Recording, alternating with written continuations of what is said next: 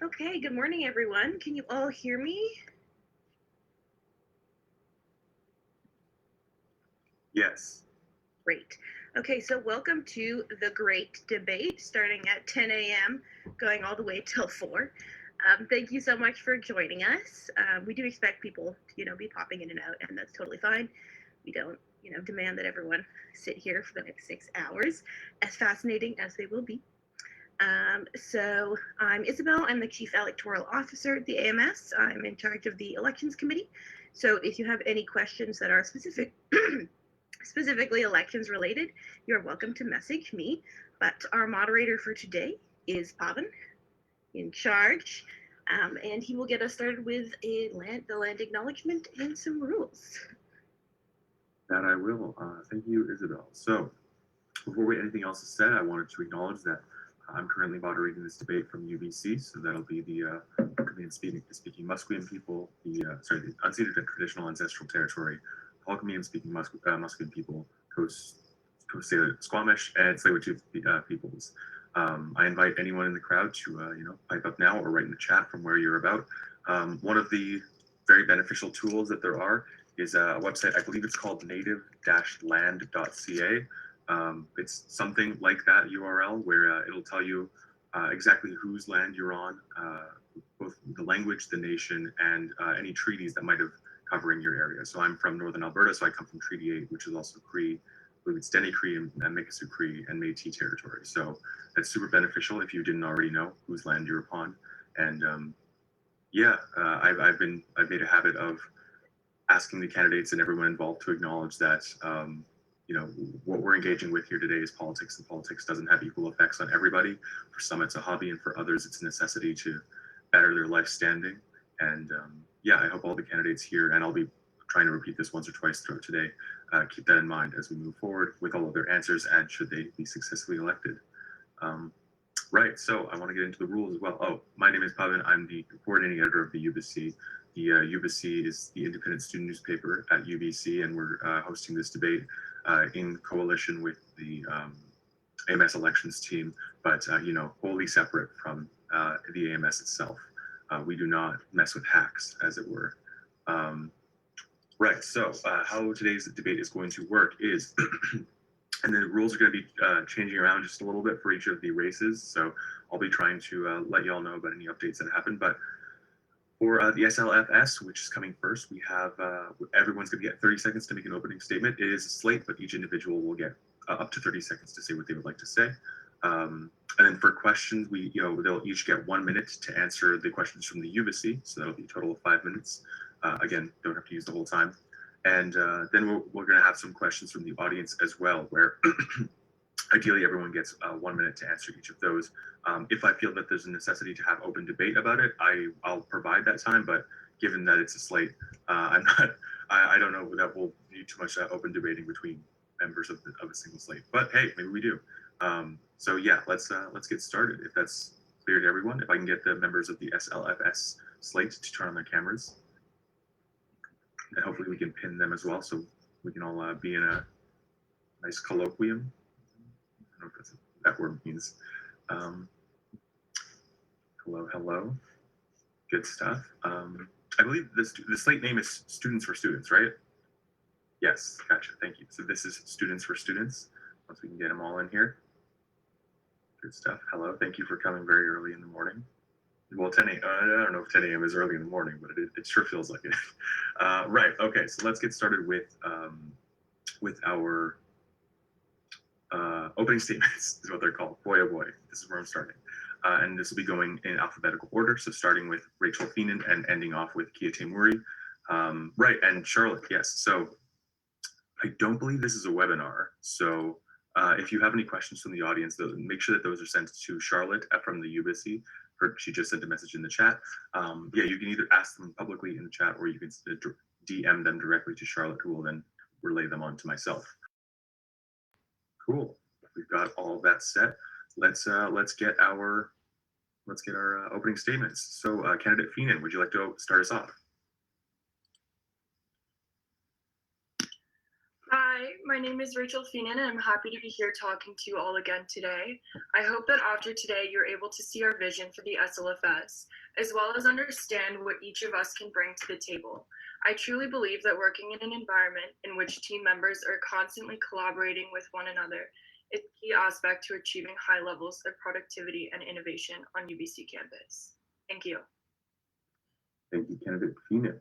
Right, and so forgot to mention the whole timer portion of this. So when you see my hand go up, that means you have 15 seconds left to answer the question. And yeah, once I do this whole thing where I kind of twist my finger, that means finish your sentence. You have like 2 seconds left. After that, I'll be cutting you off. But you're right on time, candidate Feenan. So moving to candidate Lange. Give us your 30-second hello. Hi, good morning, everyone. My name is Sophie, and I'm a third-year arts co-op student, majoring in psychology, running for the SLFS. Alongside my slate, I hope to pursue many of the initiatives taken by former SLFS members. So significantly, we plan to expand on their inclusion for diversity, the current aims for financial accountability and transparency, as well as increasing engagement.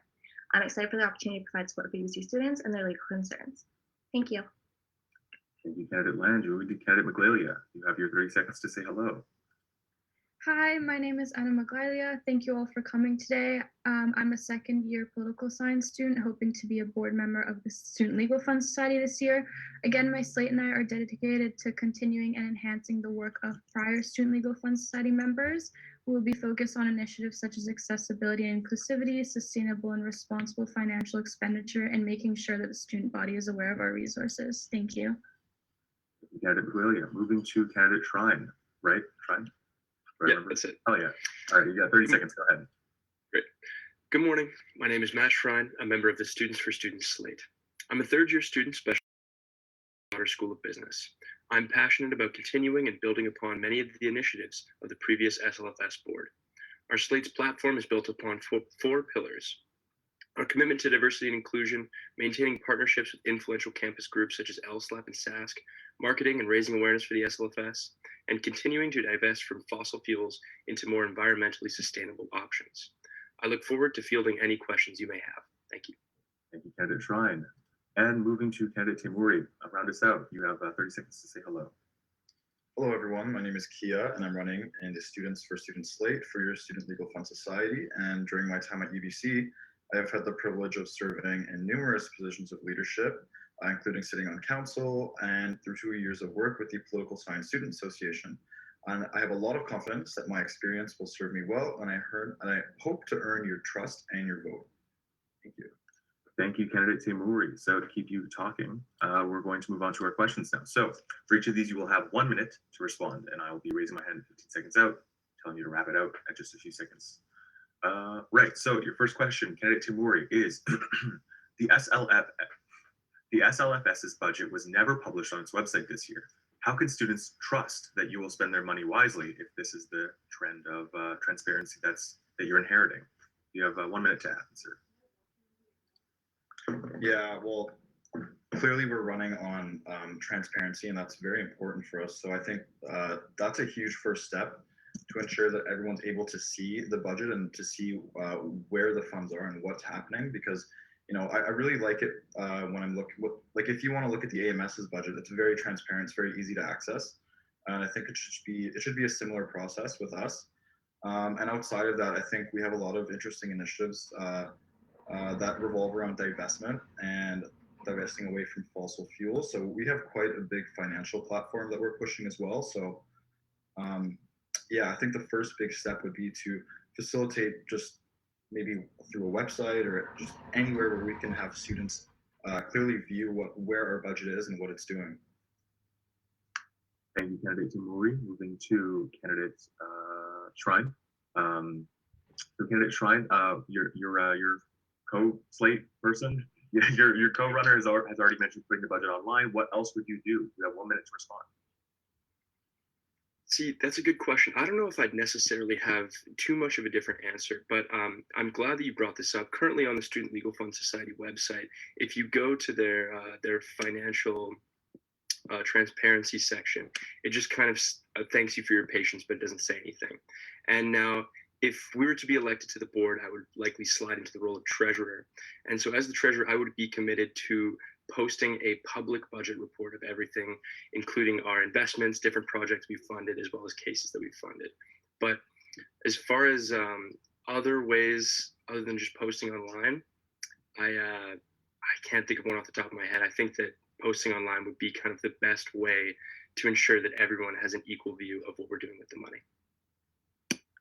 Thank you, candidate Shrine. The record will show that you didn't provide a response other than putting the things online. So we'll move to your co-runners. Candidate Maglalia, you have 1 minute to say what else you would do beyond putting the budget online. Go ahead. Yeah, so I think I just want to reiterate what Kia and Matt were saying. My slate is dedicated to enhancing responsible funding. We do want to create transparency with the student body, whether this is through a public quarterly budget report or just being more vocal with how we have used our money in the past and how we plan on using it today. On this note, this does tie me back to one of our main focuses, student engagement. In terms of divesting our funds and allocating them to more sustainable initiatives, this is something that has been talked about because students have pushed for this in the past. So it is one of our priorities. So I do think that this relationship with students is vital in this process of transparency and figuring out how we want to use our funding. Thank you, candidate Maglalia. Moving to candidate Lange. Candidate Lange, I implore you to say something other than what your candidates have already said. You have 1 minute. Go ahead. Okay, so I guess besides what we've mentioned, posting the budget online, I think just to increase accessibility for students, go to social media platforms, which again is online, but you're just providing a link so it's just accessible. I think more people are going to see it through social media than they would going directly to the SLFS to seek it themselves. So I think that's another option just to further the accessibility and transparency of our budget. Thank you. Thank you, candidate Lange. I realize that y'all can hear my Slack going off. I apologize for that. I will try to keep myself muted. I keep forgetting that that's an internal message. And finally, round us out, candidate Feenan. You have 1 minute to say something that your co-candidates haven't already said. Go ahead. Thank you. Well, I'd just like to thank all of them for mentioning the things that we have talked about. We are collaborating as a team, so it's definitely difficult to come up with 5 unique things when we are running on the same platform. But just to reiterate, we have talked about posting a public quarterly budget and increasing student engagement because overall, we do handle a huge budget. So engagement is one of the biggest things because Ubyssey students should essentially care about where this budget goes. So those are the things that we mainly talked about, again, as a team. And thank you. Thank you, candidate Feenan. I'll be keeping you talking with our next question, which again, you will have 1 minute to answer. And just a reminder to the audience, please send your questions into Charlotte. Right, so your second question, candidate Feenan, is, beside tenancy rights, what do you think is the biggest legal issue students face and how? So 2 parts to that question. You have 1 minute to answer. Go ahead. I think definitely with things online, privacy rights are a huge issue. I know that the SLFS did run their privacy. So I think continuing to push for online rights, and I think especially as the transition from online moves back to campus, we're going to have an issue with maybe immunocompromised students, their marginalized groups, international students. So pushing for to advocate for their rights is something that we're going to really have to look to just as everything moves back online or back in person. So. Thank you, candidate Feenan. I'm going to give you an extra 20 seconds to expand on what you mean by the rights of immunocompromised and international students. How would you advocate those, and what rights in particular are at risk? I'm curious. So 20 seconds. Go ahead. I just think that they also deserve, obviously, an equitable access to education. So ensuring that maybe there's some sort of hybrid system where we can have online, in-person classes, but for those who can't actually be here because of an immunocompromised system, or those who don't necessarily feel comfortable coming back to campus because they are international students, whether that's travel or they just aren't comfortable. Right. I don't know if I'm cutting out. Just a little bit. Your audio is fine. Your audio is fine, but your video is a little bit off. If this continues, maybe you want to turn off your camera just to decrease your bandwidth use. Yeah, bandwidth use. But anyway, you're fine for now. Thank you. Moving on to candidate Lange. Oh, Go great, ahead. thank you. You have 1 minute to answer the question. Go ahead. Okay, so I agree with Rachel, but another possible legal issue that we should bring attention to is perhaps just the inaccessibility at UBC. I just a stat thrown out the UBC and mentioned that 49 buildings on the UBC's campus aren't currently accessible for disabled students. So I think just changing, just to ensure that everyone can have access to education would be an issue that we could focus on. Thank you. Thank you, candidate Lange. I'm sorry, my Slack. Again, I'm a bit confused as to whether you all are talking about changing the SLFS into an advocacy body, like something that would proceed to Senate or BOG or canvas and community planning, or because I am asking particularly about legal issues, Know Your Rights was about protesting and making it so that students who are protesting understand what cops and things can do to them. So are you saying that Students for Students would turn the SLFS into an advocacy body? No, sorry, I misunderstood your question. Okay. No worries. We can move on. Moving to candidate Maglalia. The question is in the chat. So beside tenancy rights, what do you think is the biggest legal issue students face, and how would you address it? You have 1 minute to respond. Go ahead. So I think prior Student Legal Fund Society initiatives and workshops have done a good job at covering important topics. I agree with everything Rachel and Sophie have said so far. For me, I think one of the important issues is also addressing discriminatory barriers facing Aboriginal students. So I think this is something that I would like to focus on. Thank you. Candidate Maglalia, I'm going to pose the same question I've asked them to, which is there any particular barriers? I'm sure that there are, but I'm curious about what legal barriers you're addressing right now. So you have 20 seconds. Well, I think that these students are underrepresented, and this creates legal issues in itself. I think they have a hard time with accessibility, having their voices heard, and I think UBC needs to provide support for them. And I think the Student Legal Fund Society can help with this. Thank you, Candidate Maglalia. Put this on the floor for candidates Sherry and Shrine and Timuri. You are talking about turning this into an advocacy body, which is fine. I don't know if there's anything against the bylaws that mean that you can't do that. However, I do want, if you are going to turn into that, tell me about the ISP, tell me about the Senate, things that you would do to address under enrollment of Indigenous peoples, which is one of the main points of the ISP. Anyway, moving to candidate Shrine, you have 1 minute to answer the question. Go ahead. So I think in the current kind of socio-political environment, there's a lot of unrest and social movements that are going on that are really important. And so I believe kind of the right to protesting is one of the biggest issues that students face right now. And I think the previous board did a great job with their Know Your Rights workshop. And I think that we could build on this by continuing to donate to social movement funds such as Reclaim the Block, and a new one would be the AAPI, Asian Americans and Pacific Islanders Civic Engagement Fund, which kind of helps, it funds sort of protests for equal. Thank you. Okay, thank you, candidate Shrine. So to make sure, you're saying that the money from the 750,000-ish that the SLFS has is going to be donated. I'm curious about if there's percentages for that or something like that y'all would be donating to particular groups, or what it would take to have a group kind of become eligible for that, like the Hogan's Alley Society in Vancouver. So yeah, maybe we can save that for the audience questions bit. So yeah, just something to think about before we go to audience questions. Candidate Timuri, you have 1 minute to answer the question. Go ahead. Do you need a repeat?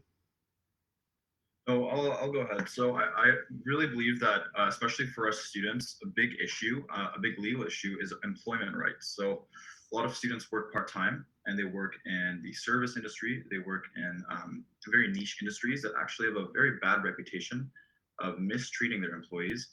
And I think a workshop that we can implement would be maybe to know your rights as a worker, because being a person that works in the service industry, I know what it's like, and I know the laws that they break. And it's very important for us young students to really be aware of what's going on and how we are essentially being manipulated in the workplace. So I think if we're talking about workshops, this can be an addition. But I'd also like to add, just based on what you were saying, Pawan, we're not quite an advocacy group, but what our goal is, we want to educate students, and that's literally within the description of the SLFS. We are here to facilitate education. So if we can do that through workshops or educative seminars, that's kind of the whole goal. We're not here to advocate fiercely on behalf of anyone, but we're more so here to kind of open doors for people and to educate them on their rights and what they can do, and further steps back. Thank you. Great. All right. So moving on to our last question before audience questions. We have got, I'll keep you talking, candidate Timuri. So how would you strike a balance between holding funds for possible future legal cases and not just letting student money sit there unused? And so striking a balance is the main concern here. Yeah, how would you sorry, to put this in a different way, you all mentioned a number of different workshops and advocacy things that you all would like to do. However, the SLFS does have a need to secure a certain amount of funding in case there is a legal issue that needs funding. So how would you strike that balance? Go ahead. Candidate Timur, you have 1 minute. So can you just clarify, are you asking if like whether we can fund our workshops? Are you saying, like, are you asking if we can afford to fund our workshops, basically?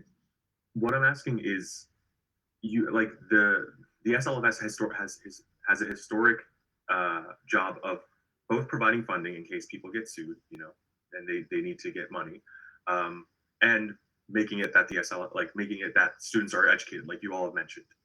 Mm-hmm. What is that balance? How much money is being spent on one way and being spent on the other? And so that students' money isn't just being left unused, because for a long time, as of right now, it's nearing $1 million.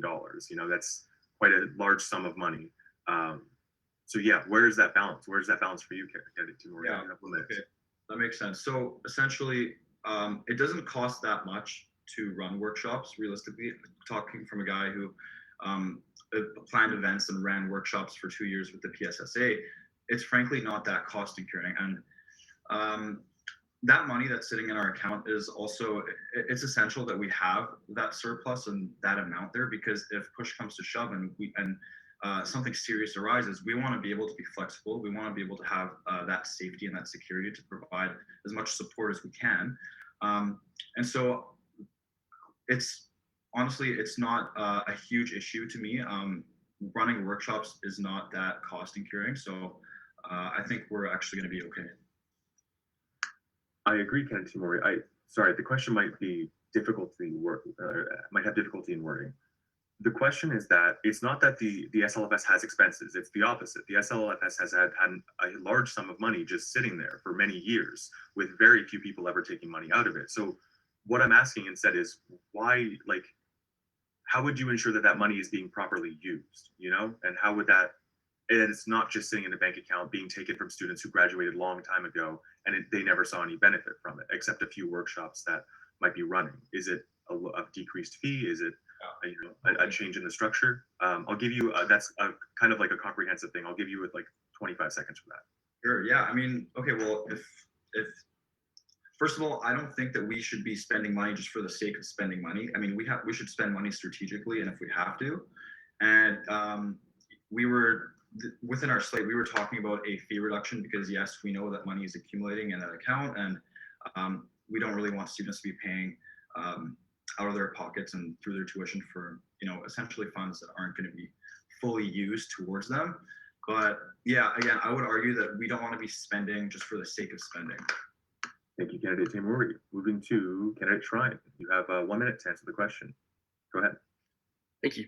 So I don't want to commit to a specific funding breakdown right now because it's quite difficult to know what the current finances are with the lack of transparency from the previous SLFS board.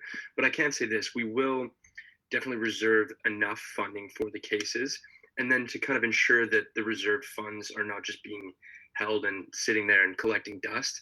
We're committed to reinvesting it into kind of clean energy. We have a few ideas, such as the iShares Global Clean Energy ETF or the Invesco Solar ETF, kind of a diverse investment portfolio of sustainable options so students know that their money is going towards something that will make a difference.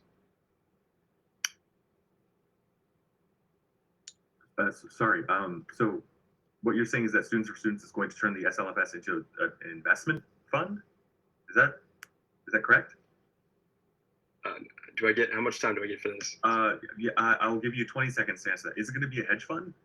No, absolutely not. So there has been reserve funds kind of locked into guaranteed investments for the past 5 years, and these investments just expired, and this current board is committed to investing in more sustainable options. So there's been reserve funding that's been invested for a while now, and we plan to continue doing that just through a more. But we'll definitely still have the funds for funding whatever workshops we need and our main purpose, which is funding cases that hold a large precedent amongst the student body.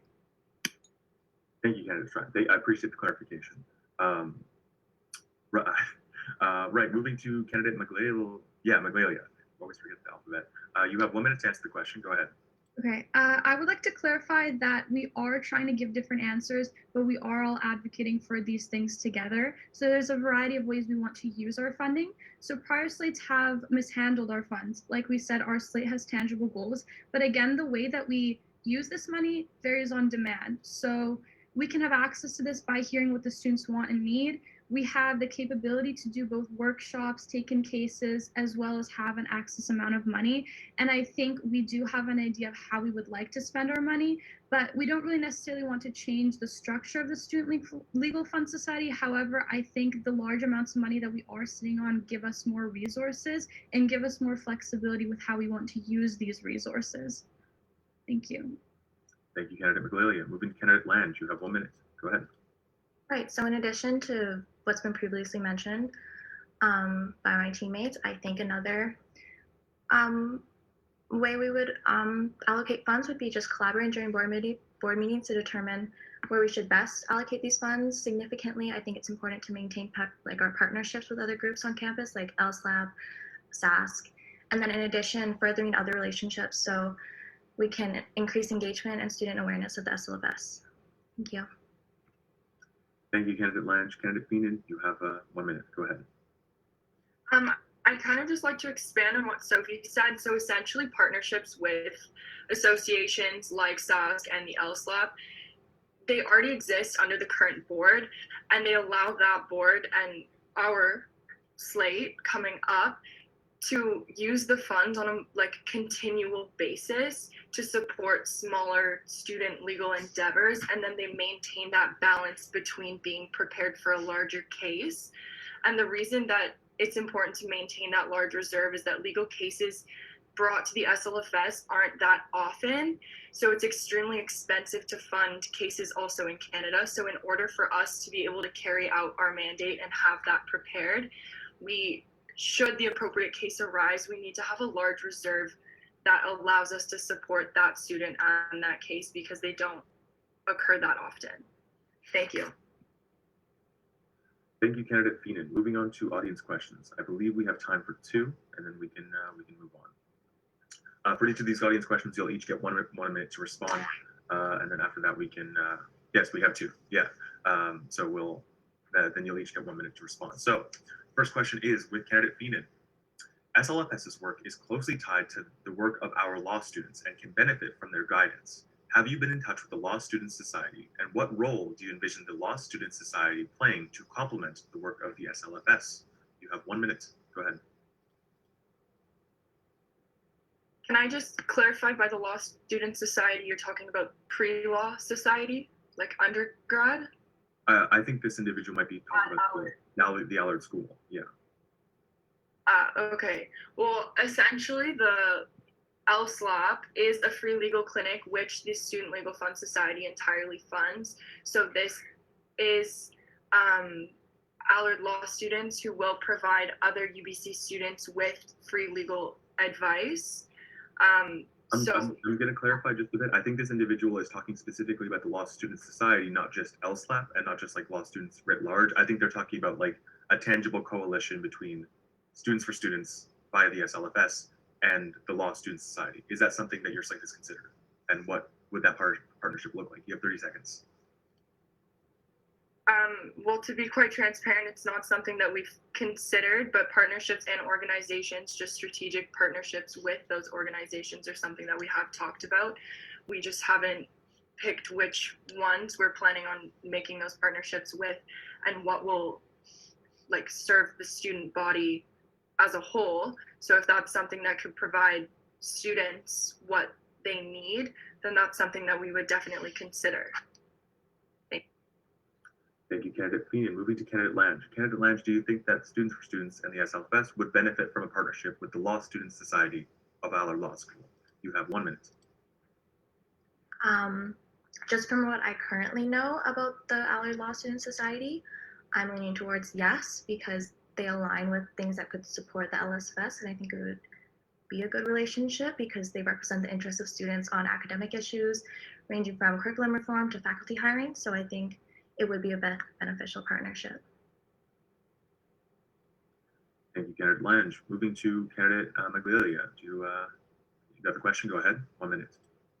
Yeah, so again, like Rachel said, we haven't really discussed this. However, I do think part of our platform is maintaining strategic partnerships. These are always beneficial, especially because we do have such a large platform. This extra support helps us use the money in better ways. Also, like a bigger team is always better.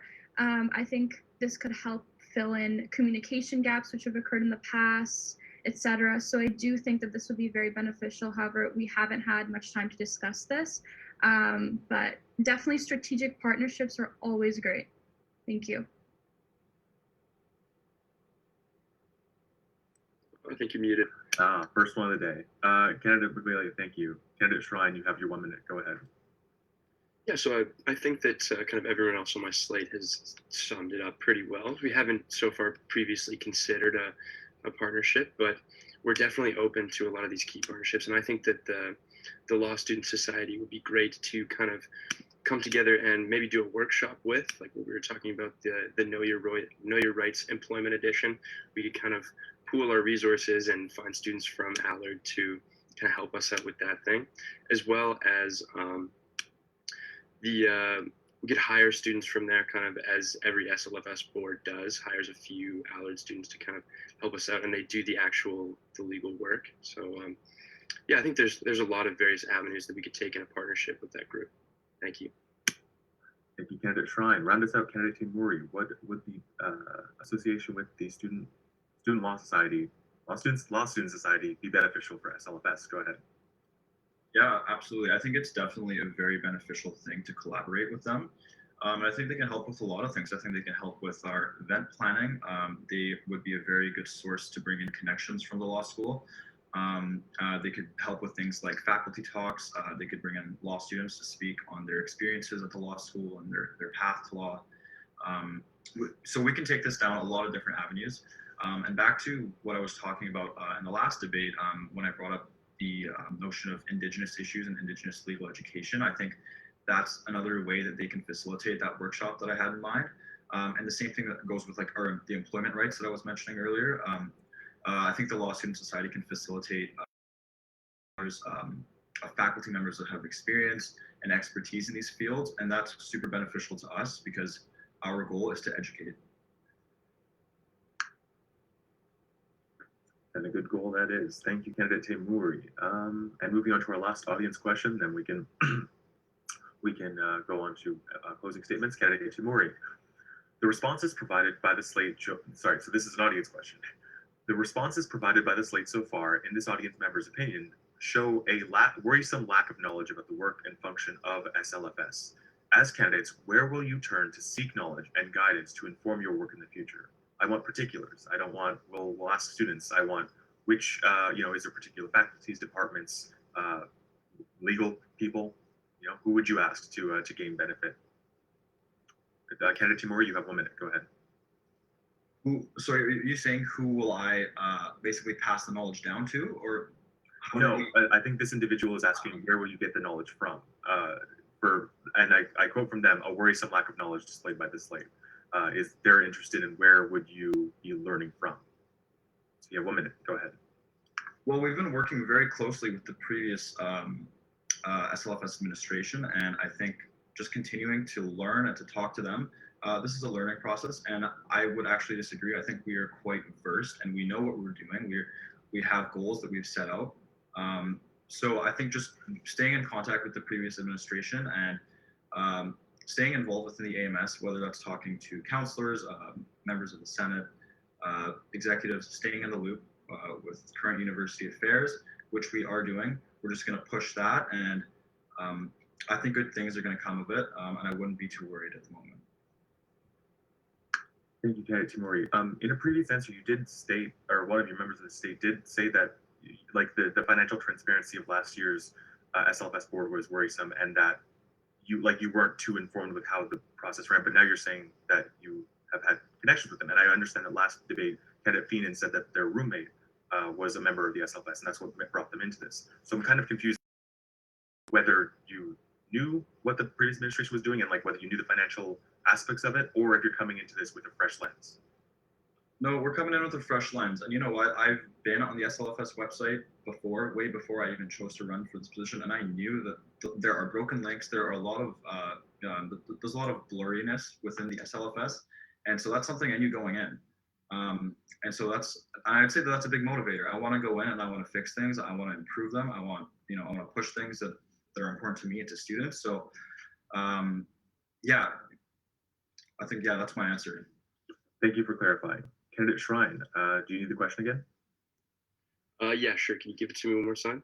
Yes. The question is, and this is an audience question, the responses provided by the slate so far show a worrisome lack of knowledge about the work and function of SLFS. As candidates, where will you turn to seek knowledge and guidance to inform your work in the future? Again, not just saying we're going to talk to students. I do want particulars of who you would seek knowledge from, departments, faculties, etc. Go ahead, 1 minute.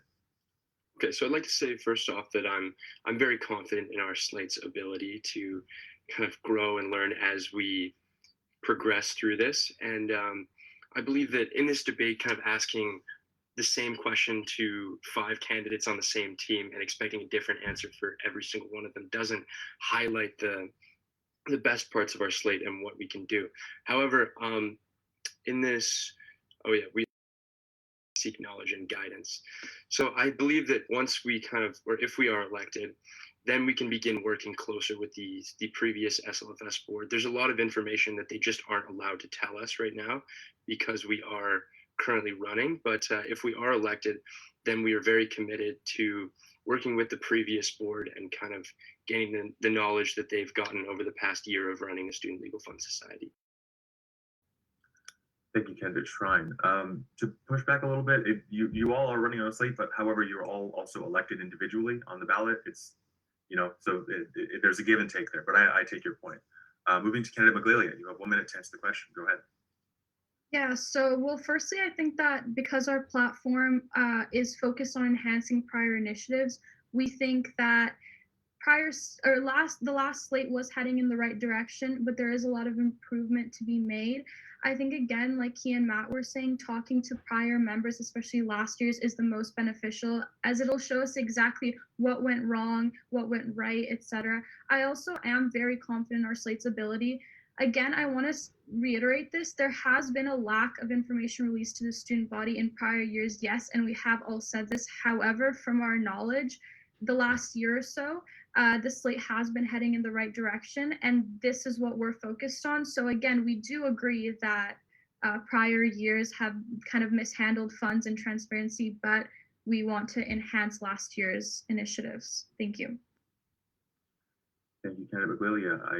I can certainly hope that the bar is posting the financials online is the first task. Moving to Candidate Land, you have 1 minute. Go ahead. Right, well, to respond to that, I think that is what we hope to do, is post the financials, but then to further, I think running as a slate is really beneficial because we all have key skills, so that we have the ability to own in on each of our individual skill sets. And that's been really beneficial as a team because we can each support each other and collaborate.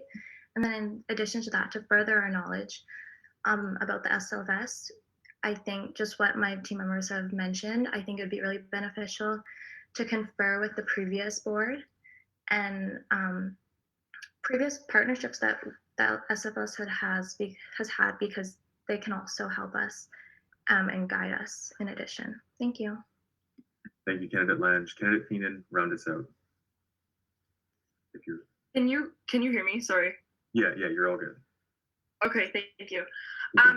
I would really like to just say, like, acknowledge, like, yes, we do have a lot to learn, but I also think that it really speaks to the lack of transparency, the lack of knowledge about the SLFS in general. I think had you put the previous board in a debate like this when they were running, I don't think that they would have shown a ton of knowledge as well. And I really think that it speaks to how we need to be more transparent, how we need to engage students in learning about the SLFS, because our slate did read every Ubyssey article. We read everything about the Great Debate. We explored the application process. We learned about the partnerships. We've talked to people on the previous board, but unfortunately, there's really a lack of transparency to learn anything about the SLFS. So that's something that we can also aim to fill that gap for the following board who will take our position. But I think that that's also part of the reason that we're the only slate running today. Thank you. Thank you, candidate Feenan. Right, moving to closing statements. So candidate Feenan, say your goodbyes, 30 seconds. I really hope that we did answer your questions today. Thank you so much for listening to us. And I hope that we can guarantee equitable access to education. I hope that you are confident in us, as maybe that last question didn't provide. But thank you for your time and dedicated listening today. I look forward to the elections. Thank you, candidate Feenan. Candidate Lange, 30 seconds. Thanks, everyone. So just to reiterate, our SLFS slate plans to focus largely on engaging with Ubyssey students to form a better understanding of what they need and how to best allocate funds. In addition to engagement, we plan to prioritize inclusion, diversity, financial accountability, and maintaining key partnerships with campus groups such as SASC and LSLAP. Thank you, and please go vote March 1st to 5th. Thank you, candidate Lange. Candidate Maglalia, 30 seconds. Thank you to everyone who came out today and for all the great questions. I am hopeful in our slate's ability to adequately address your concerns if elected. Again, we are focused on student engagement and involving the student body in our platform in order to ensure that the resources are being used best they can be. I look forward to the elections, and thank you. Thank you, candidate Maglalia. Candidate Shrine, 30 seconds. It's been a privilege to speak in the last two debates.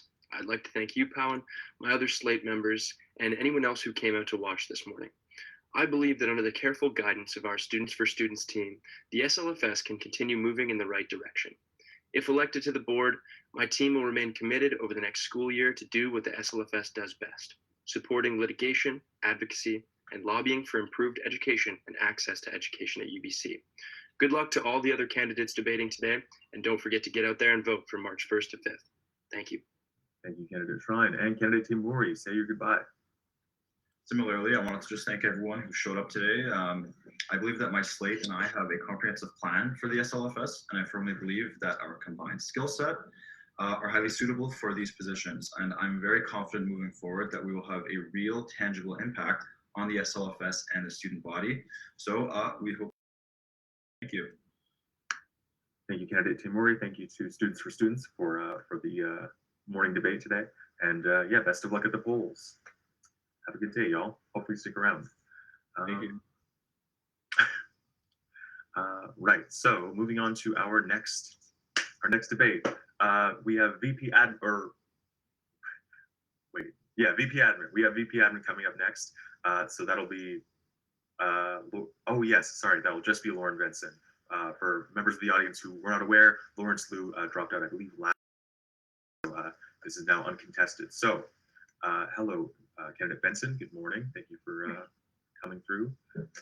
Right. So I don't know if you got the updated roster, but it's going to look fairly similar to what the other unopposed debates look like, where I will be giving you 30 seconds for an opening, 1 minute to answer each of the Ubyssey questions, and then 1 minute to answer any audience questions that might come through. Hopefully we have around 3 to 5. And yeah, hopefully this debate can continue. It says total time of 9 minutes, hopefully we can take a little bit more time than that, just to, really make sure that the audience and the Ubyssey get the answers that, you want to give students. So, right, give us 30 seconds, candidate Benson, go ahead. Thank you. Hi, everyone. Thank you all for joining us. I'm Lauren Benson, and through consulting with several clubs, student groups, and constituency members, as well as my communications experience, I've seen the disconnect between students and the AMS firsthand. These organizations work in unison to create the most meaningful student experience that Ubyssey can offer. However, the gap between students and the AMS continues to grow if action isn't taken now. From COVID-19 recovery to campus-based to breaking down barriers between students and executives, I know we can cultivate a student experience we can all be proud of. Thank you, candidate Benson. Yes, a message from the chat. I keep forgetting. Please send any questions to Charlotte from the Ubyssey. That is my news editor, and she will be passing any questions along to myself that the audience has, if you're not comfortable posting them just like in the regular chat. So moving on to our first question, candidate Benson. Find it. Right, so our first question is, last year, the AMS saw 2 campus-based privacy breaches and 1 case of leaked emails. How would you work to protect student privacy, and how would you deal with a breach if it were to happen? So that'll give you 1 particulars of how you would deal with a breach. So yeah, go ahead, 1 minute. Absolutely, yeah. I'm glad this came up. So last year, we saw 2 privacy breaches, one where 40,000 student emails and student numbers were accessible to any other member, and students themselves were able to find vulnerabilities about being let in to log into any account. We also saw last year that the privacy impact assessment was supposed to tell students, what went wrong and what was going on here was supposed to be released at October at the AGM, and it didn't get released till December. And that's something that is really disheartening and created a lot of distrust between students and the platform. So specifically, I would like to increase transparency on how we're going to go about these things as they come up, and release a more understandable and less technical version of the privacy impact assessment, because it was released quite quietly and it's quite technical. And I'd like to release it so students can understand the information and understand the steps we'll take going forward, communicating what's going on with the platform and how we can make it best for students. Candidate Benson, I'll give you 15 extra seconds to say how you would particularly address a privacy breach if it did happen. So, Goldfarb send you an email being like, there's been a breach. Yeah, 15 seconds, go ahead. Thank you. Yeah, of course, if there's a breach, the first thing I'm going to do is take a look and see what necessary measures need to be done to protect student information, whether that's, shutting it down temporarily, preserving the information, making sure that as little damage is done as possible. And then I will release privacy impact assessments and direct information to the students, being transparent so they know what's happened and they don't feel like that the AMS is hiding something. Thank you, candidate Benson. Moving to our next question. For this one, you will get 90 seconds. What would you change, if anything, about the current disclosure process at the AMS and policy I-17? You have 90 seconds. Go ahead. For sure. So I think with policy I-17 and I-18 as well, there isn't enough awareness about some of these issues. And what I would really like to see is, the education of that. And in that, I'd like to see with the onboarding process of new staff in the AMS, educating them on policy I-17 and policy I-18. And so what that looks like is workshops with SAS and resources, and making sure that everyone understands just the gravity of a policy of this nature to protect student safety and to have their best interests at heart. And I think this really starts with, the AMS doing more internal work to make policies more general and understandable. So there's a kind of a base understanding between AMS staff, students, and everyone involved. So, we are prioritizing student safety, and, that the work we put into creating policies and things in place like that is actually understood by students. Thank you, Candidate Benson. You have 20 seconds left to say if there's any material changes that you would make to the disclosure report process. Oh my God, disclosure reporting process at the AMS. You have 20 seconds to make any material changes, not just make it more easily parsable to the public. Right. Yeah. So not only would I like to make it more understandable, but I would like to make it more accessible as well, in that students can access this information. And it's an easy process, because I don't want AMS policy to be where students are getting hung up, and that's when they're struggling. I want to make that process as easy and streamlined as possible. Thank you, Candidate Benson. So I think you're frozen just a little bit, but can you put your hands really quickly? Yeah. Okay, so it's only like a half-second delay. You're fine. Yeah, if it gets anything worse, then maybe you can turn off your camera. Sure. Right. Moving to our third question. For this, you have 90 seconds again to answer. This week, AMS Council approved funding for the $26,000 Sustainability Center by only one vote. Do you think this is a good use of money? And if not, what sustainability initiatives would you fund? You have 90 seconds. So I do think this is a good use of student money, as long as we ensure that the center is used to its maximum capacity. Yeah, like I've mentioned before, $26,000 is a lot of money, and if we're going to invest that much of students' hard-earned money, which we are, it needs to be something that's viable for everyone. So the way I plan to do that is to be connecting with club executives of sustainability groups to ensure that they know what's available and they're making the most of that space, because this project only works, and we're only going to see long-term change and results if this is something that students can actually take advantage of, and there aren't a lot of barriers with it. I also think it's really valuable in the sense that it promotes the use of the sustainability dashboard, which we've seen used in the past, but it's been a while, and I'd like to reinstate that so students can understand metrics on AMS sustainability initiatives and the main kind of functions of the building, and where we're seeing environmentally the AMS do well, and where we can see room for growth as well. So option and a step in the right direction for AMS sustainability projects. However, I think we need to make sure that this isn't it's not sitting dormant. This has to be something that we really take advantage of, and that starts with involving students and making sure that there aren't barriers to using that space. Thank you, Candidate Benson. Moving to our audience questions, we've got a couple so far. So, sorry. Right. So our first question is to you, and you'll have 1 minute to answer this. What is your plan to ensure that clubs on campus are supported during their transition back to campus, including the diverse variety of clubs that there are? Do you have any particular plan? So 1 minute. Absolutely. Yeah, so I'm really happy to talk about that.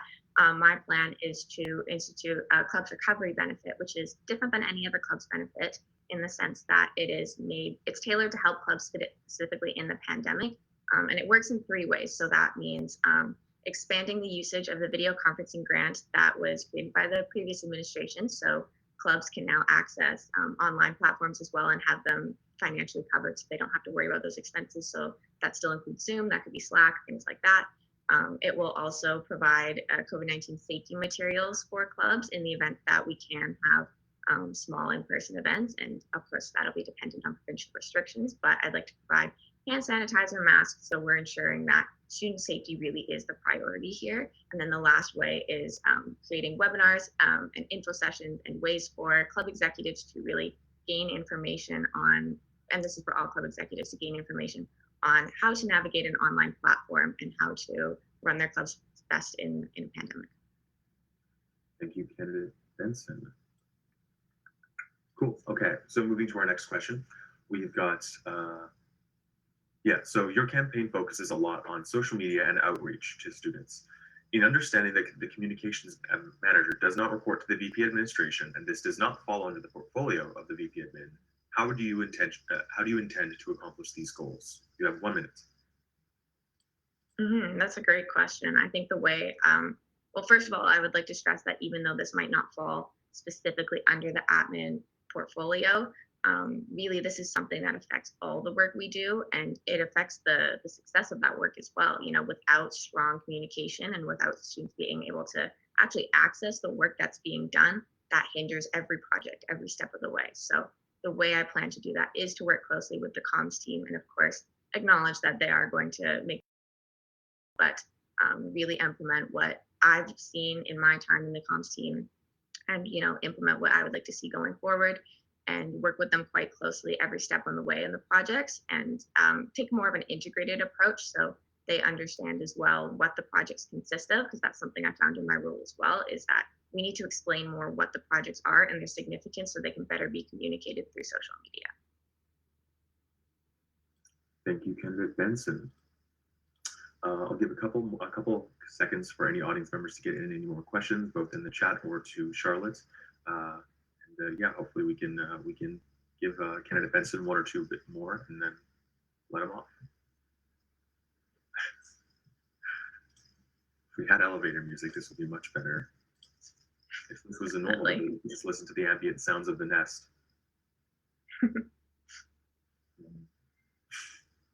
Well, it looks like the audience is tapped out. Maybe it's a bit too early for the hard hitting stuff. But thank you regardless, candidate Benson. It's been a pleasure interviewing you today, and I wish you the best of luck at the polls. Thank you sorry, so much. no, wait. Oh, shoot. Your closing statement. Closing statement? Closing statement. Absolutely closing statement. You get to say goodbye. You have 30 seconds to say goodbye, candidate Benson. Thank you. Firstly, I'd like to highlight that everyone's engagement does not go unnoticed. Thank you all for taking the time to ask questions and engage in these important conversations with me today. Across my entire platform, all my points share one common goal: to reconnect the student body and the AMS. Making the AMS more approachable and accessible is the first step into creating a student union that reflects the values and interests of students. Let's keep the conversation. If you want to learn more about my campaign, and get in touch with me through my website at votewarren.ca. Thank you. Thank you, candidate Benson. And now I wish you best of luck at the polls. Have a good day. Thank you so much. You too. All right, moving to our next debate. We've got who is it? We've got Presidente. All right, so if I can get Mr. Evans to turn on his camera and get up here on the virtual stage with me. Good stuff. Hello. Right, so just like the previous debate, because this is unopposed, we're going to have more time for audience questions. Audience, please get your, I hope your pens are sharp and that you're ready to, ask Mr. Evans any questions that you would like. Mr. Evans, so I will be holding my hand up at 15 seconds out. You will be getting between 1 minute and 90 seconds for each of these questions. And yeah, that's about it. Are we good to go? All ready. Good stuff. All right, give me your 30-second opening statement. Go ahead. Awesome. Good morning, everybody. Hope you're having a great Saturday. My name is Cole, and I'm so excited to be running for re-election as your AMS president and student senator, but president right now. I guess, like we talked about last debate, I really want to run a campaign that's not only built on what we've learned over the last year, but also focused on moving forward and being able to come out of this pandemic stronger than ever. Thank you, candidate Evans. So moving to our first questions. Audience, please remember to put any questions in the chat or send them to Charlotte from the Ubyssey.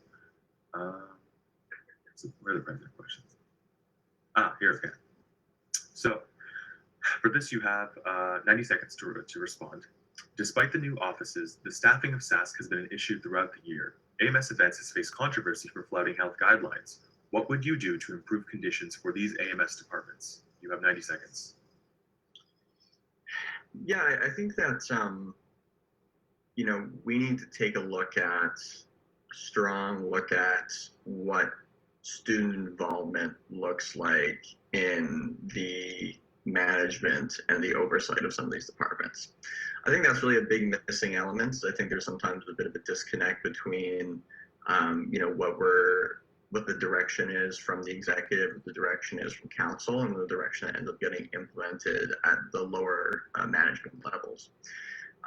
So I think that this sort of ties it back into what I want to do with, really taking a strong look at our governance structures, making sure that we have adequate student oversight at all levels. And, that's something that's going to take time. That's going to take, probably at least half the year, potentially the full year, to be able to do a comprehensive analysis of what that looks like.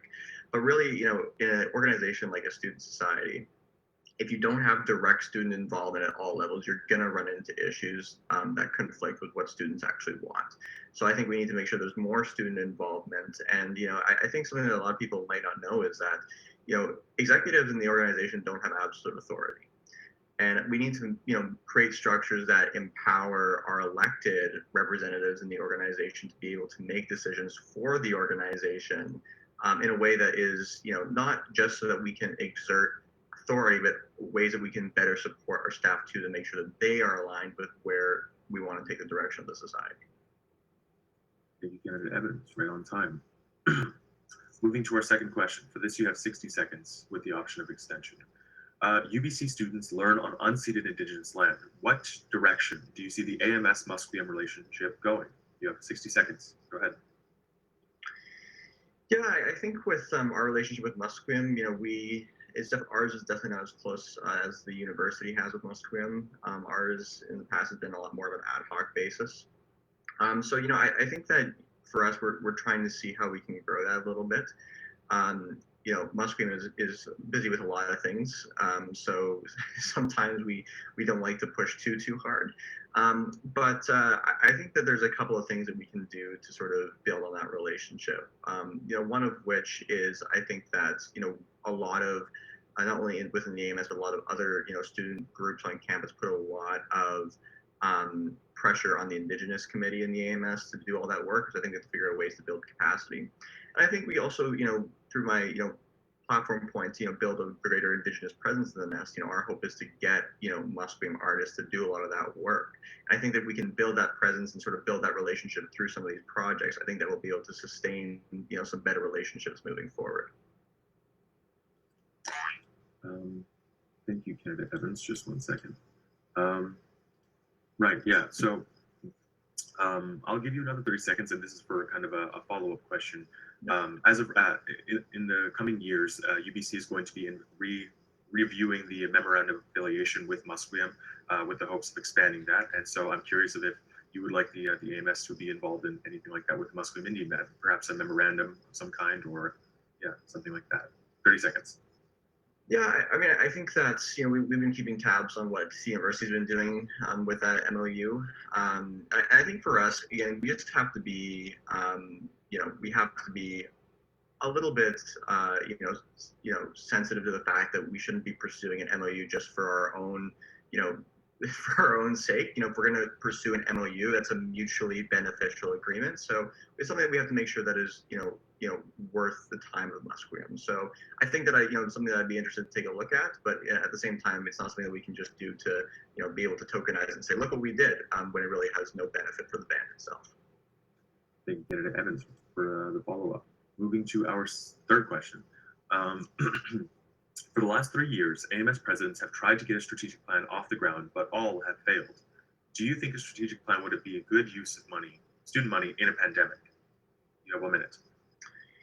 Yeah, I think that's going to be up to council to figure out when we end up pursuing that this next year, hopefully. There's pros and cons. I think that if we really work hard, could we develop a strategic plan internally? Absolutely. I don't know how that compares to what might be developed by an external consultant. I know that there's been other student unions across the country that have had success with a strategic plan developed by an external consultant. But I think what people sort of, might not realize about a strategic plan is, the importance of a strategic plan is less so for the executive side. Executives, for the most part, are always, relatively clued into what students want, what the direction of the society should be. But we have hundreds of permanent staff, non-student staff in the organization that need guidance. And they need consistent guidance to be able to execute their jobs properly in line with what our mission is as a society. So a strategic plan is vital. So I think whether we develop it internally or develop it with an external consultant, I believe it is going to be a good use of resources. And it's something that I'll stand by, and until we end up completing it. But it'll be interesting to evaluate to see what the best approach is. Thank you, candidate Evans. Moving on to our audience questions. For these, you'll get a minute each. Sorry. Okay, so for this first audience question, oh boy, You have 60 seconds. It says, I reject the claim that you as president of the organization do not have ultimate authority. Bureaucracy exists, but it's incredibly alarming to hear this statement from a president seeking re-election.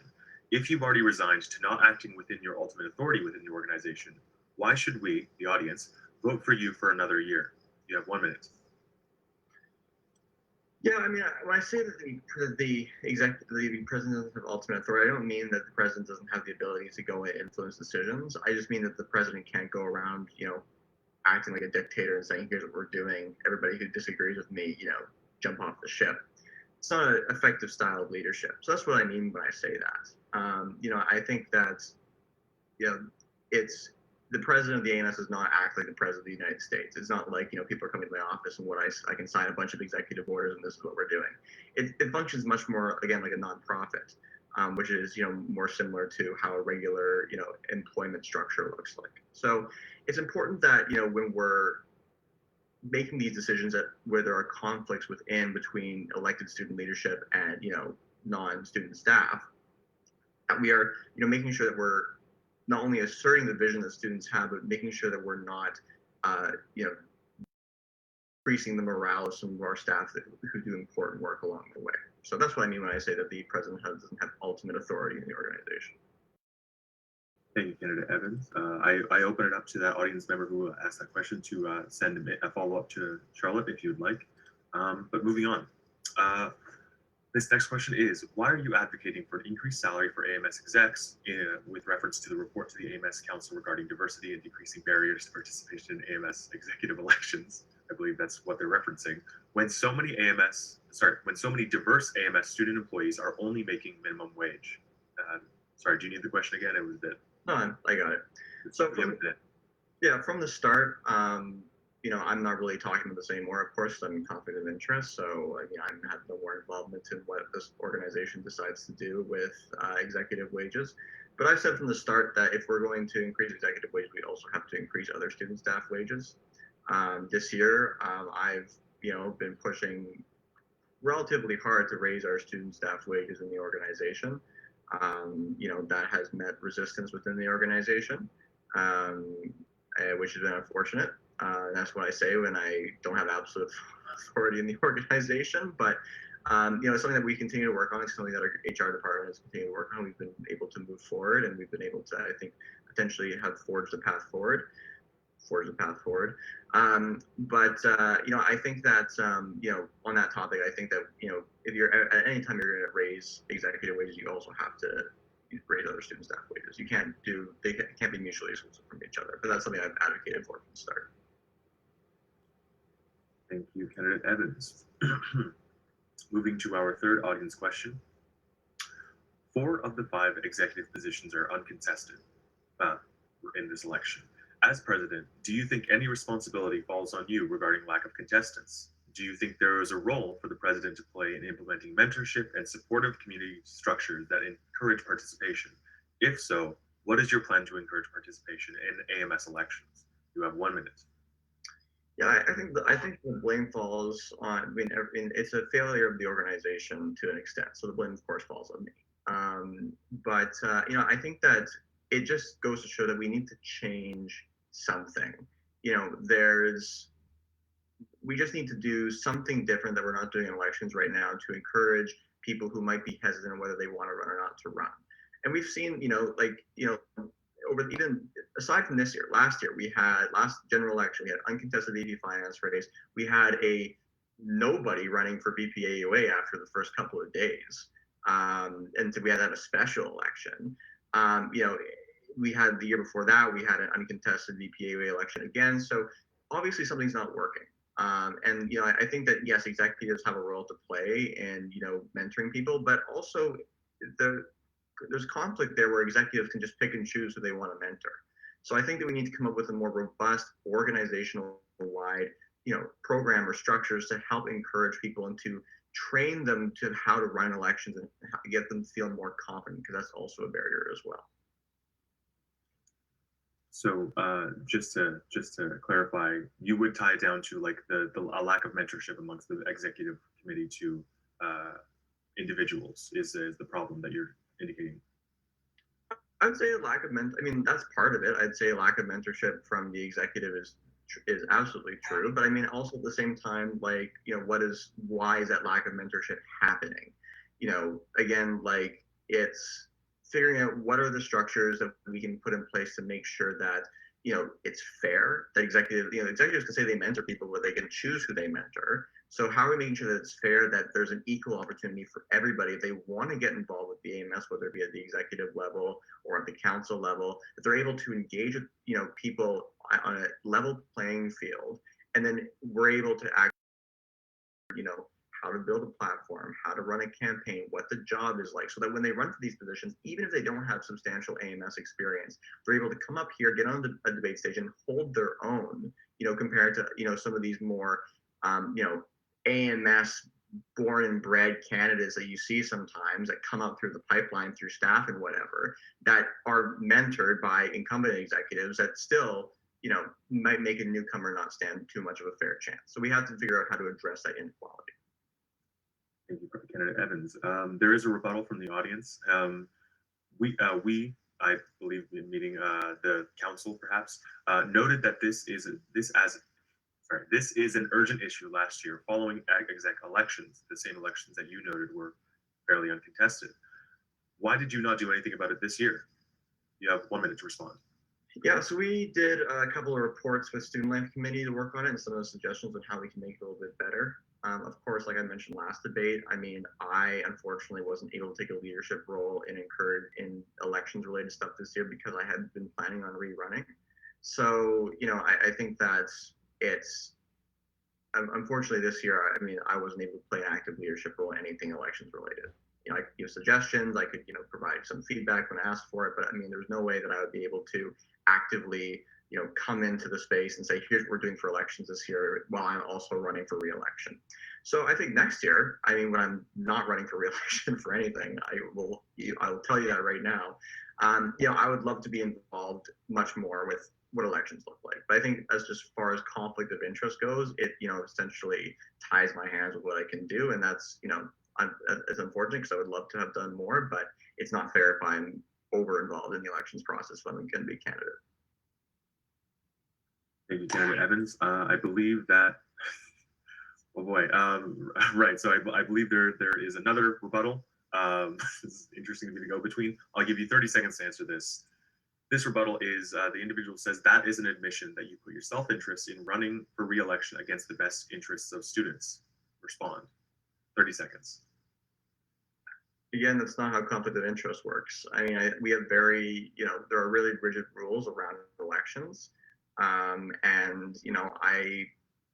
I'm sure the people would be equally upset if I, became overly involved in elections and something didn't happen right and I was in conflict of interest. So when it comes to conflict of interest, I have to be very careful not to land myself into trouble with things that are happening with elections. So again, like I said, I take responsibility as the president for the organization, not doing enough to work on elections, but at the same time, I'm also limited to what I can actually actively work on as the president if I'm indeed thinking about seeking re-election in a year.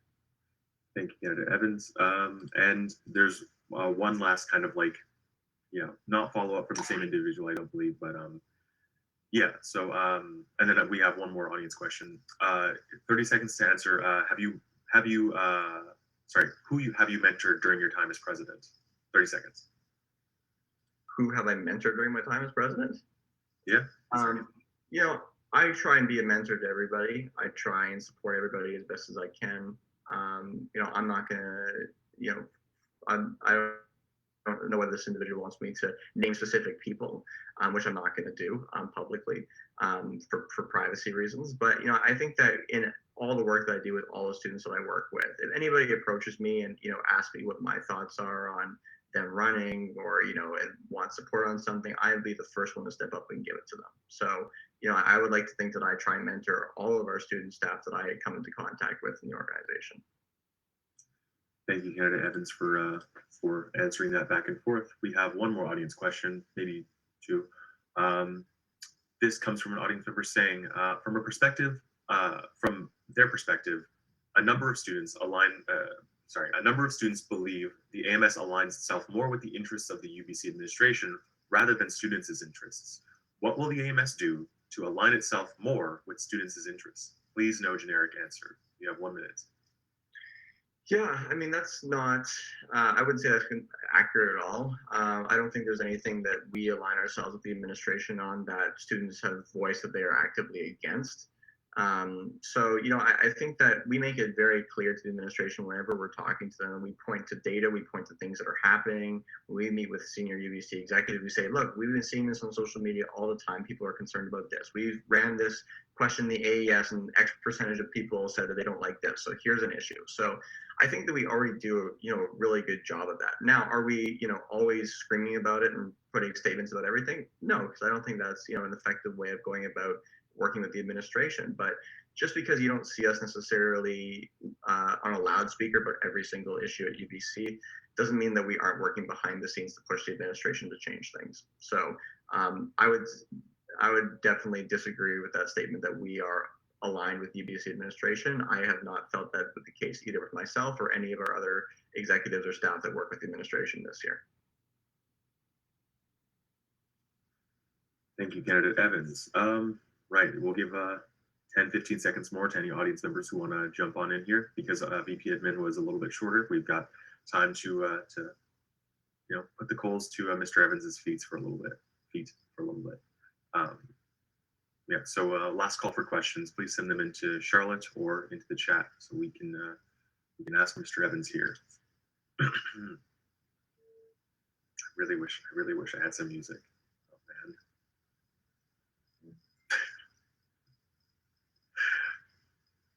Oh, I didn't mean that. Oh my God. All right. I didn't mean that. It wasn't me. All right. I believe that seems to be all the questions for our single presidential candidate. Mr. Evans, you have 30 seconds to say goodbye. Go ahead. Awesome. Well, thanks again, Pavan. This year, everybody has been a crazy year. There's a lot of things that, as anybody who's been in this position for a year that I might have wished that I'd done differently, but I think it's important to take that as a learning experience and something to build on.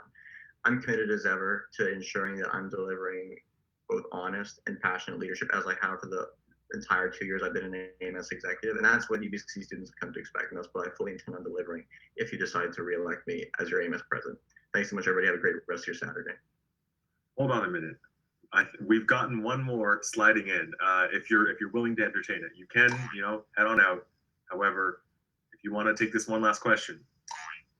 I'd love to take the last question. Good stuff. Right. So the question here is, candidate Evans used strong language to disavow members of the public not wearing masks in the nest, yet didn't use such strong language with his own execs. I think referring to some of the controversies that have cropped up this year around executive mask usage.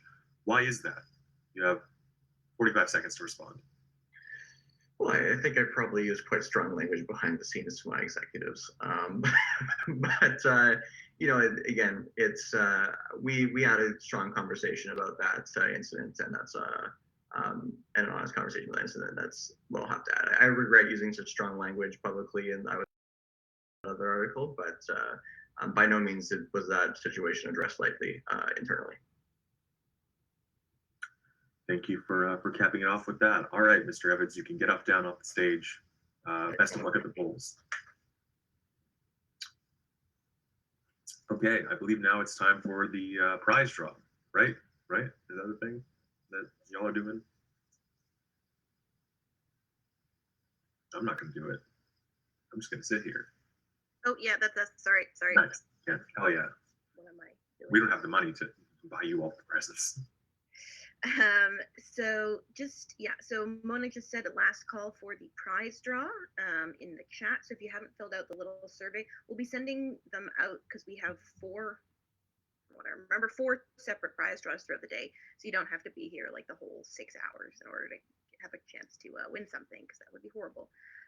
So I'm just going to open the wheel of names and share my screen. Second. Okay. So Mona, can you remind me, we're giving away 3 prizes right now? I'm sorry, I'm very tired. I believe it's one pair of headphones, one gift card, and one Echo Dot. So that's what we're gonna do because that's what I said. So for the gift card,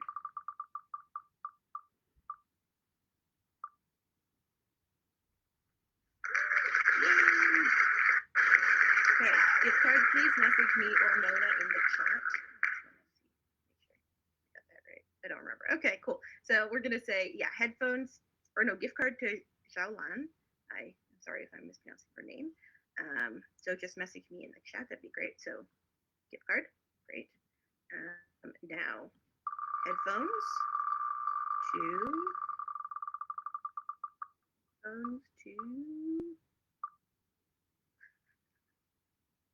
Paul. To Paul Lee, we have the headphones. Very nice. And the other.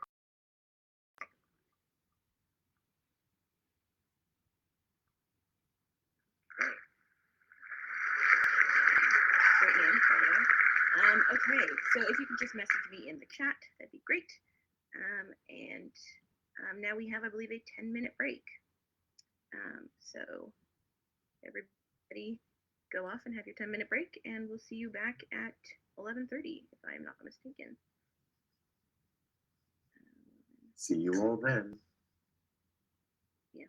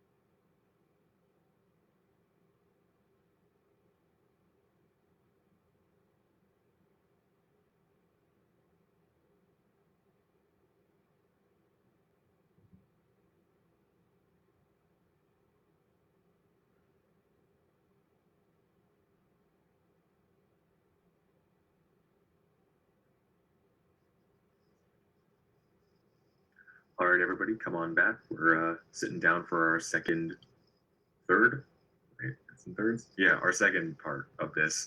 Right, so we're going to be beginning off with our VP external, and then we're going to be doing the Board of Governors debate. So, yeah, I'll give everyone a second to come on back. Thank you, candidate Schwab. Schwab? Yeah, Schwab. Beauty. Thank you, candidate Schwab, for showing up on time.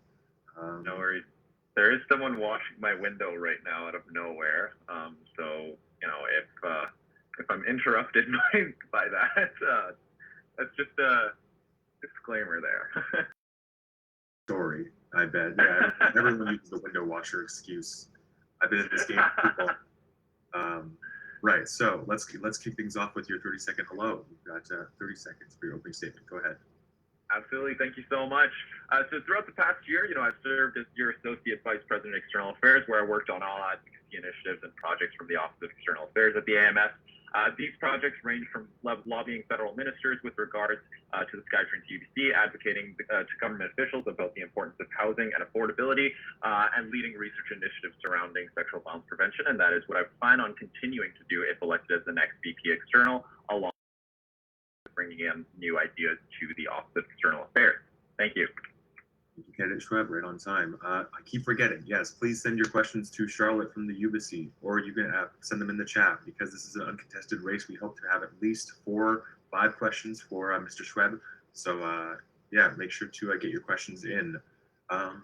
Right. So for each of these Ubyssey questions, you'll be getting 1 minute to 90 seconds to respond, and then you'll be getting 1 minute for the audience questions. So your first question, candidate Schwab, is somewhere that I can't see it. Here it is. Okay. So, oh, and Charlotte will be sending the question into the doc, into the chat. Some students have expressed that AMS statements on international crises such as Hong Kong could put them at risk. What is the AMS's role in standing up against international crises, and how would you keep students at risk of persecution safe? You have 90 seconds. Absolutely. So, this is one of the concerns that I actually brought up when, the statement on, the Hong Kong situation was being drafted, and, we were initially meeting with the HK. It is a concern, and it's something that, that needs to be addressed. Making sure that, we're working with our BPAUA, and, we're working with Ubyssey in order to make sure that, students are, feeling safe. However, when it comes to, issues like these, the AMS has to take a stand and has to stand in solidarity with its students and make sure that democratic principles are being preserved. That's something that is within our sort of processes in and of itself. These elections are a democratic process, and so specifically referring to those issues is really important. In terms of other issues as well, in terms of the Students for Lujain campaign, we wanted to make sure that highlighting the issues that were being made and that were brought to us and that were going on in the international stage, we were advocating for the safe release of Lujain, and that students felt like they could provide a voice on that. And so that's why we had a function on that wall to make sure that students had a voice on that, and so that they could voice their opinion. And students are always welcome to come to council to voice their opinion as well on that. And if elected, I will absolutely be engaging more students to make sure that their voices feel heard in terms of advocacy initiatives like that. You get it, Trev. Just to review, you mentioned that in the case that a statement by the AMS would put students at risk, like in the case of Hong Kong, it would be a matter of like speaking with them. No, absolutely not. No, it would be a case of working with the BPAUA and Ubyssey to make sure that students feel safe, making sure that students are able to seek mental health support, and they're also able to seek security from any threats that happen to them because of stuff like this. It's really important that students continue to feel safe on that. Thank you, Kenneth Shrubb. Thank you for the clarification. Right, moving to our next question. You have, oh yes, the question is, the Indigenous Committee has repeatedly condemned the AMS and other student groups for extractive consultation. how would you increase Indigenous student involvement in your lobbying while being mindful of the emotional labor of consultation and that extractive consultation that was mentioned? You have 60 seconds. Go ahead.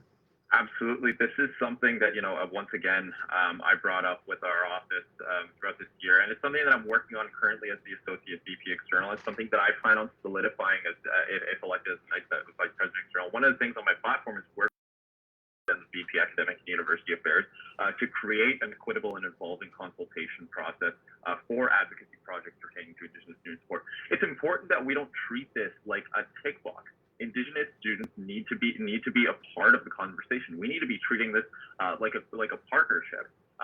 That's definitely something that I absolutely will be pursuing. And that also comes along with making certain that our Indigenous representatives and Indigenous students have the opportunity of providing input on our Indigenous student support. And one of the ways in which I would do that is also work with the First Nations Longhouse and establish that relationship and making sure that Indigenous representatives are a part of the AMS's provincial and federal lobbying.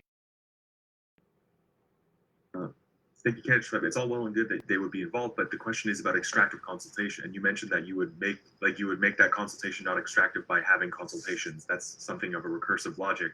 I do want 15 extra seconds of you explaining how would you begin the process? What is the first steps of making sure that it's not extractive? So 15 seconds. Absolutely. So, working with the Indigenous Committee and working with Indigenous students at large to make sure that anything that we're sort of pushing for on the Indigenous student support side is inclusive of them. Candidate, that's still not answering the question, but we have to move on. Moving on to our next question. International students have been left out of government COVID-19 supports. What more could you as Associate VP External and the VP External Office have done in this past term to secure that support? You have 60 seconds to reflect on this past year. Go ahead.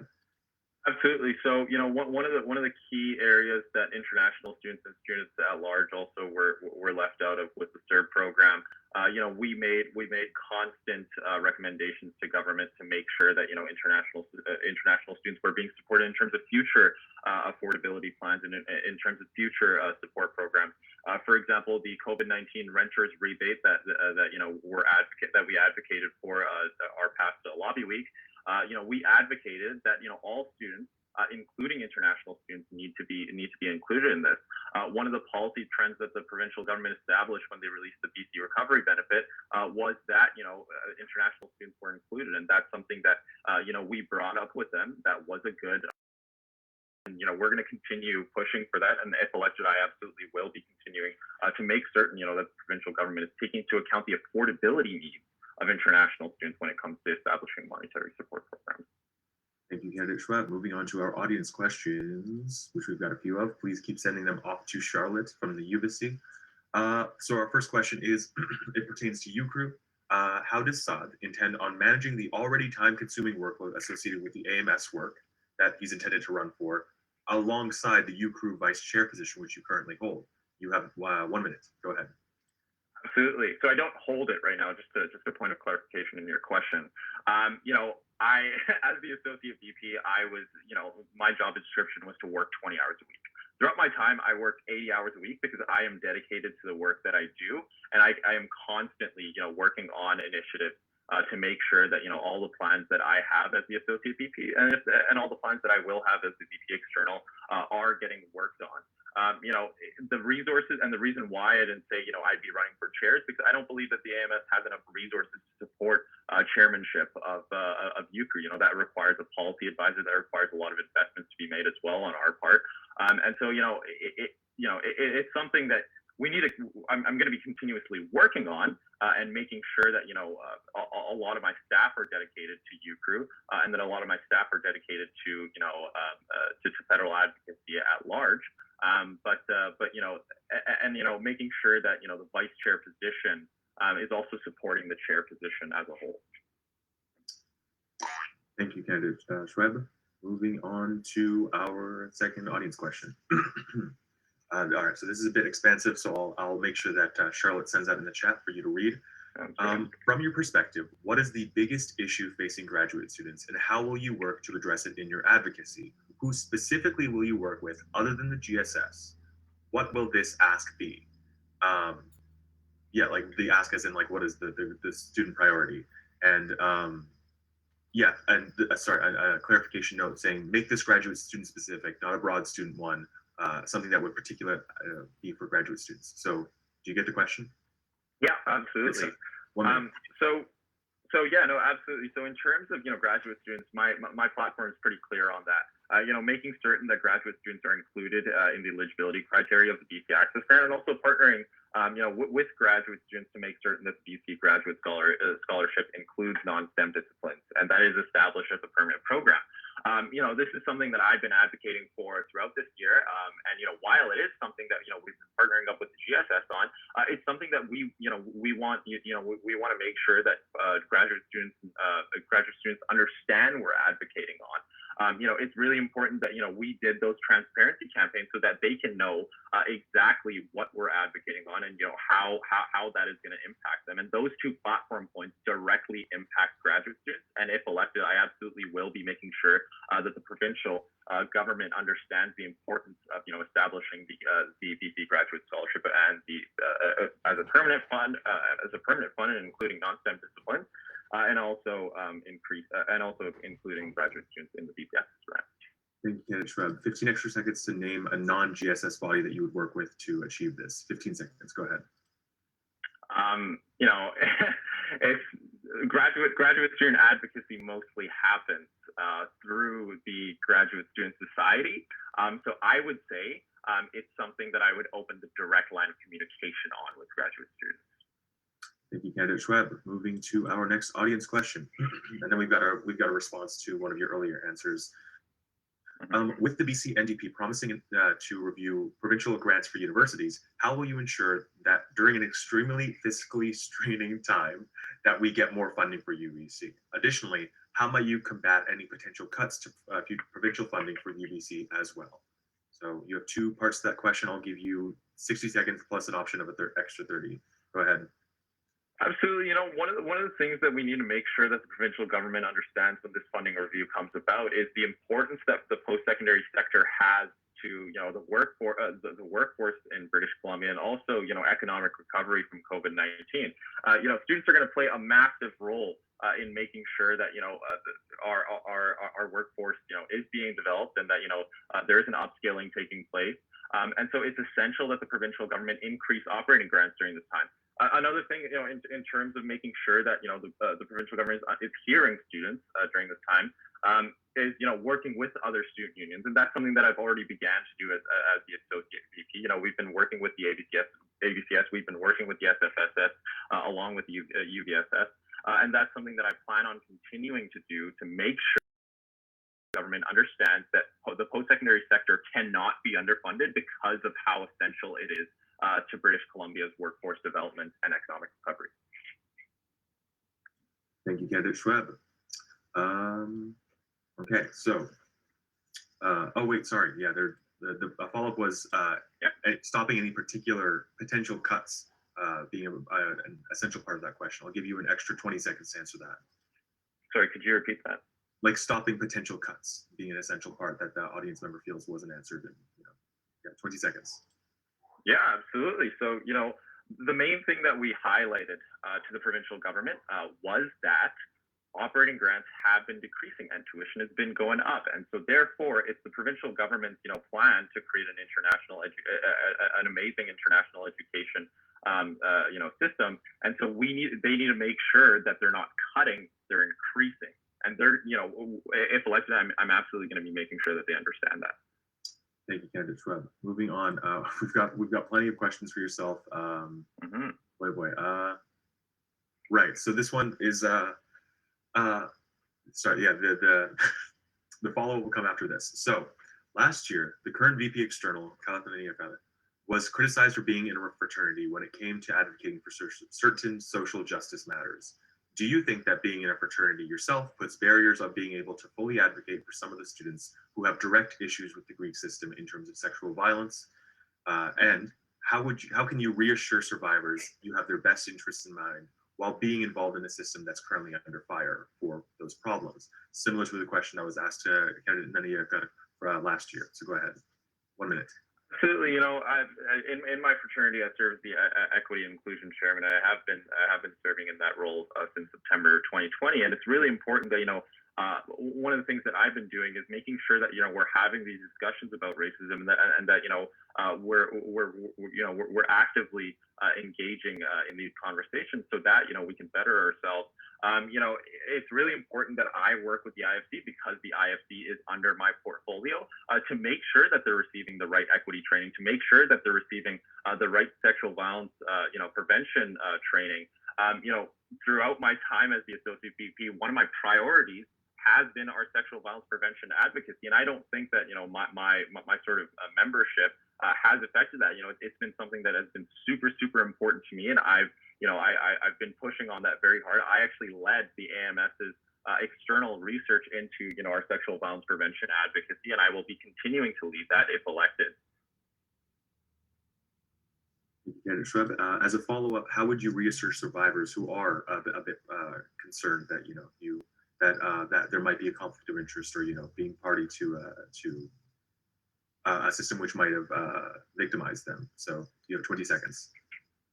Absolutely. I think that in terms of a conflict of interest, I would always make sure that I'm putting survivors first.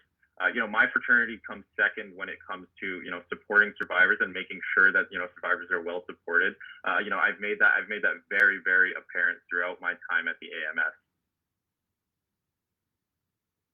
And last follow-up, would it not be a conflict of interest from AMS code for you to be involved in any negotiations with the IFC, given your membership? I'll give you 15 seconds to answer that. Yeah, absolutely, it would be, and that's one of the reasons why I would be making sure that I direct my staff, who wouldn't be let's say if they weren't a part of a fraternity or a part of Greek life, I would be making sure that they're taking the sort of reins on that, and also working with the VP admin on that as well. Would your staff who report to you not be a conflict of interest in your mind?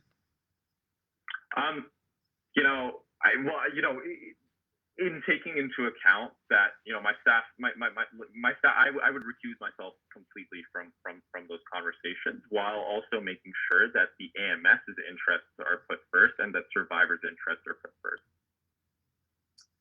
Thank you, candidate Schweb. Right. Boy, oh boy, there's plenty of questions for yourself.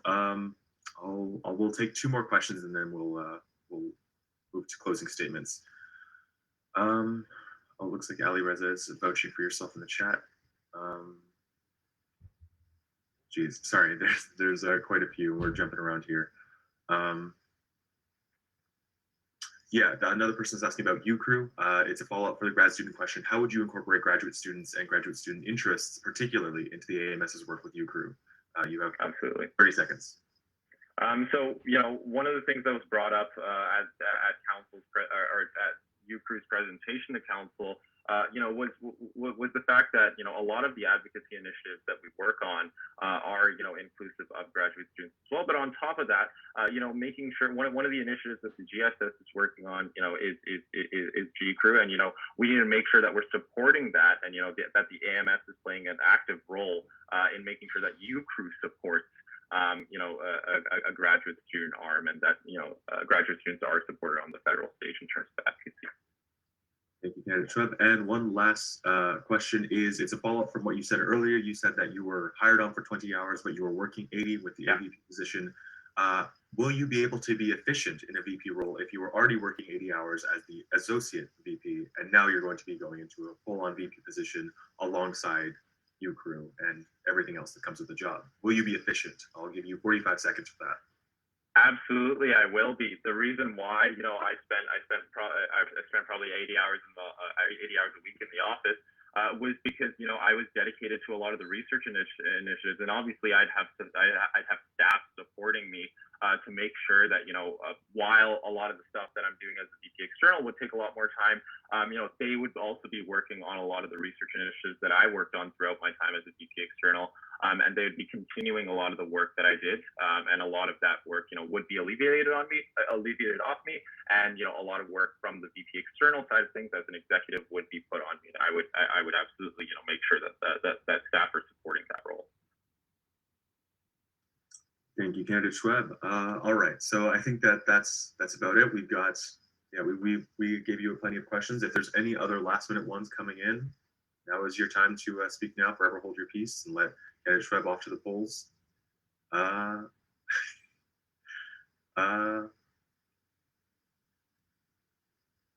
Sorry, 1 second.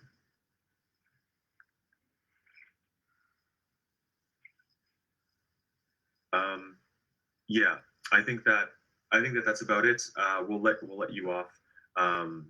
Yeah, so that will give you 30 seconds to say your closing statement, and yeah, go ahead. Thank you. For coming out to this debate. Your engagement with these elections is invaluable. It is so important that students get their votes out, especially this year, a year of recovery and a year where we will all be contributing to an equitable, inclusive, and affordable and accessible future. My platform continues to focus on existing projects of the Office of External Affairs, but it also offers concrete plans to address transparency and accountability. Feel free to reach out to me on social media and read my full platform at www.votes.ca. Please get out your vote. Thank you. Thank you, candidate Schweb. Right, and I wish you the best of luck at the polls. Go ahead. Thank you. Right. Okay. Moving on to our next debate, which is going to be BOG. Yeah, it's Bog.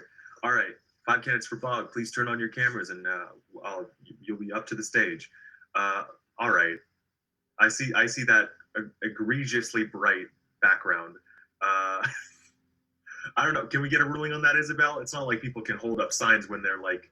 I ran it by Isabel beforehand. Oh, come on, man. All right, whatever.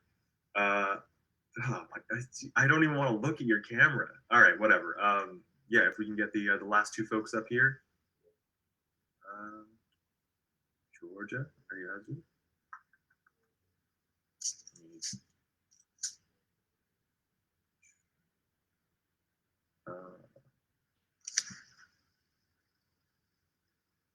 Okay, cool. Is that everyone? No, wait, we're still waiting on candidate Alamzadeh. Alamzadeh is here. Alamzadeh.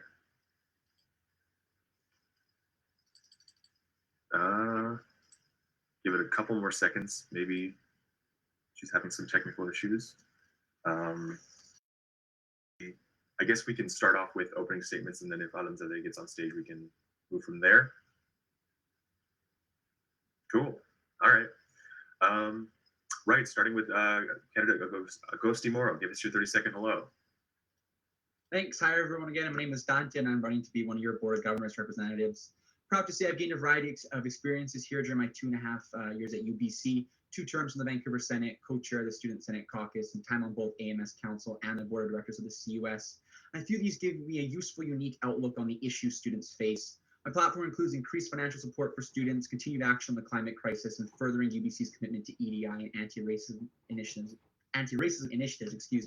Looking forward to the debate and continue having a great discussion with the other candidates. Thank you, candidate Agosti Moro. Normally, Alamzadeh would be next, but we'll move on to Holmes for 30 seconds. Go ahead.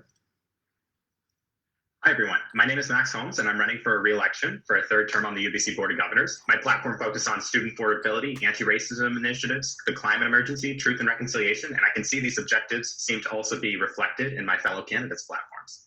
It's great to see consensus on important student issues, and I'm excited to debate with my potential future colleagues today. I hope you vote to bring a new governor with fresh perspectives alongside my experienced leadership and proven track record. Please visit my website, votehomes.ca, to learn more about my platform and how I fought for students through my 4 years of student advocacy. Thank you, candidate Holmes. Moving to 30 seconds. All right, thank you. Good afternoon, everyone. Thank you for joining in the debate today. My name is Demir Korniashik, and I'm your candidate in this year's AMS elections for Board of Governors and Senate. The past 3 years of my UBC experience have been generous in terms of perspectives.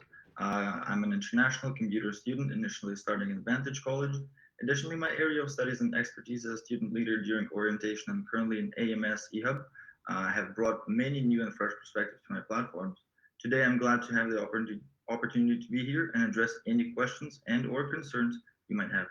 Thank you. Constructing excellence together. Thank you, candidate Korniashik. Moving to candidate Yi, and then we'll go back to candidate Alamzadeh afterwards. So candidate Yi, you have 30 seconds. Go ahead. Thank you. My name is Georgia Yee, and I'm running to be your Board of Governors student representative. In my work this year, serving as your AMS VP Academic and University Affairs this year, I've tackled critical student issues like housing rights, proctorio, food security, the climate emergency, and many more with a keen eye for implementation. I'm really excited to talk to you about my vision based on affordability, creating a just and equitable future, improving access to online and hybrid learning, addressing the climate emergency, and creating a supportive community for students. Thank you so much. Thank you, candidate Yee. And candidate Alamzadeh, welcome back to the stage. I'll give you 30 seconds to say hello. Thank you very much. I'm going to run for Board of Governors. I'm graduate student, 5th year PhD student. I have had variety of leadership role. One of them is like as a GSS VP student, senator, and like White Chair of the Senate Cup Awards and Teaching and Learning. My platform are about equity, diversity, and inclusion, climate change, financial aid, scholarship and work for international student, indigenous well-being strategic plan, and climate emergency. Yeah, thank you. Thank you, Canada Alamzadeh. So I always forget. Give your questions off to Charlotte in the chat, or you can just post them in the full chat. Good Lord. Or sorry, as well as when I raise my hand, you have 15 seconds left. When I do the finger twirl thing, you have like 2 seconds. So finish your sentence, and we'll move on.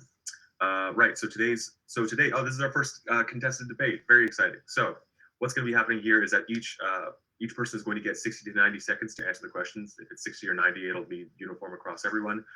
Once it comes to audience debate questions, after each Ubyssey question, there will be a period of open debate, which I believe is 4 minutes long.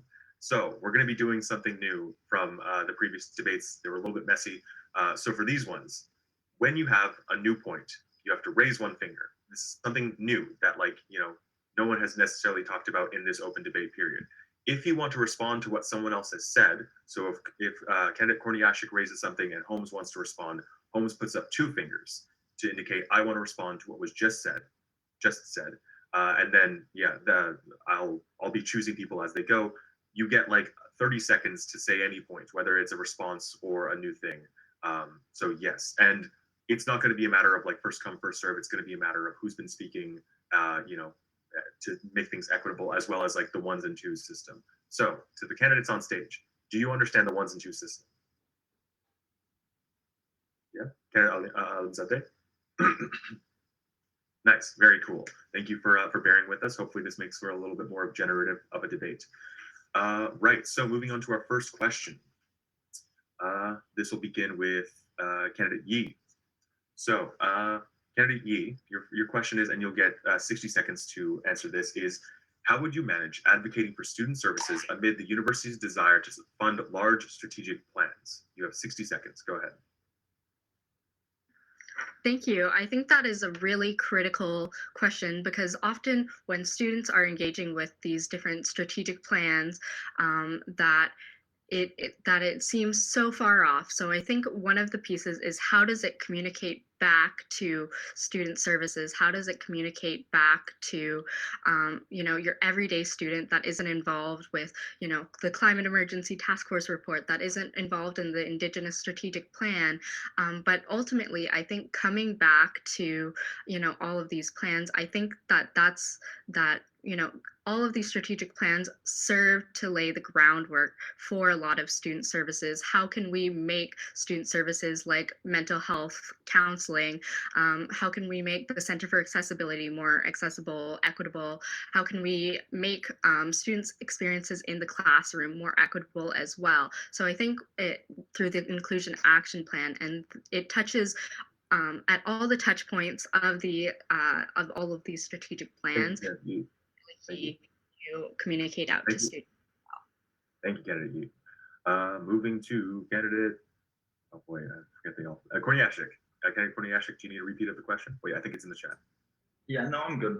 Good stuff. You have 1 minute. Go ahead. All right, thank you. So I think it's one of the most crucial things, and that's also going back to the question of communicating properly the strategic plan.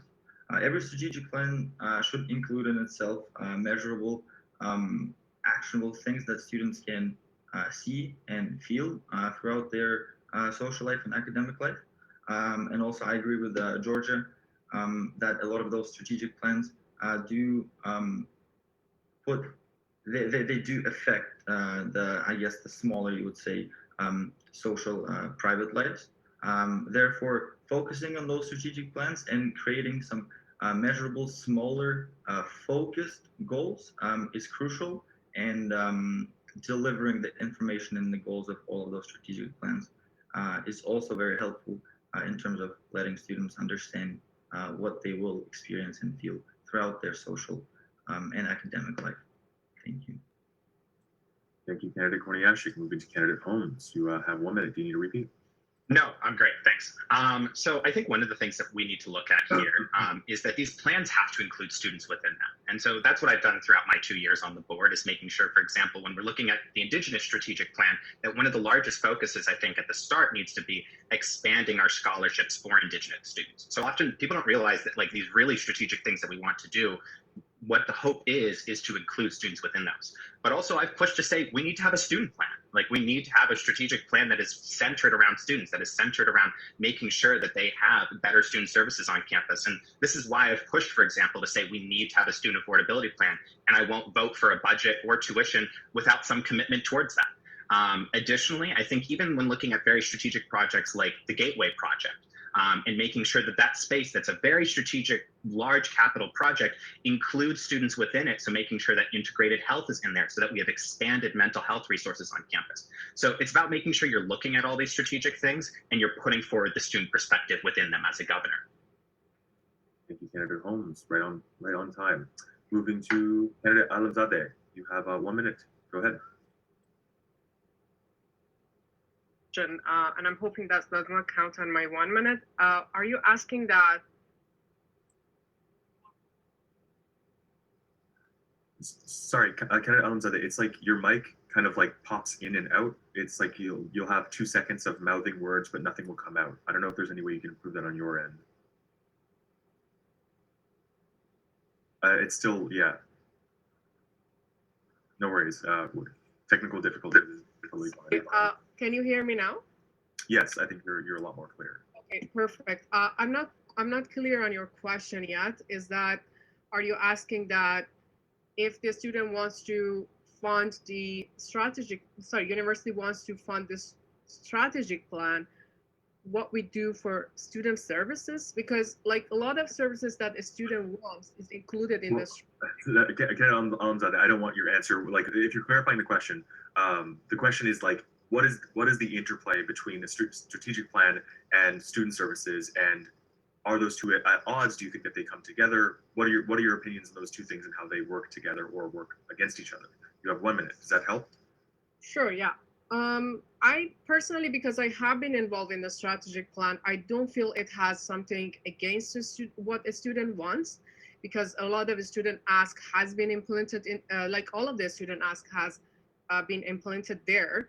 So like at mental health, like career development, research excellence, teaching excellence, and whatsoever. But what is important, if we have to pick the priority, is that for me, I would connect with the AMS and GSS, and I ask the help that they, inform me, and maybe inform the board what would be the top choice priority of the student that comes out of the survey. And then we can start funding them. And when we go further, then we fund the other project that are, down of the preferences, I would say. So that's my answer. Thank you, candidate Alamzadeh. And yeah, asking for a repeat of the question doesn't count against your time. Right, and moving to candidate Agosti Mora. You have 1 minute. Do you need a repeat? No, that's fine. I think I agree with everything that what the candidates have said. One thing I want to bring up is the importance of balance and communicating that balance to students. I know it's difficult, for students to sometimes, myself included, see all these plans in the future, 5, 10 years down the road, and not see any tangible actions to the issues that Ubyssey is currently facing. Max brought up the Gateway Project, for example. It brings up the whole conversation about how Ubyssey's resources for mental health assistance are not where they should be. And the Gateway Plan is a way to improve that, to give more expanded space for counseling, and the Office of Ubyssey Health. And, that's going to help students down the line, but how are we going to address issues with that now? And, working towards advocating for that throughout all different things, having student involvement and showing students that things are being done now as well. There was a recent extension to Brock Hall to provide a temporary space for counseling. That's an idea of balancing the need for now and advocating for student issues and the need for the future, because we do need to think about the university in the long term. Thank you, candidate Ubyssey Moro. Moving into our 4 minutes of open debate. So everyone remember your fingers. Yeah, we'll kick things off. I mean, if anyone wants to kind of get going now with one. I saw candidate Yee's finger first. So candidate Yee, kick us off. Yeah, I think one of the key points is also being able to co-create these strategic plans directly with students. So Max brought up the push for a student strategic plan, and we the BP students portfolio on the creation of the student strategic plan. And I think that it's really key to be able to collaborate directly with the communities, when we're talking about the Indigenous strategic plan, we need to be co-creating with Indigenous communities as well. I also think that it's also key to include metrics as well within these strategic plans, so that we're able to bring them down to the surface level, or like at the level that students will experience that, and so that we're able to look at, what is the ratio of student advisors to actual students as well. Thank you, candidate Yee. Moving to candidate Ubyssey Moro. Yeah, I would agree largely with that. I think also there is an issue from buy-in from students, because UBC students don't have confidence that the university is going to listen to their opinions. Look at the tuition increases and the feedback that the university consistently solicits from students, and then, at least in the students' views, tends to completely ignore. So it's important to balance that and try and work with students directly, to make sure that they understand that this is being listened. And whether that's best done by the student unions or by the board or the representatives themselves is a question that needs to be explored. But we have to be cognizant of that, structural block to students wanting to share opinions that they feel will be ignored. Thank you, candidate Ubyssey Moro. Candidate Koniashik, you had your finger up. Go ahead. Yeah, I'll be quick, Max, so no need to worry. I just wanted to also add on to Ubyssey Moro's point and on the balance.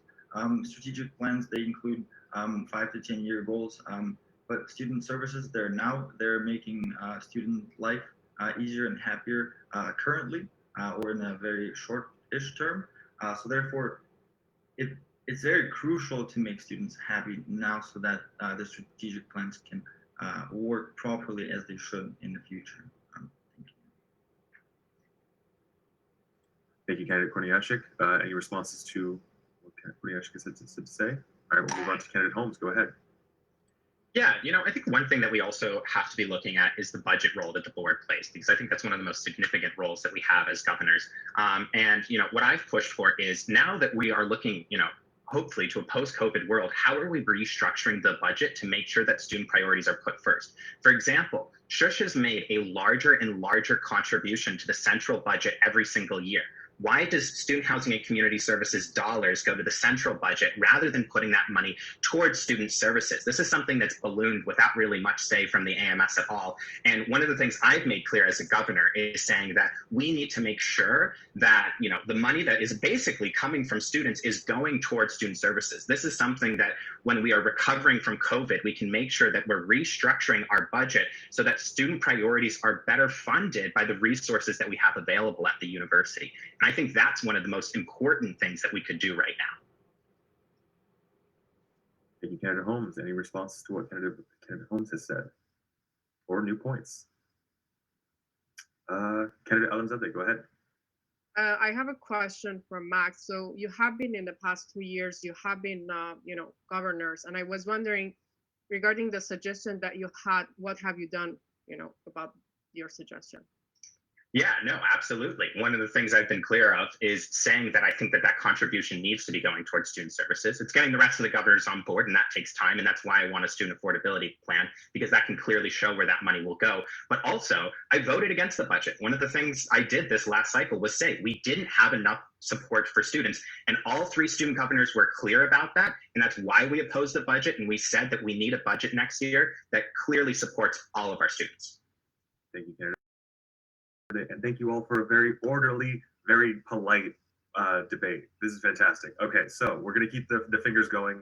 God bless. Lowers my blood pressure a lot. Okay, moving on to our next question. We're going to be beginning with candidate Agostimoro. So, many board policies haven't been updated for years, some not decades. Which policy do you think should be updated first and why? Candidate Agostimoro, you have 1 minute. Go ahead.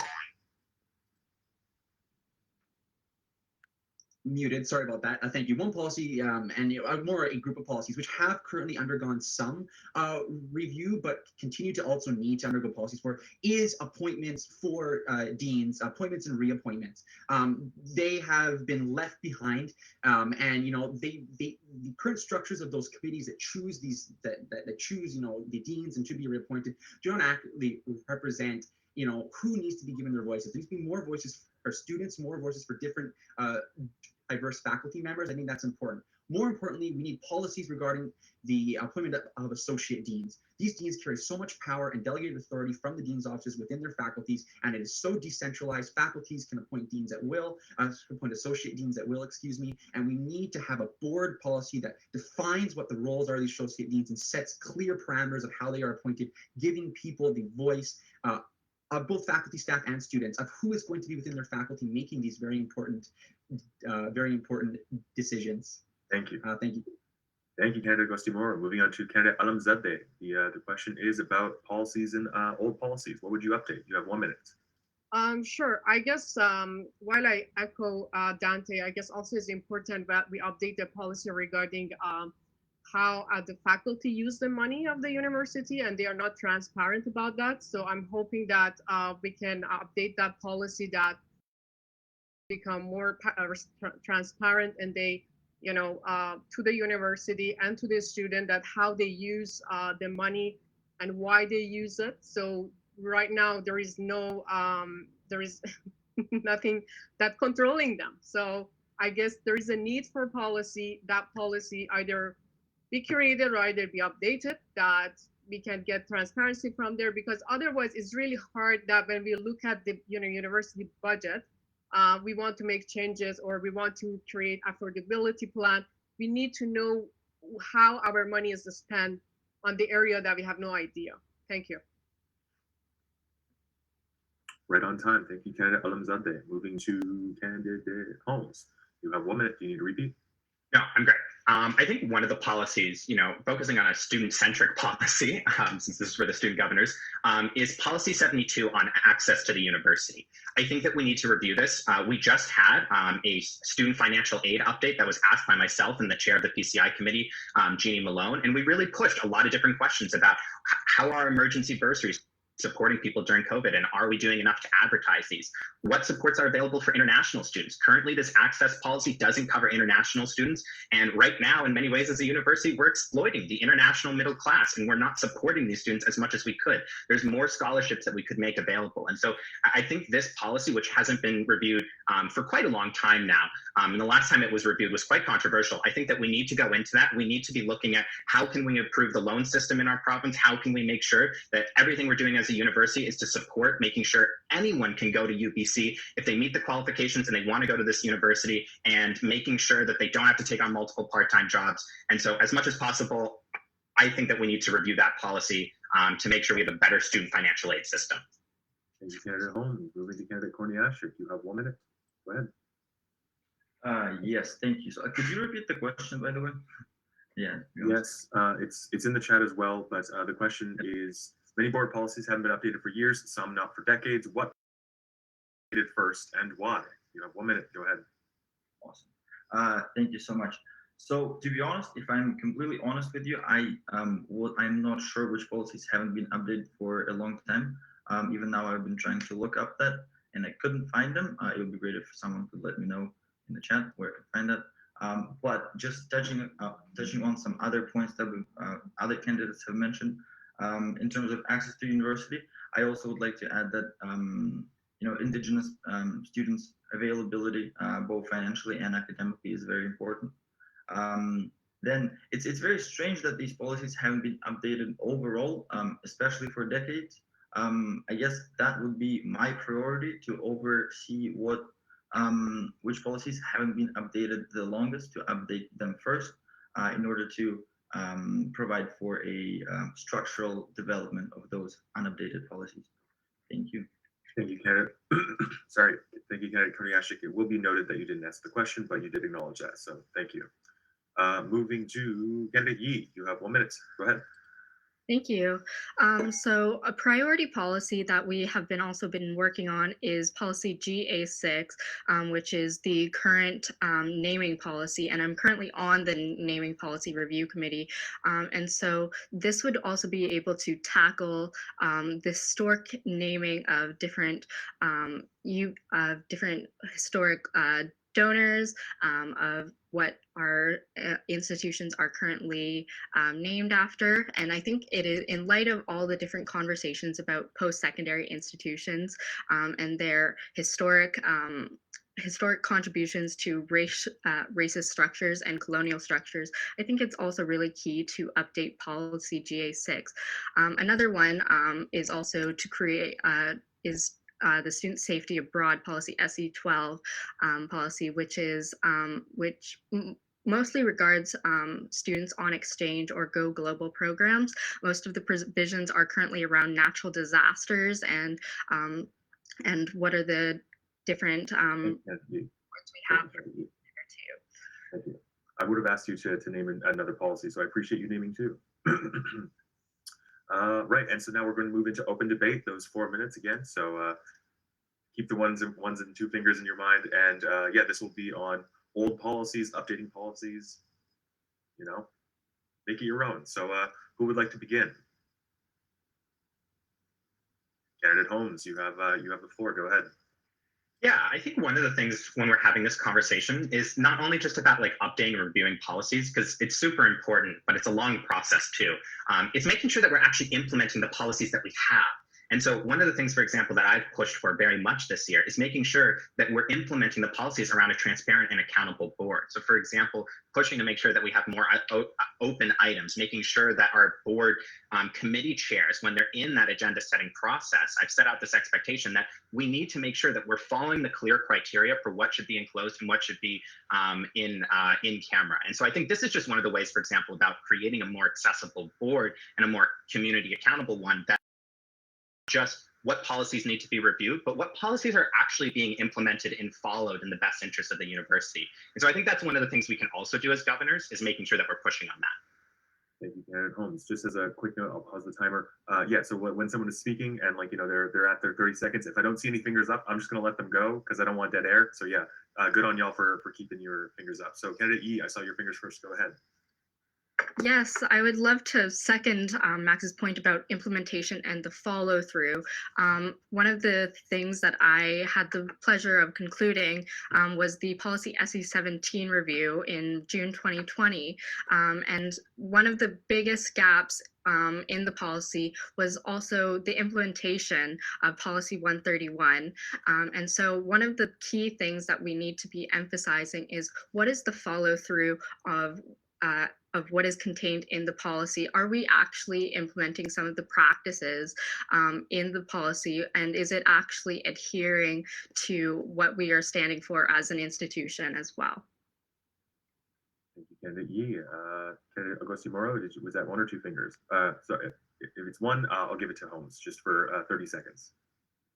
I think one of the things, just quickly on the implementation of SC17, is that, I've pushed for, as well as the PCI chair, Jeannie, making sure that we have both the implementation committee as well as the advisory committee to SVU Pro, which still don't exist on this campus. And so I think that's an easy thing next year that we could be pushing for as governors, is to make sure that exists, because we need those spaces.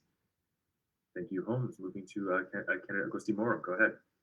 Yeah, I will say really quickly, I just want to make sure that we're not also trivializing, how these policy changes take place. Because I know, Candidate Korniashik has mentioned that, he's surprised that they haven't, been updated in decades.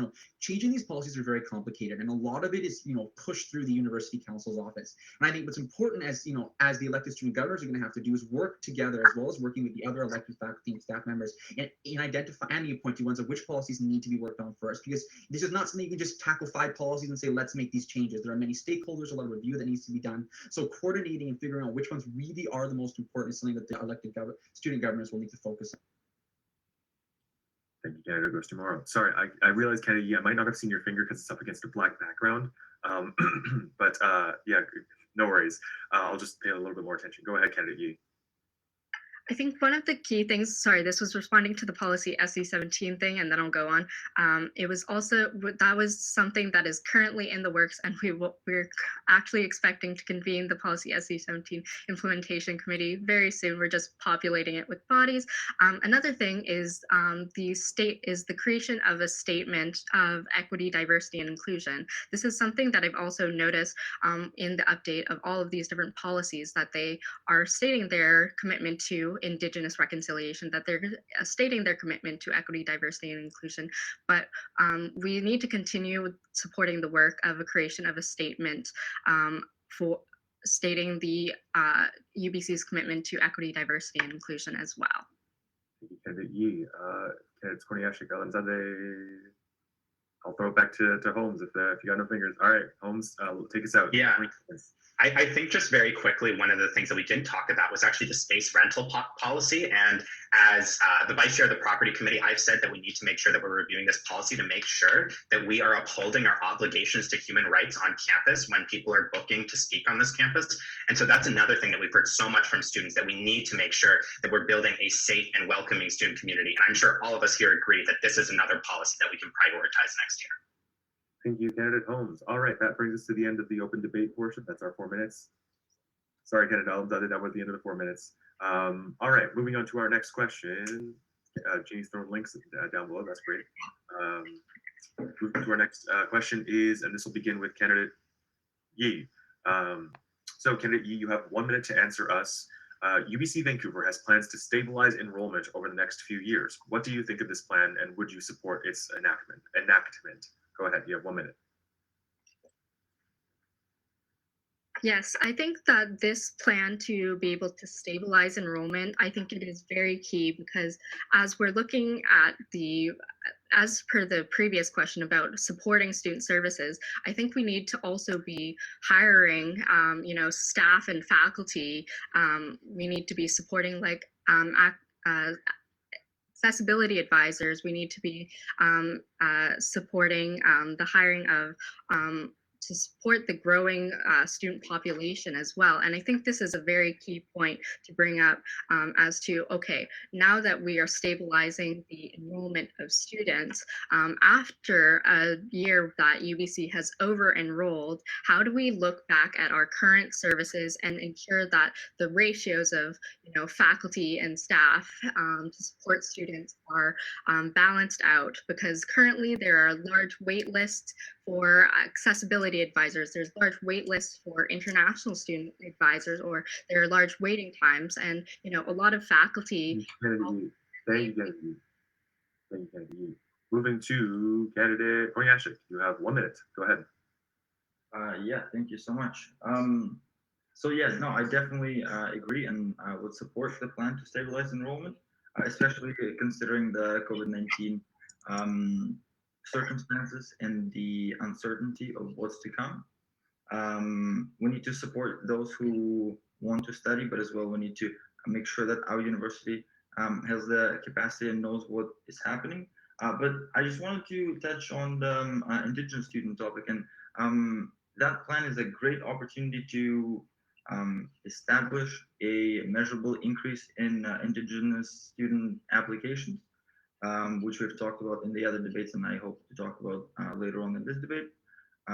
But yeah, that's it for this question. Thank you.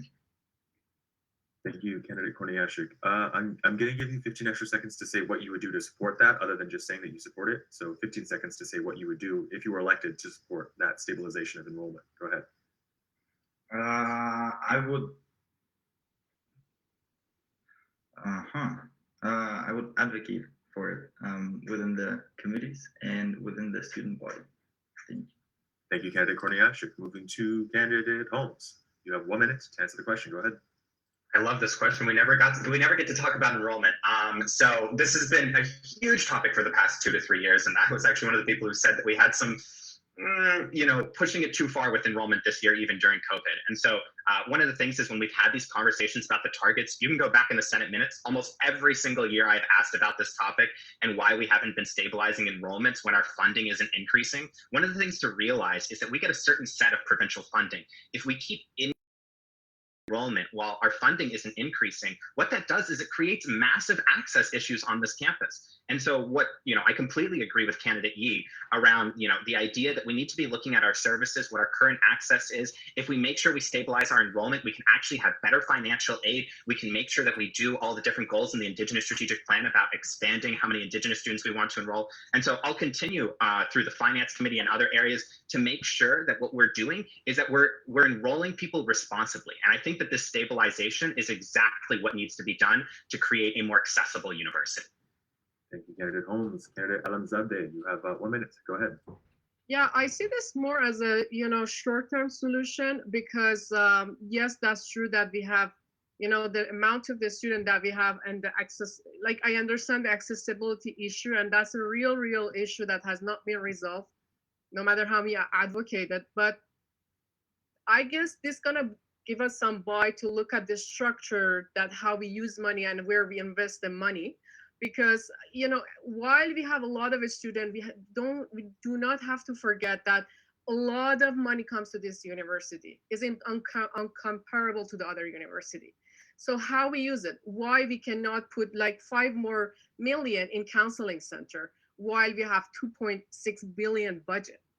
So I see this as a short-term solution. Yes, we really need to stabilize, but maybe for several years until we restructure of our financial structure, like we restructure our finance and be more reasonably spend or do a lot of creativity in the structure of the finance that we have, and Thank you, continue to grow. Thank you, Candidate. Yeah. Moving to Candidate Agostí Moro, you have 1 minute to review. Thank you. I think a lot of good points have been raised. The one thing that we need to realize is that, we need to focus on our current students before we start thinking about expanding enrollment. And I think that the plan to stabilize enrollment is much needed for the university. We are not currently meeting the needs of students in many areas, in terms of infrastructure, student services, but also especially faculty hiring. As student enrollment has increased, we have not seen the necessary corresponding increase in faculty as well to support those students. Granted, UBC is a research institution, but education is such a huge part of that. And if we're not supporting faculty as well and bringing in new faculty, then how are students getting the proper support they need? So I think we have to push for the president's academic excellence initiative to provide more funding. I speak especially about BIPOC hiring as well, and supporting options for that. The academic renewal working group is currently working towards this. I would love to work with that and see what we can do to move this along, because there is very much a need for this. Right on time. Thank you, Candidate Agostí Moro. Moving to open debate on the question of enrollment and stabilization. Candidate Alamzadeh, you were waiting on the last end. If you have something to say to kick things off right now, I'll give you the opportunity. If not, I guess I am okay now. Yes. Good stuff. Any fingers? I've got Mr. Holmes with a finger. Go ahead. 30 seconds. Yeah, I think the one thing that I would just add to what Dante said was, it is looking at expanding our faculty hiring, but also at the same time, if we stabilize enrollment and we increase our BIPOC scholarships, we can actually increase the percentage of campus that are supported. Additionally, one of the things that we did a really not great job of is we've been increasing our enrollment, not hiring enough faculty, but also not hiring enough people in student supports. And one of the things that we've seen during COVID is we expanded our investments into international student advising. And I would want to make sure that those are permanent investments that we're making, including Center for Accessibility and so many other student services, to make sure we increase supports there moving forward as we stabilize enrollment. Thank you, Candidate Holmes. We got 2 fingers from Alamzadeh. Is that? Yeah, I have a question for Max. I know that, UBC at 2017, they created a scholarship, 5 years, a scholarship for an international PhD student. And then after a year or so, they discontinued.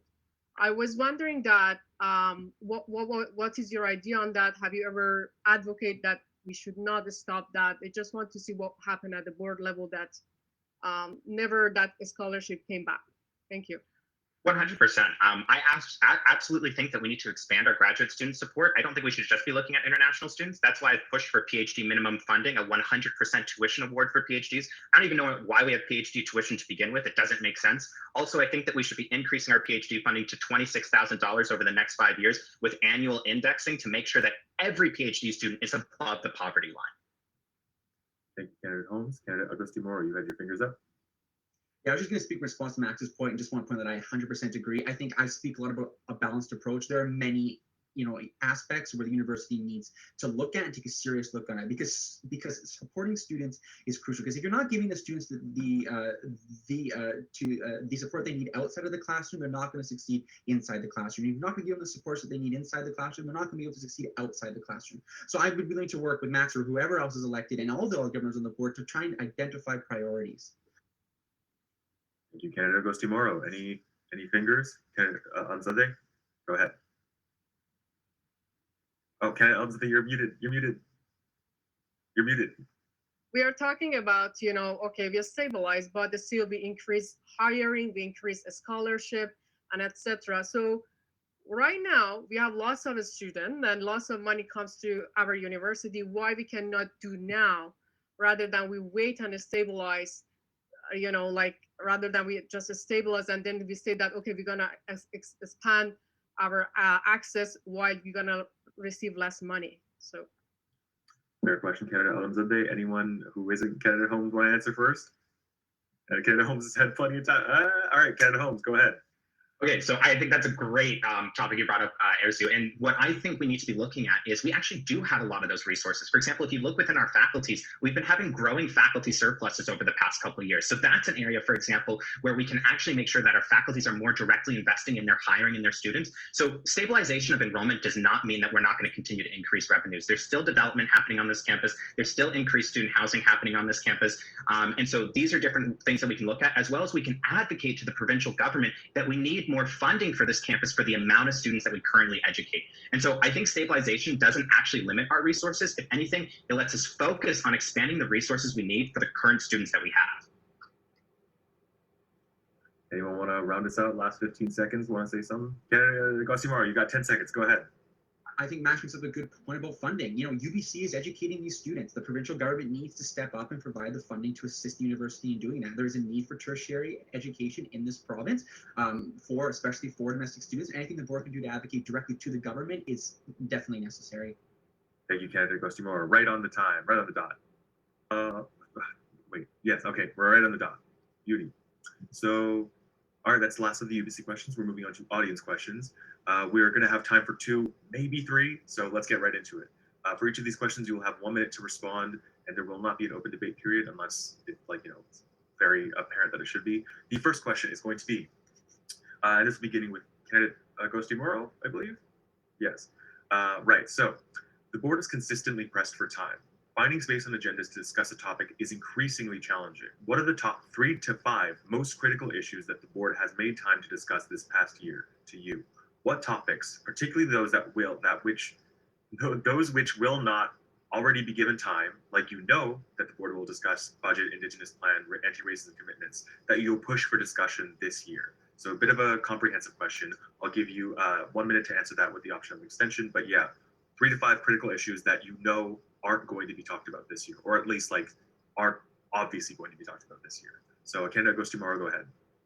Yeah, so I'll start off first of all, all the issues have a chance being talked about. I don't set the board of agendas, but I know something that's not going to be given focus on that I think it needs more focus on is Ubyssey's response to the current climate crisis, especially divestment. Sure, we've set a target for 2030, but I'm registering my platform. What does that mean? The board, or more importantly, Ubyssey Investment Management Trust, has not actually defined what divestment looks like, what that is in particular, what are the steps currently to reach that point, and why is the timeline 2030?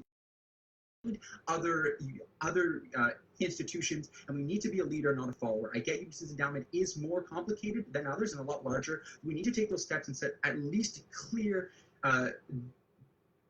definition about that. I'll go quickly to, secondly, we talk about a affordability plan. I think it's not going to be a major conversation of the board. I think it must be the major conversation of the board, especially with tuition increases. I know the current governments have been pushing for it, but I want to see it brought out on the floor publicly and ask governors give their opinions on what they believe is important in affordability plan and why the university continues to increase tuition. Thank you, Canada Goes Tomorrow.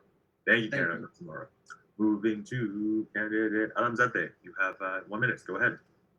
Yeah, I would like to echo Dante with regarding the importance of climate actions. That needs to be, whatever has been discussed, which I believe not much, it needs to be expanded. But also, I would like to discuss about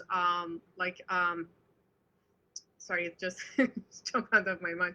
So I would like to push for that. I guess that has not been discussed at all. That push for how we want to restructure our financial structure, how we want to increase our revenue, how we want to make more partnership, what we want to do, how we want to make more like our spending more transparent. How those are like, because those are like as a university we still have a lot of chance to look to increase our revenue, to increase our partnership without putting pressure on a student that they pay more tuition. And again, I'm come from the east of Canada, that we didn't have the increased tuition each year. It was fixed. And a lot of other support that we were getting from the university, that none of them is given by Ubyssey. Yes, thank you. Thank you. Moving to candidate Holmes. Yeah, candidate Holmes, you have 1 minute. Go ahead. Yeah, so absolutely. I think this is an amazing question. I'm going to focus a little bit of the committee I'm vice chair of, so I actually am involved in setting the agenda there. And so at the property committee, I want to make sure, even though the Housing Action Plan review isn't coming up next year, that we're pushing to increase our targets if we want SkyTrain to come to this campus, and saying 30% rental is not enough when the Stadium Road neighborhood is aiming for so much more. We should be looking at least 40% rental, if not 50% rental on this campus. I think that also what we should discuss with that is expanding the eligibility for faculty and staff discounted housing, so that's for graduate students too. I've already spoken to the AVP Campus and Community Planning about charging more for our community amenity charges on campus from our land lease housing, and that would allow us to build more childcare on campus to make sure that we can address current wait lists.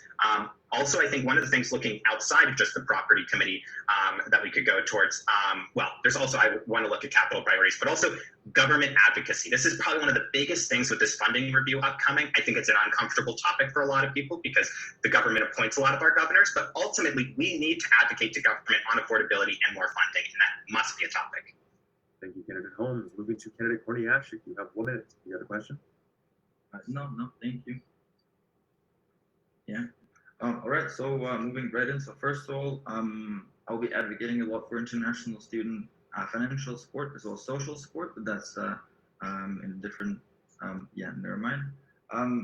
I believe that international student financial support is very crucial, especially coming back from the COVID-19 era, if we are ever thinking about the hybrid classes. I believe that there will be accommodation such as housing and testing for international students, but less about their financial challenges that they're facing due to COVID-19. Then secondly, Ubyssey's response to climate action plan, also echoing one of the candidates' points, but increased funding for research and entrepreneurial skills and further funding of the findings. I doubt that will be discussed much, and I'll be advocating for that. Yeah, I think that's my time. Yeah, thank you, candidate Korniashik, right on time. Moving to candidate Yi. Take us home. 1 minute. Yeah, having worked on the climate emergency task force report this past year, I think that it is key that this community-driven report is given the adequate funding, it's given the adequate supports to be able to adequately address the climate crisis at the scale of the crisis and within the timeline. I think also another key priority is the Indigenous Strategic Plan. Again, it is an amazing Indigenous-led plan that I think that the institution also needs to be able to continue committing resources to as well.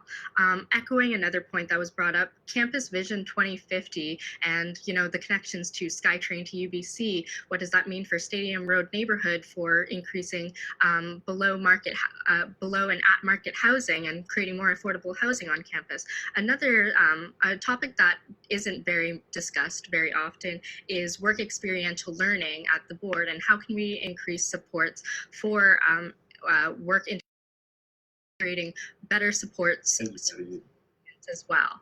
Thank you. Right, cool. So that is our first audience question. We've got time for one more, and then we can move on to closing statements. Right, so the next question is going to be for the non-incumbents. There has been a history of governors serving multi-year terms, a trend that seems to be useful in mentorship, onboarding, and building skills / strategic long-term.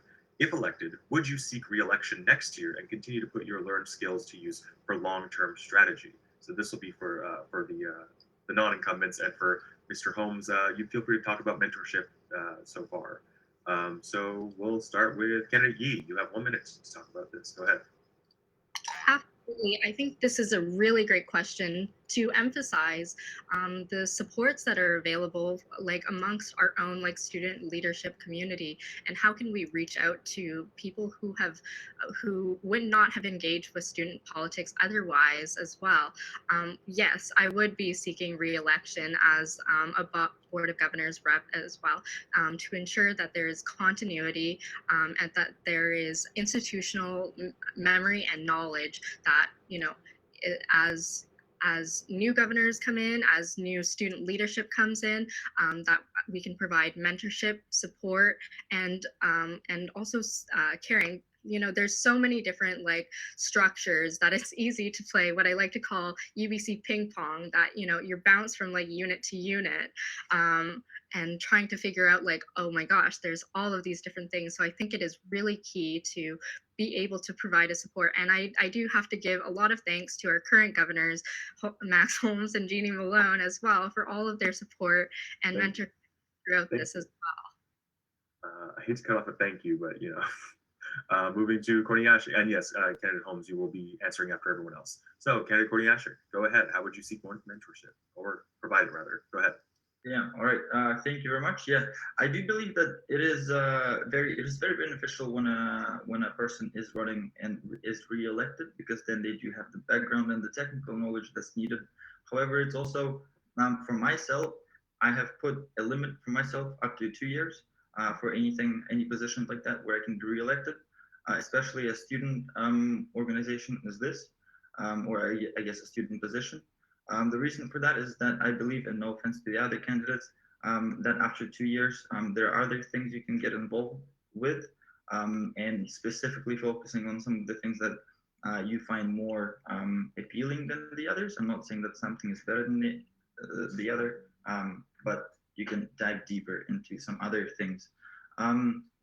But if I'm elected, I do understand that I don't have some of the technical knowledge that some other candidates have. But I do hope, and I will connect to them and make sure that I get as much information as possible from them if I'm elected. Thank you. Thank you, candidate Korniasher. Moving to candidate Alamzadeh. Go ahead. You have 1 minute. Yes, thank you. I honestly, I'm not very much in favor of re-electing again and again, unless there's a strong reason for that. But again, I will not be, if I get elected this year, I will not nominate myself for the coming year because I will be graduating. So to be honest, but what I'm gonna do is that I guess really I said it in my first debate that it's very important that how we transition our successor.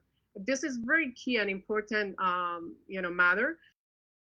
I to create a transition report. I did this for GSS for a variety of roles that I had. I make that transition report to them. I explain, and perhaps 1 or 2 weeks and go over and teach them, and as well as I will be make myself available because there is a value in each term. The new vision and new skills come to those or UBC bodies or even student organizations. Thank you.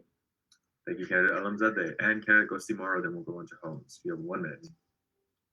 Yeah, thank you. Also, right off the bat, I am, of course, absolutely committed to exploring re-election next year, should I be elected this year. I'm confident to give a 100% definite answer because we did talk about in the last debate the importance of encouraging other students to get involved. So it depends who is elected and who is thinking about running next year. I will work with my student governor to ensure at the very least there is one person who is running for re-election because the continuity of knowledge is so crucial. The learning curve on the board, it's something I've heard constantly even talking to former student governors, is that it is a multi-month process, and anything that the fellow students can do on that board to move that along is crucial. So I would be committed to being to playing a part in that, and of course considering strongly running for re-election. But if there are opportunities for people to get involved who might bring diverse viewpoints, especially those who might be BIPOC or Indigenous, or students who bring good ideas accompanied with necessary experience, I don't want to act as a barrier to stopping them from getting involved. We have to do what's best for the university, not what's best for my personal wants and needs.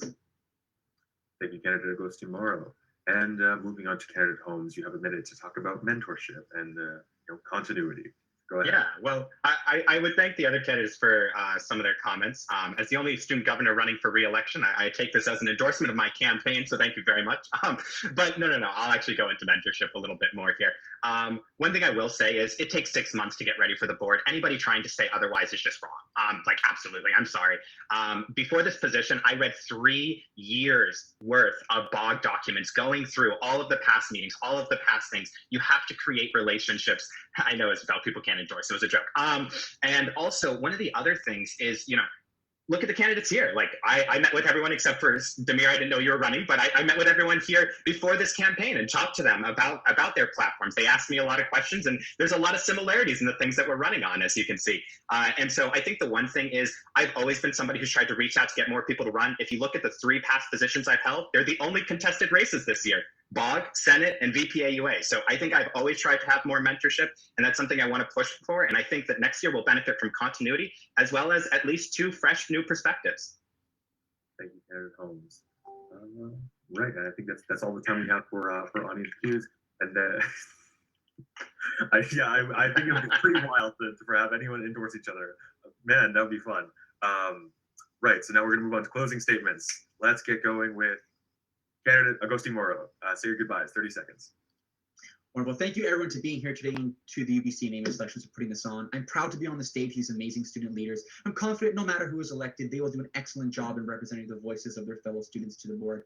That being said, I hope I've earned your vote over the past week to be one of those representatives. So I have a track record for hard work, advocacy for students and results, and the knowledge, experience, and work ethic to push for changes that will improve students' Ubyssey experience and make our university a better place. For information and to reach out to me, please visit my website, vote.ca, and please vote next week, March 1st to 5th, ams.ubc/vote. Thank you very much. Thank you, Candidate Agustin Moro. Moving to Candidate Alamzadeh, 30 seconds. Thank you very much, everyone, for your time. I really appreciate it. We tend to talk a lot about the EDI, but if you look, at least from my knowledge from 2016 that I have been a student, we did not have any a member at the Board of Governors from a BIPOC population. So I really encourage you to change that by way of voting. And also, I'm the only graduate student, so no matter what initiative that we want to take, the presence of graduate student in Board of Governors is necessary. My website is under construction. Will be ready on Monday. Will be an AMS website, and it would be votearzu.ca. Thank you. Thank you, Candidate Alamzadeh. Moving to Candidate Holmes, 30 seconds. Yeah, so thank you for coming to today's debate and for all the great questions and for the candidates who are here. I think it was great to see how much consensus there actually is on important student issues, no matter what. With 2 out of our 3 student governors leaving this year, I hope you vote to bring a new governor with fresh perspectives alongside my experienced leadership and proven track record of getting results for students at the board. I encourage you to go back and look at the commitments of my opponents on this stage and see who has followed through for the most for you.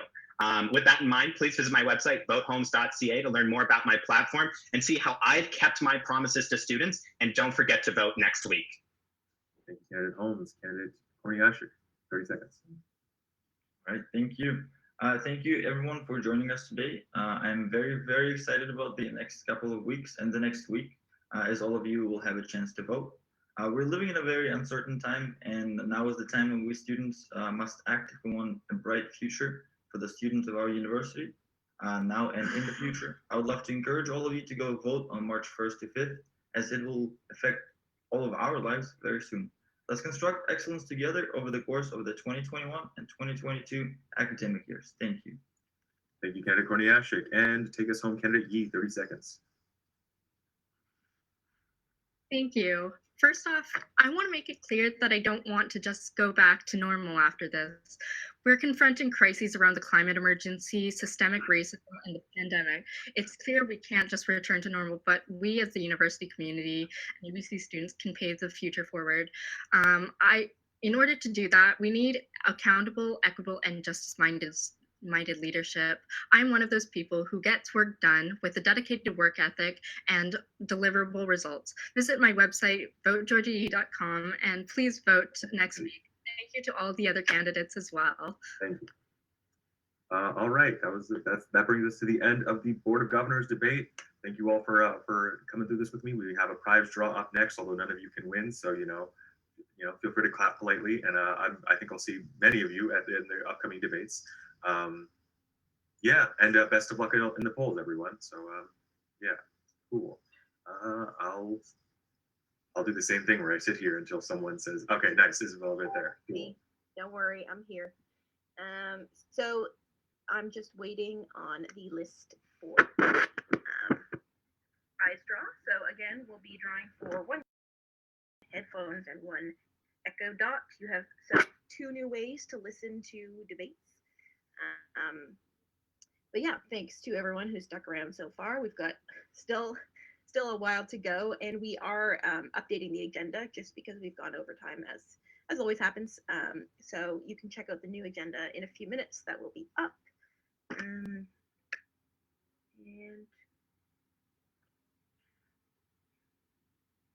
thanks, Jeannie.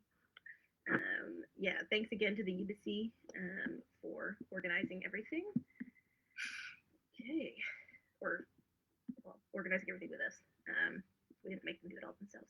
Okay, so here we go for the gift card. I'll spin. Are you part of this draw? No, I'm not allowed to be.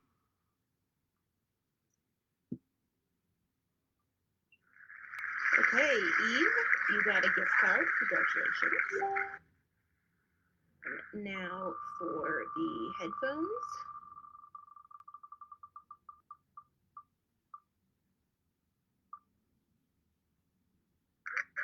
Come in, headphones. Yay. And finally for the Echo Dot.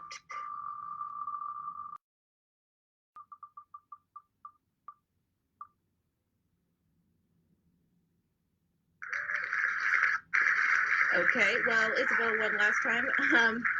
So, did you win an Echo Dot last time? I feel like you did. I think you did. So I'm just gonna redo that just because you already have one. So I don't think you need a second Echo Dot.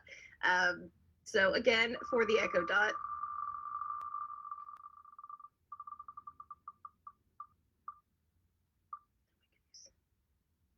What is this? Okay. Okay. Congratulations, Justin. Okay, everyone have a nice break. And we'll be back. Let's say we'll be back at 1. We'll start again at 1, and we'll have a new thingy agenda for you. Yeah, the new agenda will be up at 1.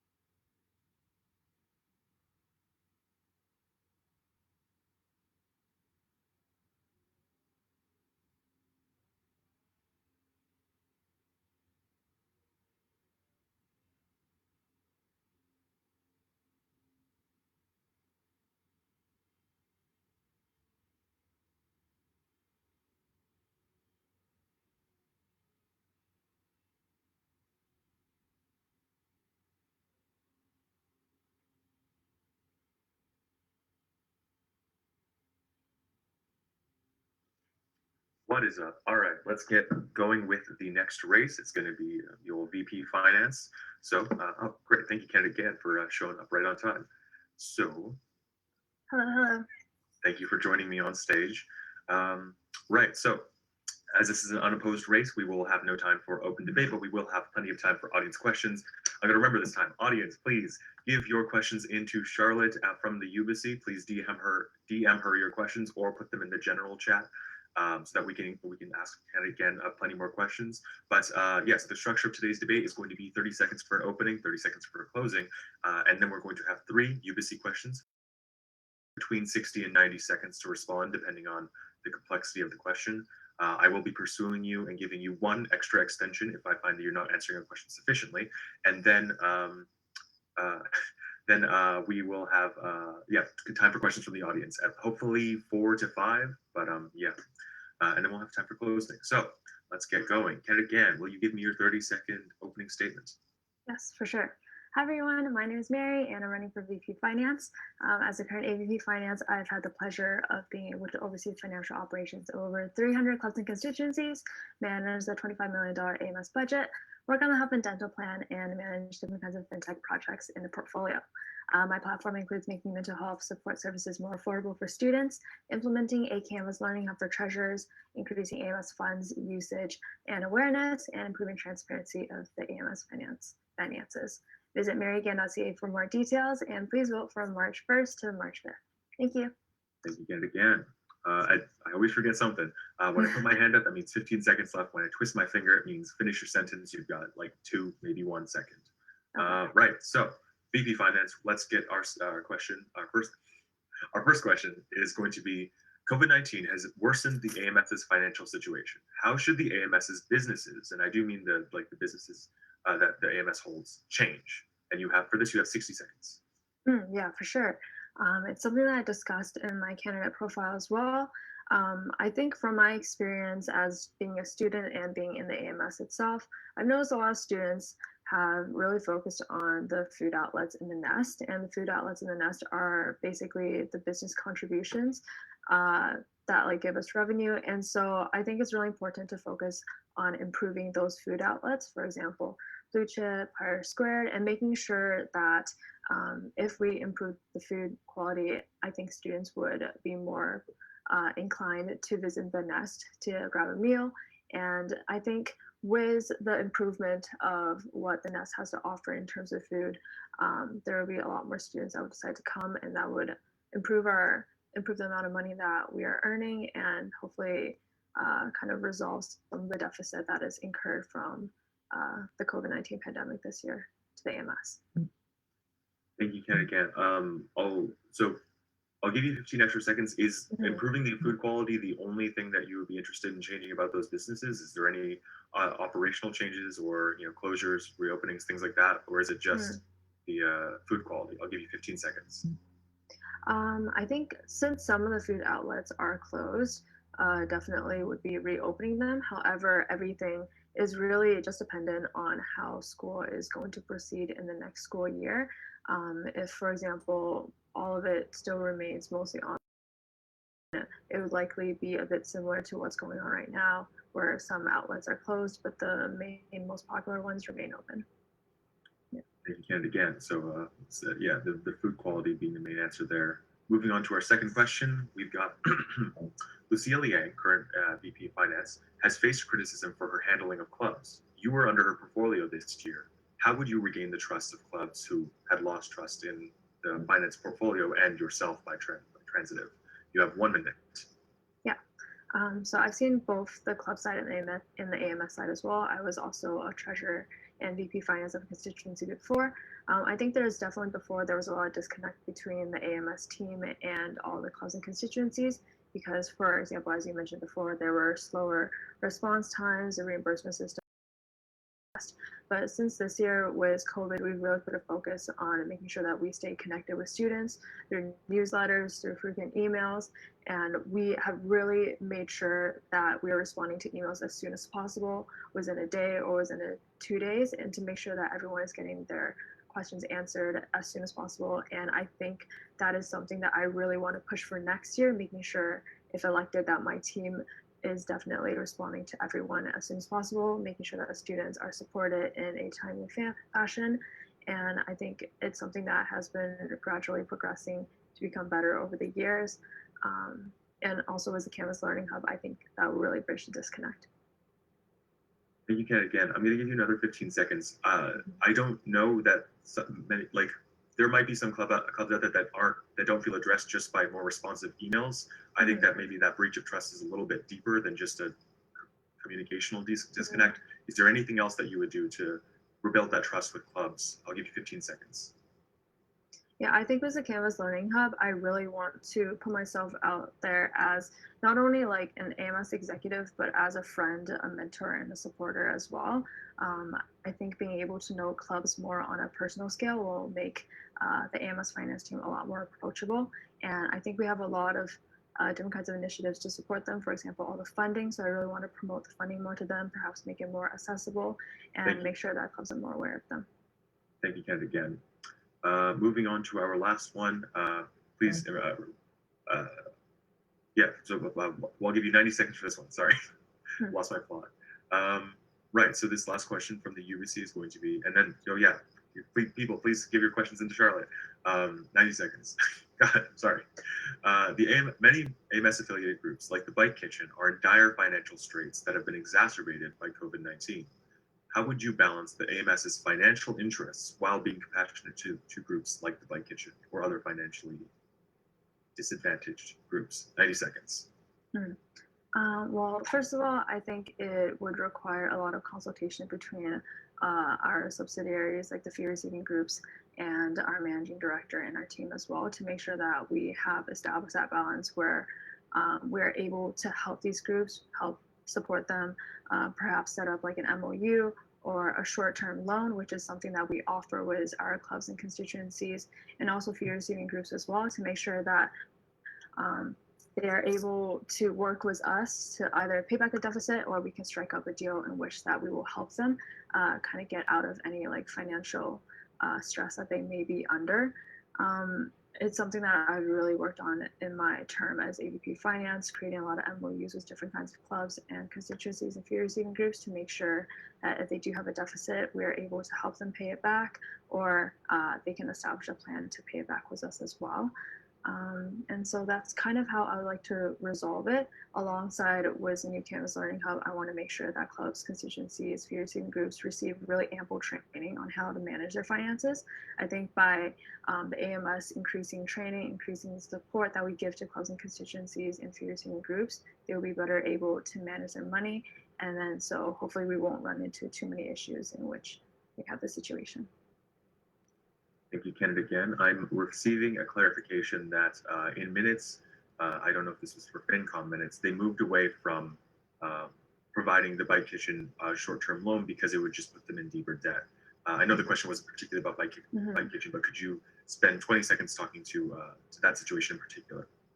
Yeah, we're still in consultations. It's the VP Finance is still in consultations with the Bike Kitchen on how we can support them. So the conversation definitely is far from getting wrapped up with the Bike Kitchen. We know that they are a really essential service on campus, and so we definitely want to support them the best we can. However, it is a lot of conversation that needs to be taken, because we have to think about how we are using student money to help out a certain club, and we have to make sure that student money is used fairly. Thank you, Ken. Thank you, Campus.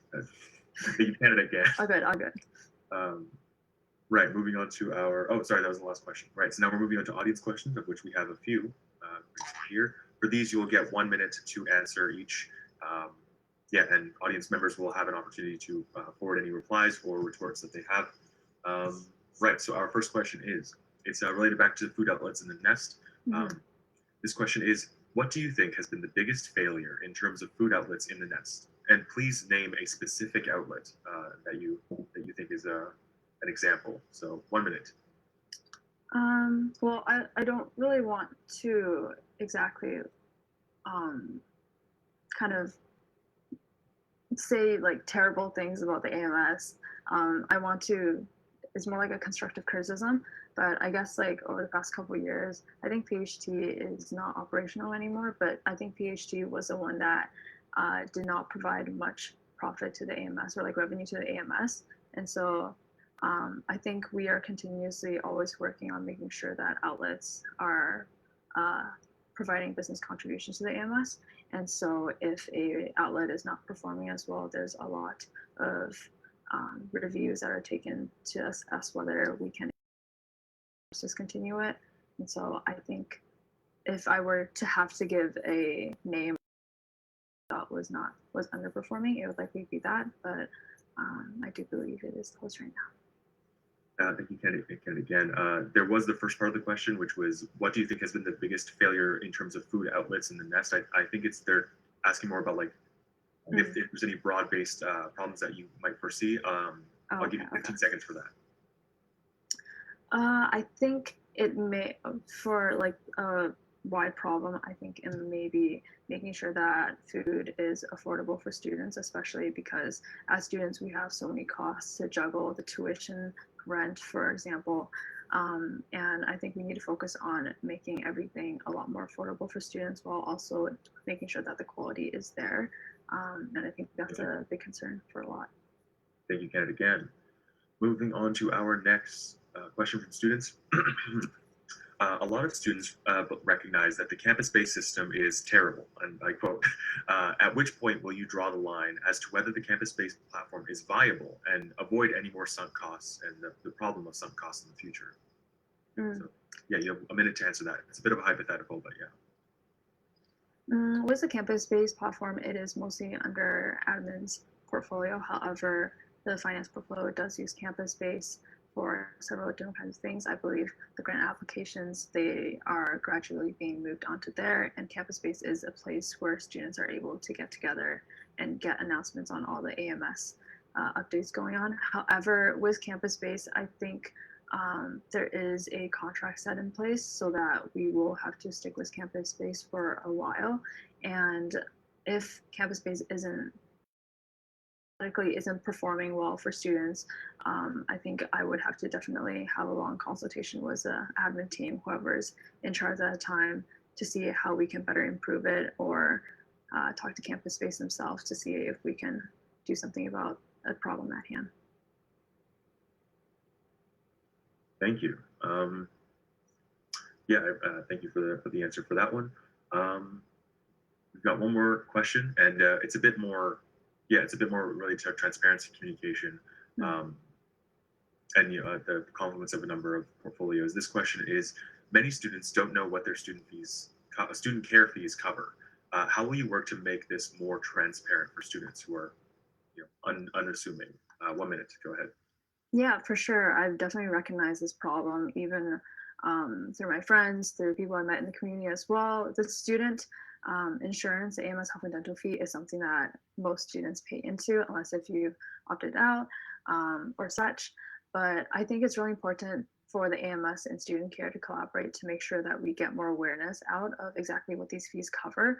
I think the best way to reach students is through social media, through the mass emails that the AMS sends out every couple of weeks or so. I think that is the best way to reach out to students and make sure they're really aware of how the AMS health and dental fee is used to cover all the different kinds of things, such as like prescription medicine, registered counseling. So I think using AMS social media, working as a communications team to create a lot of promotional material is the best way to get that information out to students, and also making sure to use these materials to direct students to the best resources on the student care page. Right on time. Thank you, Kendra, again. I'll give one last call for questions. Send them in, Charlotte. Throw them in the chat. Turn on your mic and don't turn on your mic. Don't say.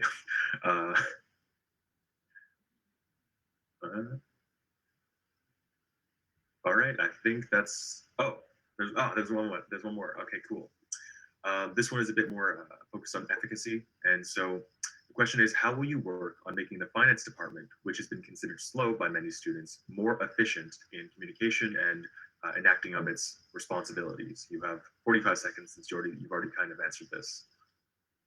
Yeah, so kind of building on my previous answer, I think the Canvas Learning Hub is definitely a really great place to kind of bridge the communication between AMS finance team and AMS treasurers. I do understand there has been some issues in the past with the reimbursement system.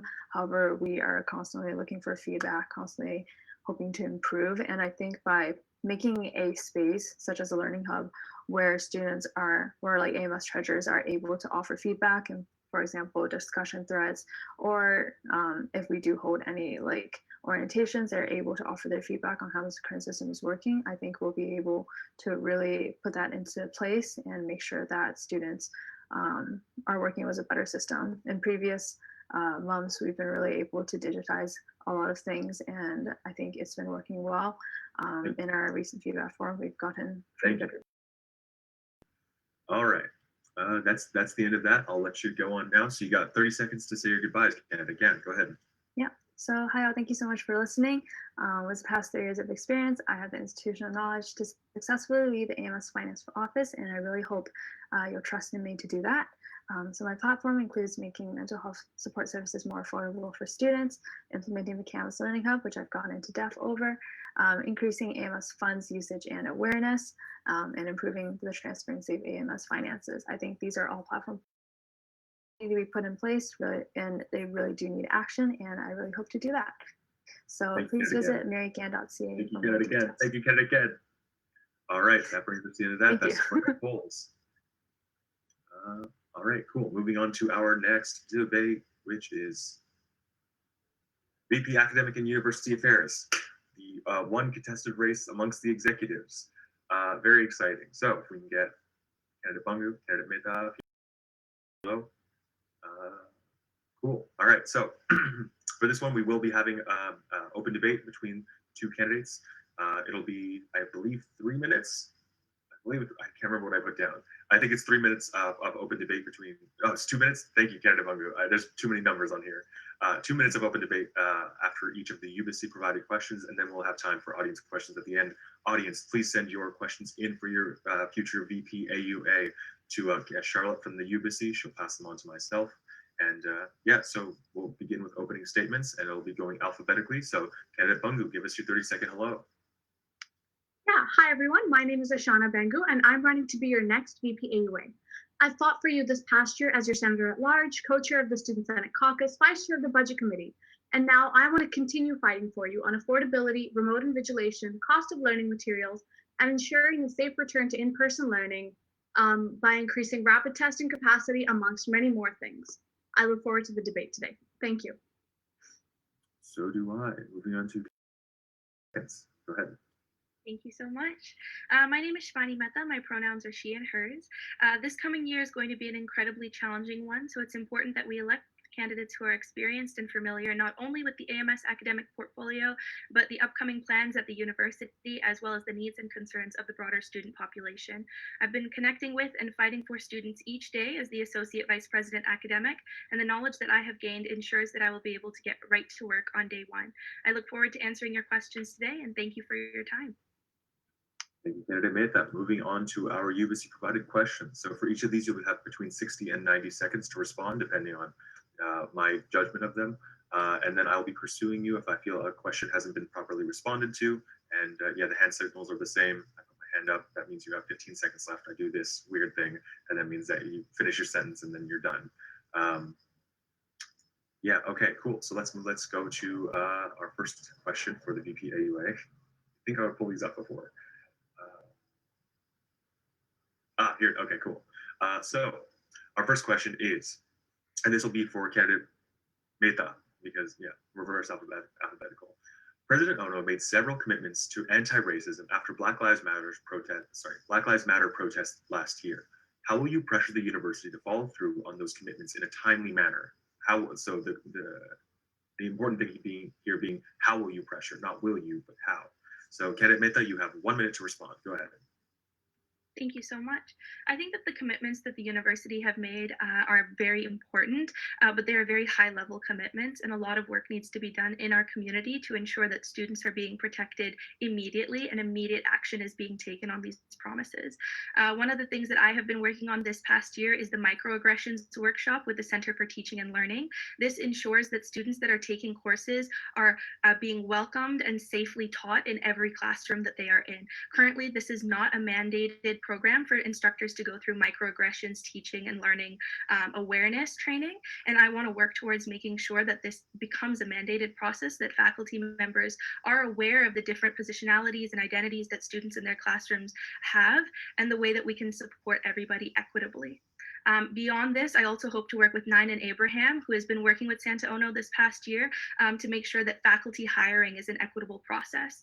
Students should be able to feel comfortable approaching their faculty members and knowing that they have the ability to be supported in higher level education with people who have similar backgrounds that they do.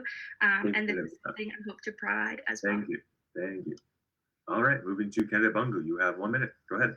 Can you just repeat it once more? Sorry. Yeah, it is also in the chat. Sorry. I didn't know it was in the chat. I No can worries. read it. Okay, got it. It's just how will I pressure the university, right? On following through. Perfect. Yeah. So as a woman of color and as an immigrant, this is something that's very important to me personally. Over the past year in the Senate, when I developed an advocacy plan called Senate 2023, I did include anti-racism efforts in there. One thing I'm particularly passionate about is an equity audit, not just within Senate policies, but beyond Senate. And we can look at all our policies at UBC to review them from an equity and accessibility lens. Apart from that, mandated anti-racism training, not just for administration instructors, but also student leaders. I think people who are in positions of power and influence really need to be well trained in this. Apart from that, I think it's important to advocate for spaces for the BIPOC community, whether it's Black students, Indigenous students. I think I'll be pressuring the university to follow through on their commitments on that as well by increasing spaces for BIPOC members of our community. Thank you. Thank you, candidate Bungu. Moving to our second question. I'll keep you talking, candidate Bungu, with, oh wait, no, open debate. 2 minutes of open debate. Okay, so we'll keep on the finger thing, but you know, if one person isn't talking, probably the other one is. So yeah, just kind of like, you know, don't, like, if you see the other person trying to speak, cut yourself off or I'll cut you off. Try to keep your comments to 30 seconds apiece. But yeah, 2 minutes. Go ahead. I actually had a question for Ishana. One of the things you mentioned was creating spaces on campus for BIPOC students. As somebody who's worked in the collegia before and recognizes that there is currently an Indigenous Students Collegium and the importance that that has, my question for you is how would you actually have a tangible plan in making sure that the university does move forward with this? And if elected, you only have 1 year. So given the timeline and the amount of resources that you have, how is this plan going to be realistic or attainable? I think it's very attainable as long as we start something and then that can continue even beyond me. With my experience on the Senate, when I did develop an advocacy plan, a huge part of that is making sure that we have something for even future leaders. So I won't just be doing stuff myself, but setting up future leaders for success as well. When it comes to BIPOC spaces, something I learned from the Black Student Union with my consultation for Senate 2023 was that they do want Black academic spaces on campus. And I will definitely be advocating for that, whether it's through the Academic Building Needs Committee and the Senate. And as a VP AUA, I would have a higher platform to have my voice directly reach the administration in asking for those spaces. So, Thank you. I appreciate that. I think the one piece I would ask as well is you've created this plan Senate 2023 with a lot of points and things for people who will come after you to make sure that they do. What are some of the things that you have done in your past term as co-chair of Student Senate Caucus to actively move forward and create a more equitable environment? Yes, for sure. I've already started discussions with the committee chairs on starting the equity audit. Apart from that, I advocated for the winter break to be extended for mental stress and mental relief for students. Apart from that, I also advocated for the withdrawal deadline to be extended. I supported the push for that. I've also been working actively on experiential learning and ensuring that we are rethinking experiential learning going forward.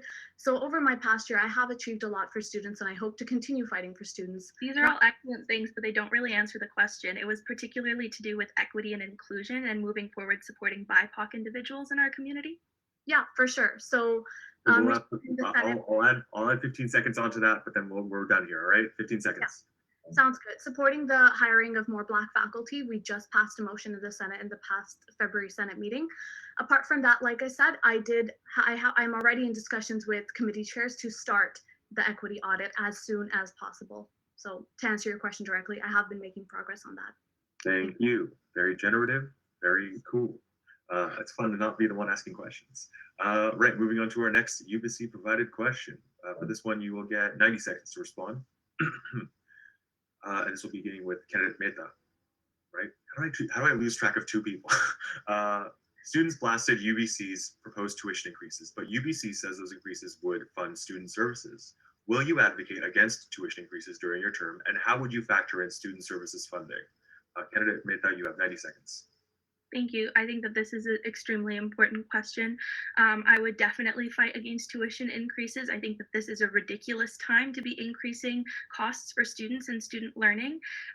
Aside from this, I think that it's important for us to understand that each portfolio does budgeting differently, and I have been working very closely with Vice President Ainsley Carey in the development of the Student Action Plan in ensuring that as we move back onto campus, student services are going to be funded and make sure that all students have equitable access to everything that they need to make this transition safe and benefit and success for their learning moving forward. The tuition piece has been a very complicated process, and I think that it's important that the consultation continues and that student voices are being heard. But beyond this, that the institution doesn't have long-term plans, but rather immediate actionable items. And that's what we're pushing for with the Student Action Plan, is right away students knowing that these are the resources that will be provided for you with regards to counseling, with regards to academic support, with regards to health, and making sure that they have everything that they need to feel safe and included. And then beyond that, making sure that this is a sustainable process as well. And so to come back to your question with tuition, I think that this is an ongoing conversation and that I am deeply committed to making sure that this increase does not happen again. Thank you. Thank you, Candidate Mehta. Candidate Abungo, do you need a repeat? All right, so the question is, students blasted Ubyssey's proposed tuition increases, but Ubyssey says those increases would fund student services. Would you advocate against tuition increases during your term? And how would you factor in student services funding that could potentially be impacted by those cuts? 90 seconds, go ahead. Yeah, 100%. Firstly, I'll say that I completely understand and agree with the students blasting the tuition increases proposed by Ubyssey. Of course, and also tuition increases and tuition overall is supposed to be going towards student services in general. So I don't think that a university with our size and our strength when it comes to finances needs to be milking our students for extra tuition in a pandemic when we're already struggling so much. I will 100% be opposing tuition increases. As the vice chair of the budget committee, I have a sophisticated allocation model, how the Ubyssey Excellence Fund actually operates. So I think, I definitely think that those arguments saying that Ubyssey needs to increase tuition in order to survive this pandemic is absolutely unreasonable. And domestic tuition is capped at 2%. The fact that we actually went ahead and increased tuition by that maximum cap is really disturbing to me, and as well as international students. Okay, this year was 4% in a pandemic. That is extremely high. In previous years, it's even been 13%. That's just unacceptable, in my personal opinion. And I would 100% be opposing all tuition increases and ensuring that student services are still properly funded. I know that the university has the budget, the university has the capacity to continue funding those student services and supporting them without charging our students extra in a pandemic. Thank you. Cool. So now we're moving on to the open debate portion on the topic of student services and tuition increases. So yeah, given that candidate Mehta started off last time, candidate Bungu, do you want to lead us in, or it can just be a free for all? 2 minutes. Go ahead. Yeah, sure. So I definitely think tuition increases are a huge part of affordability. But apart from that, I'm also proposing an affordability plan that won't just look at tuition increases, but overall other things. For example, we have the land use plan and creation of the Vancouver Campus Vision 2050 coming up. I think that's going to be an excellent opportunity to advocate for more affordable housing. Apart from that, I think it's super important that we continually, as student advocates, advocate strongly against fees like the athletic and recreation fee if facility usage remains as low as it did this past year. I know I received tons of emails from upset students asking why is the athletic and recreation fee still being charged? Why did the Board of Governors charge this fee? And I think that was a huge part in why I even wanted to run, because as a senator, I had to heavy-heartedly respond, being like, I'm so sorry, this is not part of academic governance. I couldn't have done anything about it. But I think your platform, sorry to interrupt you, Shauna, but I think your platform also addresses this as well for academic athletics and recreation fee. This is a fee that's paid unfairly, I think, this year, and I agree with you, but it's due to a system error. It's something that the university said was due to the outdated SSC, and that was the reason why that they had to charge this. So it doesn't seem as though the way that you're approaching getting rid of this fee this year is going to be realistic. Would you be that a little more? Yeah, actually, I don't know about the SSC error that you've mentioned. According to what I've read in the Board of Governor documents, it's been clearly stated that they were not set on charging this fee, and they were expecting more pushback from student leaders, whether it was the AMS or the GSS. Primarily, I would think that would be the AMS in this situation, but because there was not much pushback, and this is all public information, I think you guys can go back and see the Board of Governors agenda and materials. Yeah, we did actually have a consultation about this. Cole and Georgia were able to speak directly to the administration, so there is a larger problem surrounding athletics and recreation, as well as other costs. I would appreciate if you didn't interrupt me in the middle of my sentence, please. Apart from that, I do think, even if you weren't directly asked, as student leaders, it is our responsibility to ensure that we're going and actively making those submissions, being like, please don't just delay this fee, eliminate it completely. So that'll bring it to the end of this debate. Thank you. Right. So as a note for the next debate, make sure that if you are taking the first 30 seconds or so, that there was a question at the end of it, because that's part of what a debate is questions. So yeah, make sure that there's always a question in whatever you're responding to, posing. Moving to our last of the Ubyssey. For this, you will have 90 seconds to respond, and we'll be starting with candidate Kenneth Bungu. It's a 50-50. All right. The Residential Tenancy Act doesn't protect those living on campus, which we saw when students in residence. Sorry, the Residential Tenancy Act doesn't protect those living on campus, which we saw when students in residence were excluded from the provincial rent freeze. With residents growing, how would you make sure student voices are heard and that student housing remains accountable? That'll be kicking off with you, candidate Bungu. 90 seconds. Yeah, student house. Actually, can you just repeat the question once more? I'm sorry. So the RTA doesn't cover students, and students have been at risk because of that. How would you advocate that? How would you make sure that student voices are heard with student housing growing and also becoming a little bit less accountable? So yeah, 90 seconds. Does that help? Yeah. So how would I ensure that student housing remains a priority and student voices are heard over there? Okay.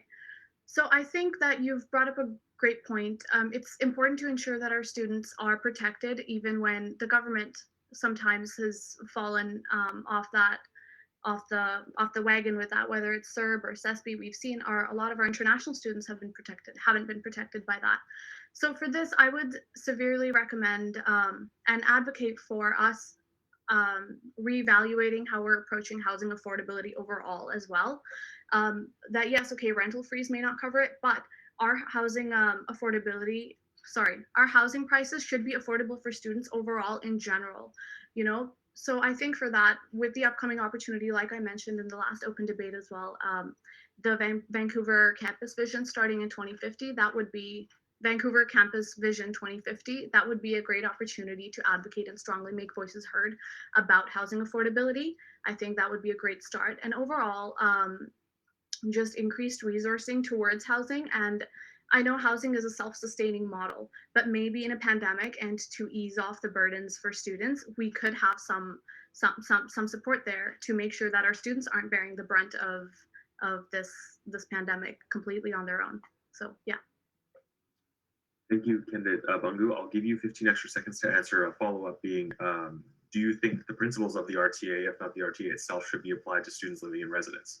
15 seconds. Yes. Straight up, no questions, yes. Fair enough. Moving on to candidate Mehta, do you need a repeat? Yes, please.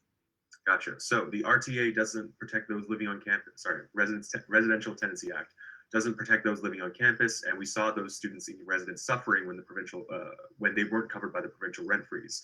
With residents growing, how would you make sure student voices are being heard and that student housing remains accountable? 90 seconds. For sure. Thank you so much. I absolutely agree. I think that this RTA needs to be extended for the community members at Ubyssey as well.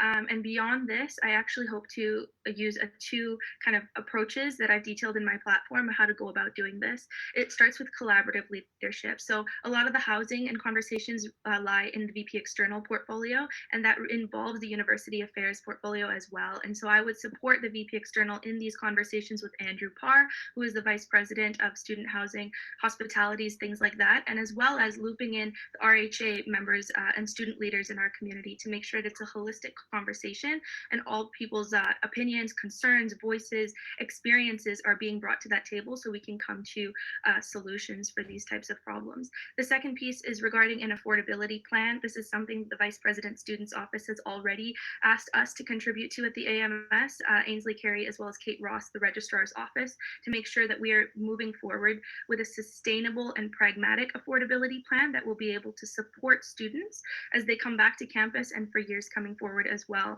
These conversations are something that I've been a part of for a long time, as well as my experience as a commuter student. It's been a lot of learning and growing, and I've been very appreciative of hearing everybody's experiences and how I can support them in my position of leadership this past year, as well as how I plan to continue to if elected in this role.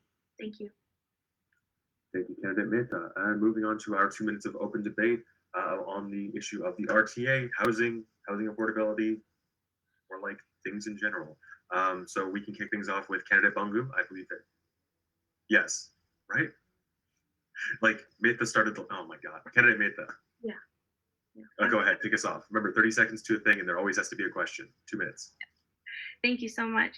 So Ishana, you've talked a little bit about your affordability plan and ideas for ways that you can work around cost increases and things like that for students, especially given the pandemic and all of the different considerations and the key stakeholders involved in these conversations. Could you please explain a little bit more about your ideas for this affordability plan and how you will ensure student voices are being heard in the creation of this project?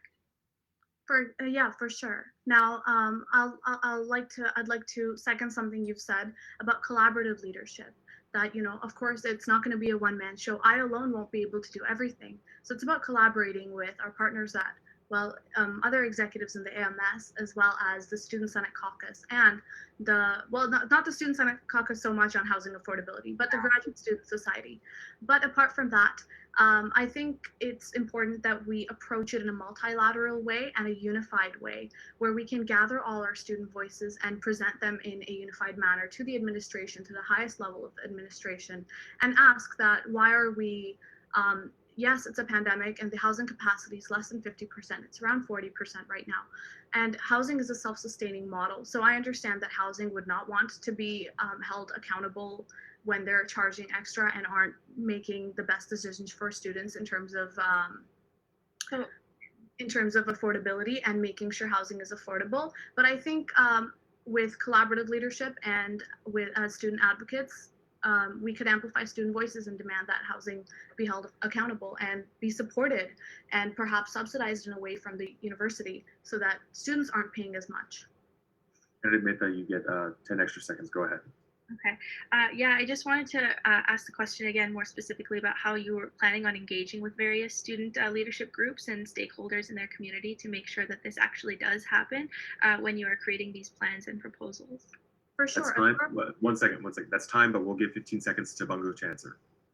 A thorough consultation process would be it. Of course, collaborative leadership, I have built relationships within the AMS and the GSS this past year, taking those forward, consulting with various student groups on campus and the constituencies, the undergraduate societies. I think there's great scope to get holistic information and data from those places and not to understate the importance of data when we're approaching this type of an issue. So to answer your question, a holistic consultation process. Thank you. Thank you. I believe we have fact check. And this will be for candidate Bangu. You mentioned that housing capacity being at only 40%. That was basically true for November of 2020. The Ubyssey reported that Orchard Commons operated at 41% capacity for the fall semester, but that capacity was set to double in January of 2021. Upper year winter housing was at 50% capacity, and then upper year year-round housing was at 80%. So yeah, you were right for Orchard Commons, but that was of last year. So now everything is set to go up, but only Thanks for that fact check. I'll keep that in mind. Thank you. Cool. Moving on to that was last Ubyssey questions. Now we'll begin questions from the audience, of which there are quite a few. So this will be kicking off with candidate Mehta. Okay, cool. So I don't know why it's a coin flip. Right. So the first question is going to be, this year, the AMS's engagement with governing bodies has diminished, with significantly fewer submissions to the BOG, and one of the few years where a VPAUA was not also a senator. While other parts of this role, like engaging with Ubyssey executives directly, are important, how will you balance this with engaging directly with governing bodies and student representatives that serve on them? Does that make sense? 60 seconds, go ahead. Thank you so much. I just wanted to clarify a few things as well with this question. I think that it's extremely important for the executives to be providing well-developed and timely submissions to places like the Senate and the Board of Governors. This year, I worked alongside the current VPAUA as the associate, and so projects that we worked along collaboratively, I tried my best to support. But if elected in this role, I will be able to use my experience of the past year and make sure that all of these are taken care of in the best of my ability. Beyond this, I think that it's important for us to recognize that these submissions and things require a lot of community engagement and consultation, and bringing forward student experiences and voices, which is something that I've spent the last year connecting with and learning how to do, bringing forward all of my experiences working in the community. And the last piece is that this year was very difficult to navigate for a lot of executives. Nobody knew that this was going to happen, a pandemic and transition online, as well as Georgia's election occurred during a special election, and she had no previous AMS experience. So given the learning curve that our team had to take on in the middle of this pandemic, I know that I have the experience necessary to make sure that all of these submissions are made moving forward. Thank you, Candidate Mehta. Candidate Bangu, do you need the question again? No worries. The question is, engagement with governing bodies has diminished, with significantly fewer submissions to the BOG, and one of the very few years where VPAUA was also not a senator. While other parts of this role, like engaging with Ubyssey executives directly, are important, how will you balance this while engaging directly with governing bodies, rather than just executives, and student representatives that serve on them? So does that make sense? Yeah. You've got a minute, go ahead. So with my experience as a senator on a governing body, the highest academic governing body this past year, I can say that I've had the opportunity to develop that work ethic, that experience, and those relationships within the Board of Governors and the Senate, that I will be able to approach this and make those timely submissions, ensure that student voices are being heard when they matter most, not after the fact, not some sort of statement after something's already been done or something like that. So I'd say I have the experience when it comes to that, coming from the highest academic governing body. I know what it takes to represent students, 56,000 plus students, as an elected representative. Approach this in a very holistic manner, ensuring that all our voices are engaged with student advocates, whether it would be in the AMS executive portfolio, all the student senators, the Board of Governors representatives as well. So yeah. And sorry, if I didn't run out of time, can I just add one thing? I'll give you 5 extra seconds. Yeah, definitely the most important pieces for student advocates are fellow student advocates. So instead of just faculty and administration members, it's important we work with student advocates to get our voices heard. Thank you, Candidate Bangu. All right, so now we've got one more question, but audience, please remember to send your questions off to Charlotte. These are your this is your only contested executive race, so make sure that you give them both some tough questions. So. Right. So this next question is going to be on mentorship, which has been something of a theme this election. Starting with candidate Bangu, because this question is directly addressing you, this is the only non-contested race, and Bangu is the only non-AMS staff running for an executive role. How will you encourage mentorship and outreach for next year's elections? And so both of you will get a chance to answer this. But candidate Bangu, you have 60 seconds. To be honest, if I can just say something, over this past year, I've been mentored by 2 excellent student senators who I've always looked up to. And I think I've really learned how to mentor, whether it's setting up meetings with the candidates before and encouraging them to run, answering all questions honestly instead of discouraging others. I know that that can be a tactic a lot of times, announcing that you're running, but in kind of like a how do I say it? Conspicuous way where you're kind of discouraging other people from running by announcing that you're running yourself.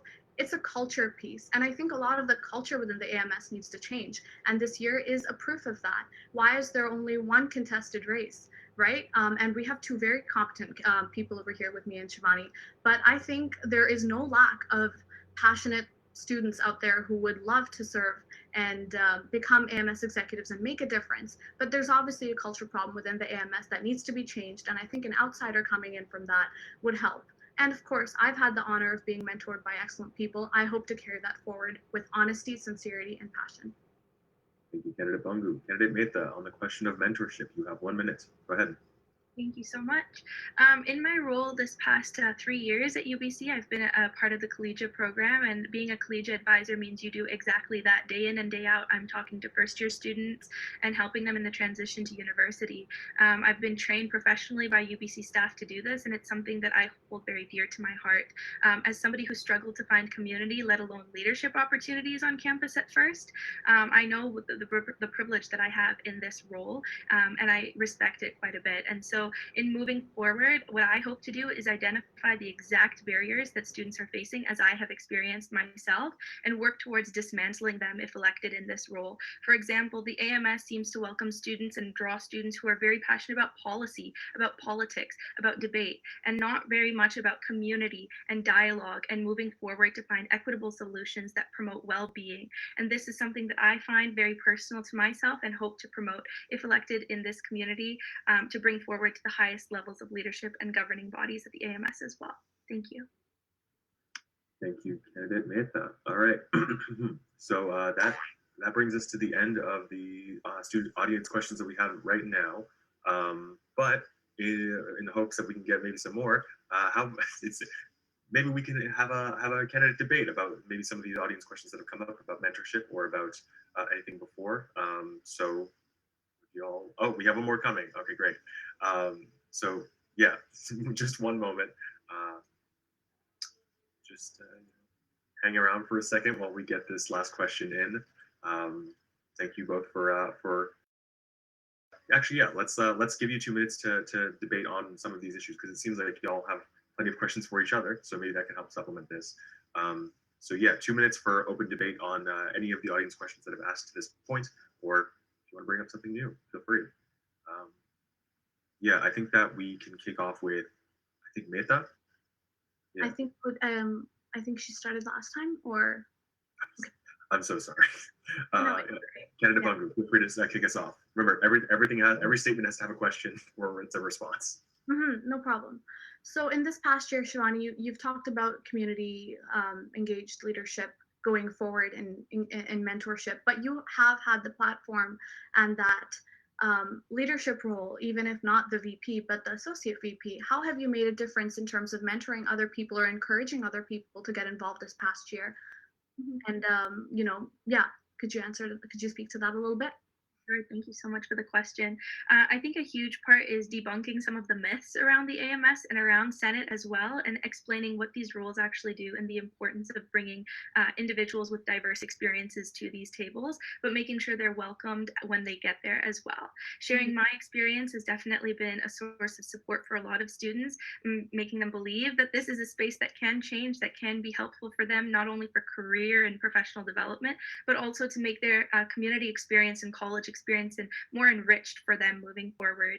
Action items that I have taken to do this is I was part of the Student Leadership Conference Planning Committee this year, where I did a lot of outreach with students.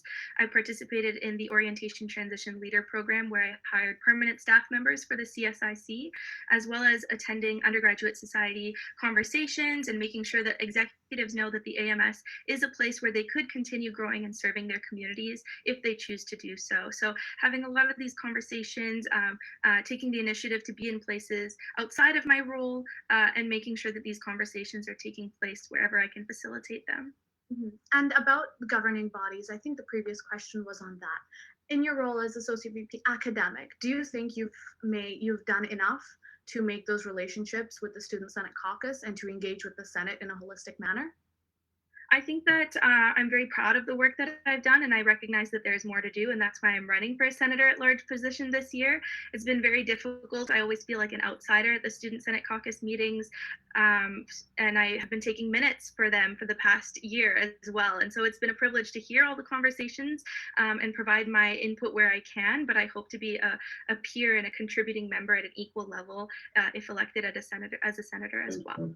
Thank you, candidate Mehta. Thank you, candidate Bungu, for a rousing debate. And we've got one last question, then we'll move on to closing statements. So this question is going to be about graduate students. Hell yeah. So this will be starting off with candidate Bungu.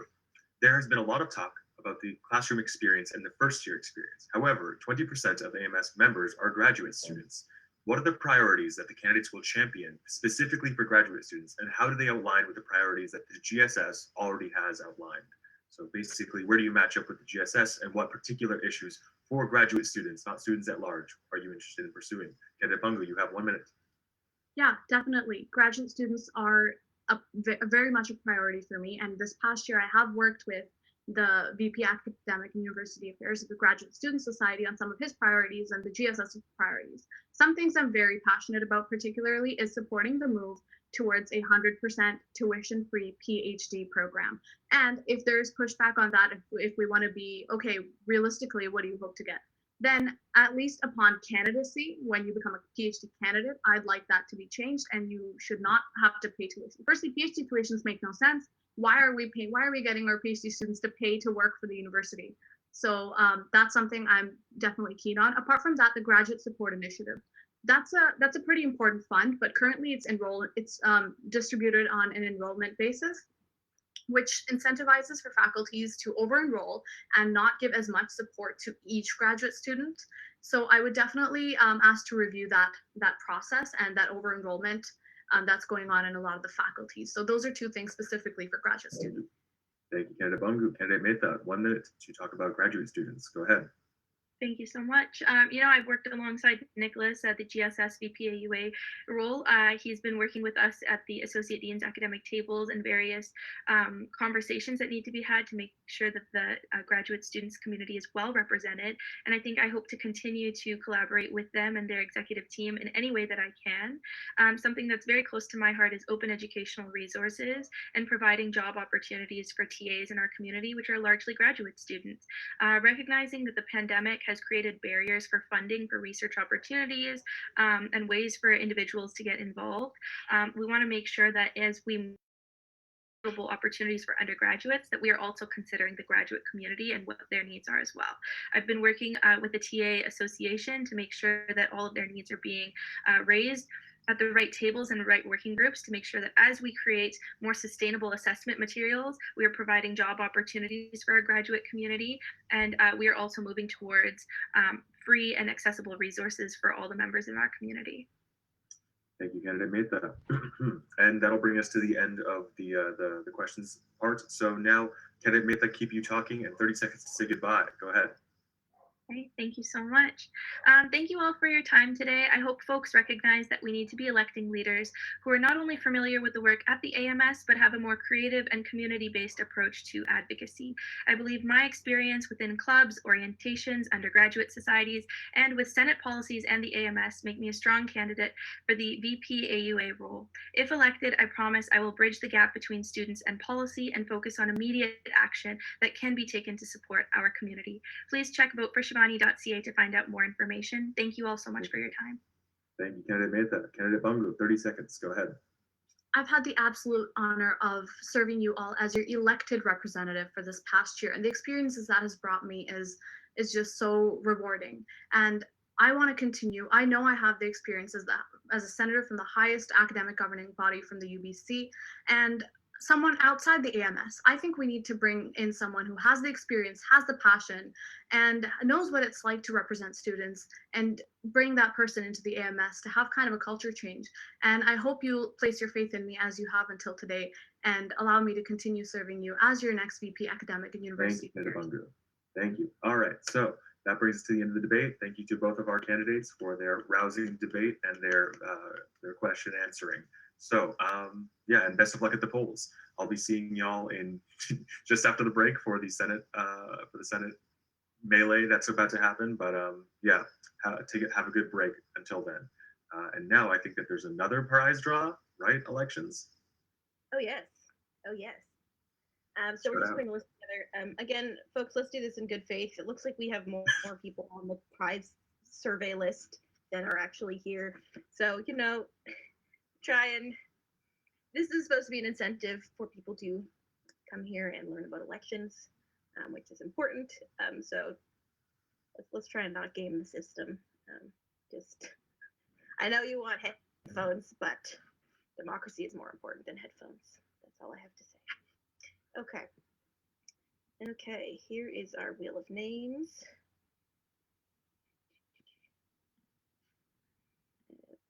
Okay. So for the gift card,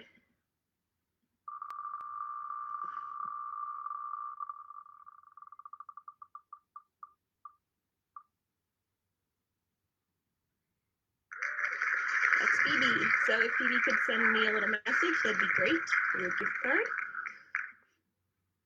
Then for the headphones,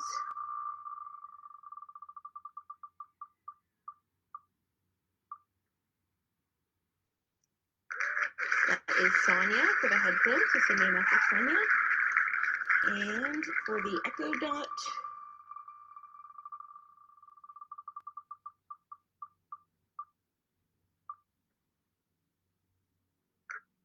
that's Juliana. So just send me a message, and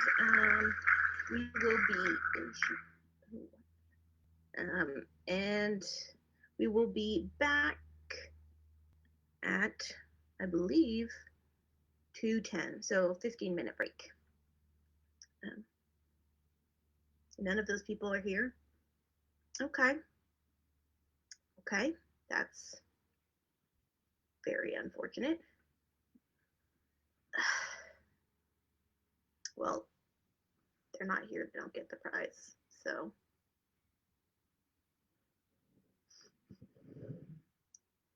okay.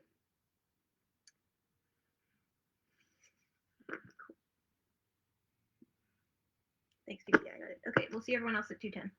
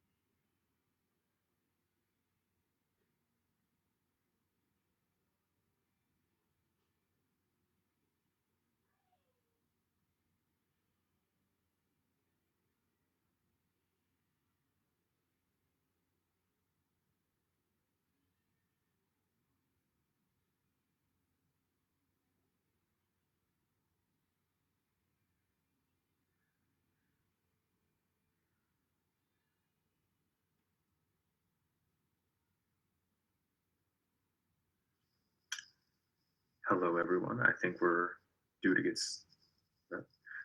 started, but before we get started, Isabel has one announcement, and then so do I.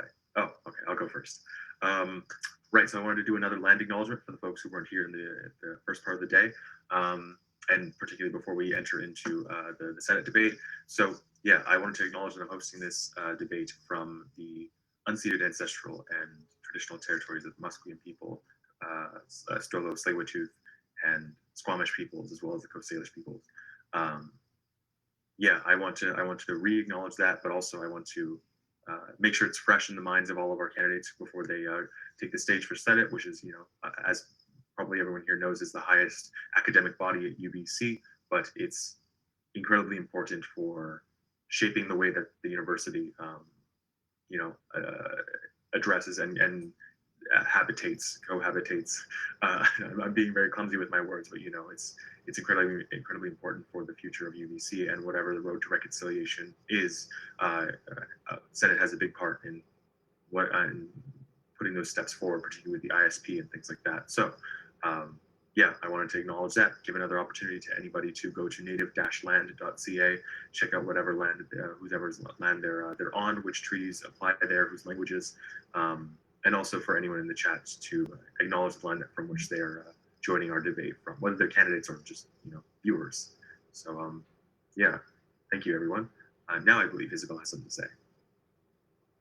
Yes. So in a quite frankly very disappointing turn, it looks like some people are just like putting 10 submissions into the survey with like made up names of the same email, which really, if you're going to hack a survey, is very poorly done.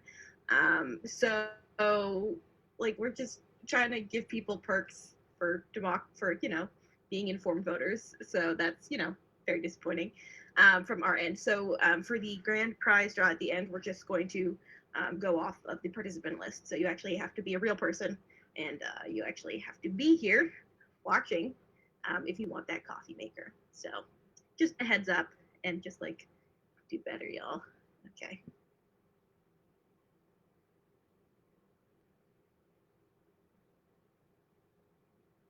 Yeah, do better. Come on now, folks. It's just a coffee maker. I mean, what a weird thing. All right, whatever. Right. So if we can get, I guess we're not going to be this one because it's a whole thing. So if everyone could switch to gallery view, or actually, Isabel, are we? Oh yeah, no, we can't do the spotlight because there's too many people, which is a good thing. Not complaining, there's a lot of candidates. Yeah. But yeah, if the candidates could just turn on their video and that, and then yeah, I think gallery is probably our best bet. So, Yes.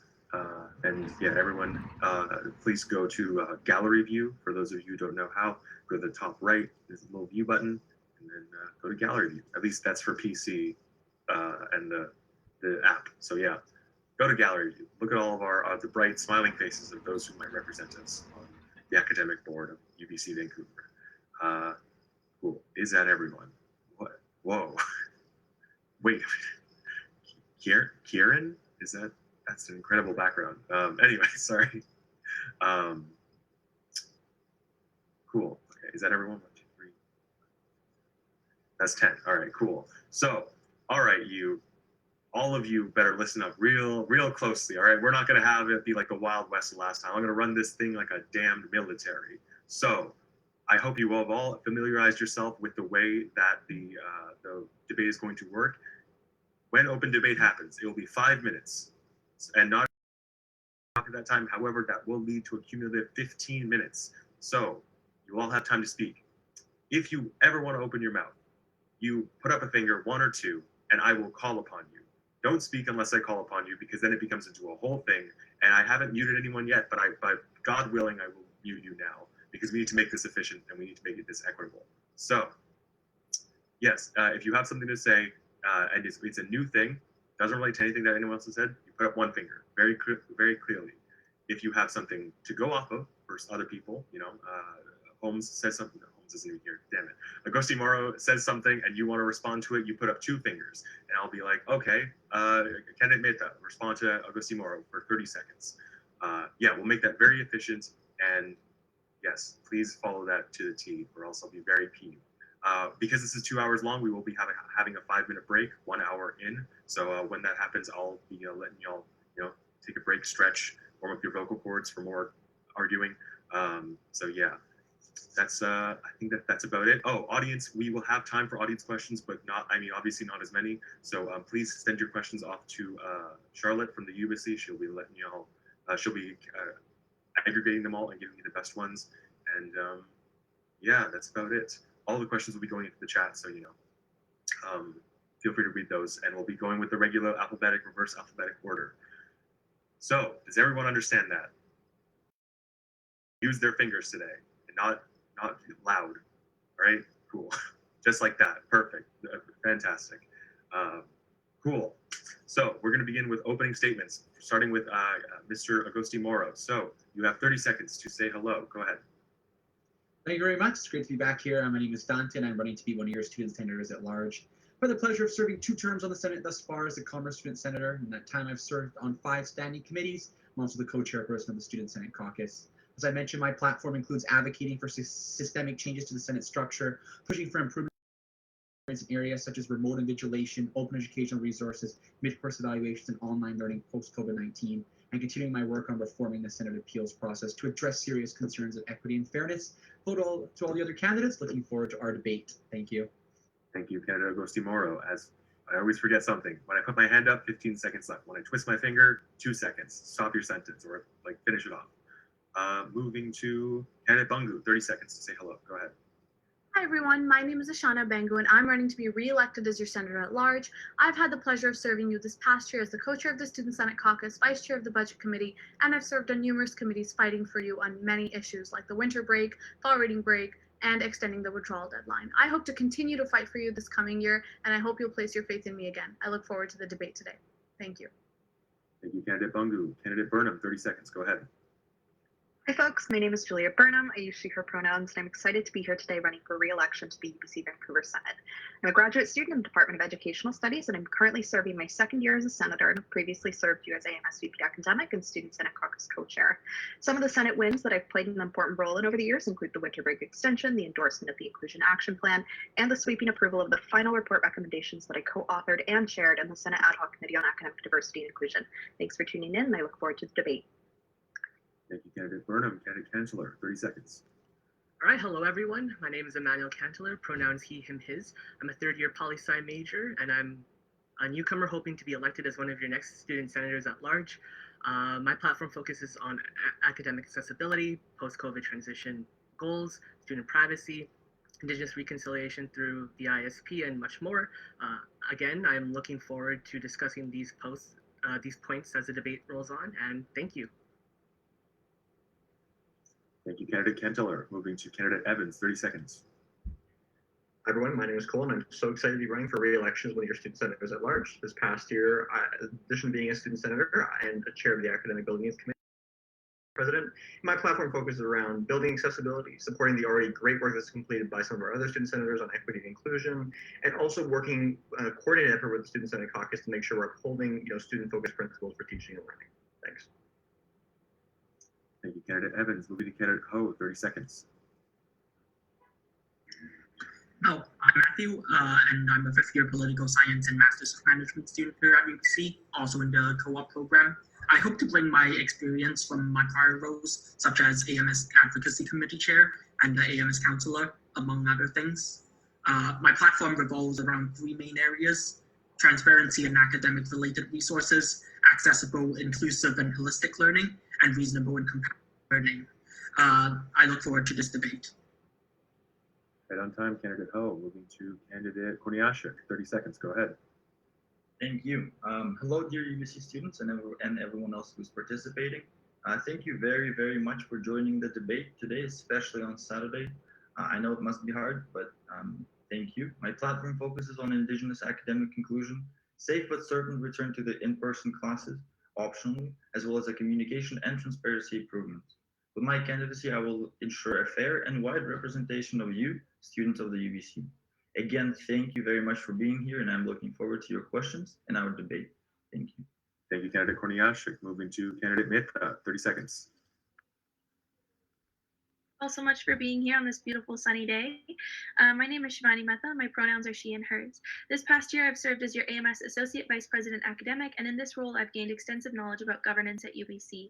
My platform focuses on continuing the fight to pass a motion to limit the use of proctorio, limit the cost of learning materials, and to implement changes to the exam hardship policy. My community involvement has given me not just the knowledge that I need to advocate for you in the Senate, but to bridge the gap between students and policy that currently exists. I look forward to answering your questions today. Thank you so much for your time.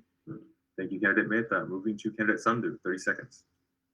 Thank you to those joining us today. My name is Anisha Sandhu, and I'm running to apply the knowledge I've gathered as the LFS Student Senator to deliver results. This past term in the Senate was spent gathering knowledge on the implicit operations of the Senate to understand what kind of action I can take as a student senator.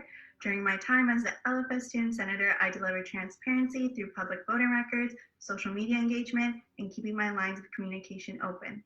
I will scale this up and bring the larger student body transparency and direct pathways to engage with their peers on the Senate. Thank you. Thank you, candidate Sandhu. And take us home, candidate Yi. Go ahead, 30 seconds. Thank you. Hi, everybody. My name is Georgia Yi, and I'm running for your Student Senator at Large position. Having the pleasure of having served as your AMS VP Academic and University Affairs this past year, I've tackled critical student issues like proctorio, international student policy, and the climate emergency with a keen eye for implementation. I'm really excited to talk to all of you about my justice and student-centered vision based on holistic affordability, creating a just and equitable improving access to online and hybrid learning, and addressing the climate emergency, as well as creating a supportive community for students. Thank you. All right, so folks, we're going to move into the Ubyssey questions period. For this, you will get 60 to 90 seconds to answer, and once we get through all 10 of you, we'll be moving to the open debate, for which we've outlined the rules already. So yeah, kick us off, candidate Yi. The first question is going to be, the Senate did not act on many of the recommendations made in the Ombudsperson's report last year. Which recommendations would you push for? Which recommendations would you push to be addressed this year? Candidate Yi, you have 60 seconds. You're muted. You're muted still. Thank you. Sorry about that. I hope that doesn't take away from my time. Thank you. I think one of the key recommendations that came out of the Ombudsperson report, I think one of the things that we've been working with the Ombuds currently is on current international student policy to make it more fair and equitable as well. The current Ombudsperson report also tackles a variety of issues. We've also encountered a lot of issues surrounding academic misconduct as well this past year and that are very high profile. So I think that there needs to be a much more linear process for dealing with academic misconduct and dealing with it proactively, and to ensure that students also have access to a more streamlined approach to the PAC-SD process, and that they are guaranteed that all decision makers related to academic misconduct and other decisions are also trauma and trained as well. Thank you. Moving on to candidate Sandhu. You have 60 seconds. Go ahead. Sorry, just to clarify, one recommendation, correct? Yeah. You can expand on a recommendation from the Ombudsperson, but yeah, go ahead. Okay. I would focus on the timing of the appeals for students who are coming to the Senate to appeal an academic decision, because right now we are spread across all around the world, and it is unfair for someone to advocate for themselves when it's perhaps really early morning or late at night, and giving them the opportunity to fully articulate their reasoning to the appeals team.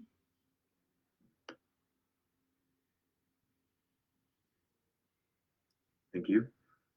Moving to candidate Mehta. You have 60 seconds. Go ahead.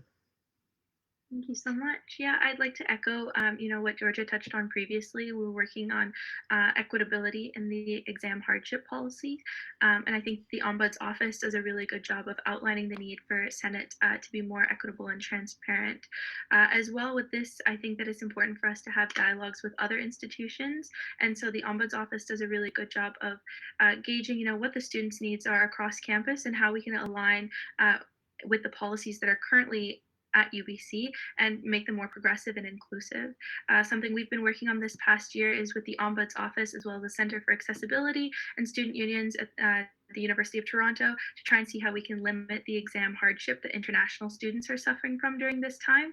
And so I look forward to continuing that work if elected in this role. Thank you. Thank you, candidate Mehta. Oh yeah, one thing, and this isn't a comment on any of the people who've spoken so far. Please don't like Google things in the middle of this. You wouldn't have that opportunity on stage, and like it's a kind of a I can't lock down your browsers, and sorry, terrible choice of words. Yeah, just don't Google things. Work on what you know. But anyway, moving to, but again, that wasn't a comment on anything that anyone had said so far. Koryashik, you have 60 seconds. Go ahead. Thank you so much. I would just like to acknowledge that I'm not the most familiar with the topic, but I am familiar. But one of the recommendations that I would like to address with my candidacy would be the building of a framework to assist adjudicators, and especially that's important for the international students that aren't able to access the resources that they can, even though that they're all online. It's a lot easier to access them when you live in the same time zone, not a 12-hour time zone. So that's very crucial for the supporting of the international students and their mental health as well as their academic journey throughout the university. That's all I have to say. I wish I could say more. I definitely will, but thank you. Thank you, candidate Koryashik. Moving to candidate Ho. You have 60 seconds. Go ahead.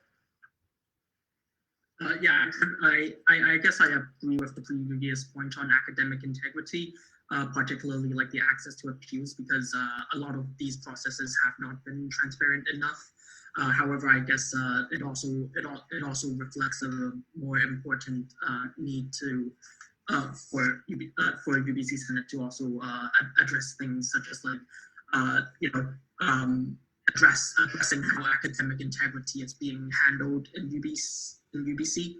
Like UBCO has a working group, and I think UBC Vancouver should also have something similar in order to, better work on what was suggested in ombudsperson report for, issues relating to academic integrity, and making sure that these appeals processes aren't being missed by students, and that they have full access to them to make sure the process it can speed up in process. Thank you, candidate Ho. I will note that we're halfway through, and we've had I think 3 people talk about the appeals process. If you're going to bring it up, feel free to add more information, but I'm not going to accept any more. The appeals process needs to be, so please keep that in mind for the remaining 5 candidates. Moving to candidate Holmes. Sorry, I saw Ho and I saw, oh God, candidate Evans. 60 seconds, go ahead. We're rocking the same facial hair now, so. But I'm not going to mention appeals. I've actually had the privilege of receiving this report twice in both my different roles that I have capacity to serve in. One of the things I think is an important recommendation that fits in with another one of my platform points, I know with some of my other colleagues as well, is making sure that individuals who sit on adjudication panels or tribunals are receiving proper procedural fairness training before they hear their first case. We've seen a lot of cases in the Senate and other sort of bodies that sometimes we have people sitting on these panels or adjudication groups that don't have proper procedural fairness training, which does lead to some equity issues down the road. So I think that's something that we definitely need to look at, and how we're reflecting that in our procedures for our appeals committees or discipline committees in the Senate. The other thing that's a bit separate from the report, but I know that's also being worked on the faculty side, is what resources are we providing for faculty? This wasn't exclusively in the ombudsperson report, but I know there's a lot of conversations about, how can we either expand, the current resources or create fully separate resources to, help faculty out when they're encountering issues. Thank you, candidate Evans. Moving to candidate Cantler. You have 60 seconds. Go ahead. All right, thank you very much. I just wanted to echo a lot on what Shivani said about the need for accessibility and accommodations in terms of the final exam hardships. This is something that's rooted in my platform as well, because that the extended or with the establishment of the fall reading break, examination times are going to be shortened from 16 days to 12 days, and it's important to maneuver around on how that will affect students with their final exams. And yeah, it's important that in my platform that I want to move toward reforming policy J102. I know it not entirely does relate to the omnibuds person report. Being totally candid, this is another barrier of researching the Senate, a lot of documents. But this is something that I'm in favor of, just jumping on top of what Shivani already mentioned about examination hardships. Thank you, candidate Kentler. Moving to candidate Burnham. You have 6. Thank you. I actually ended up chairing this Ombudsperson for Students Advisory Committee when I was at the AMS a couple of years ago. So it's exciting to see this here. I want to shout out to Dante and Natasha, who have done a lot of the work in taking up these recommendations within the frameworks of the appeals work. Natasha, student senator from law, who's done a lot of work on this particular and is chairing this external review. Cole already mentioned the training module piece, but student senators have taken the initiative to request this training from the Ombuds office for ourselves on procedural fairness every year, and that's been really useful. So that is definitely something that I'd hope that we could extend to everyone else, and I would encourage folks to read the Senate 23 recommendations that we have around this. But another important piece, which isn't necessarily exclusive to the Senate, but the piece around students having less rights than faculty to respond to any final reports before it's being submitted to the final decision maker. This is especially important in policy SC17, and that was something that I had fought a lot about, but unfortunately through some different collective agreements, it's not currently in place, and we should be trying to enshrine more rights for students.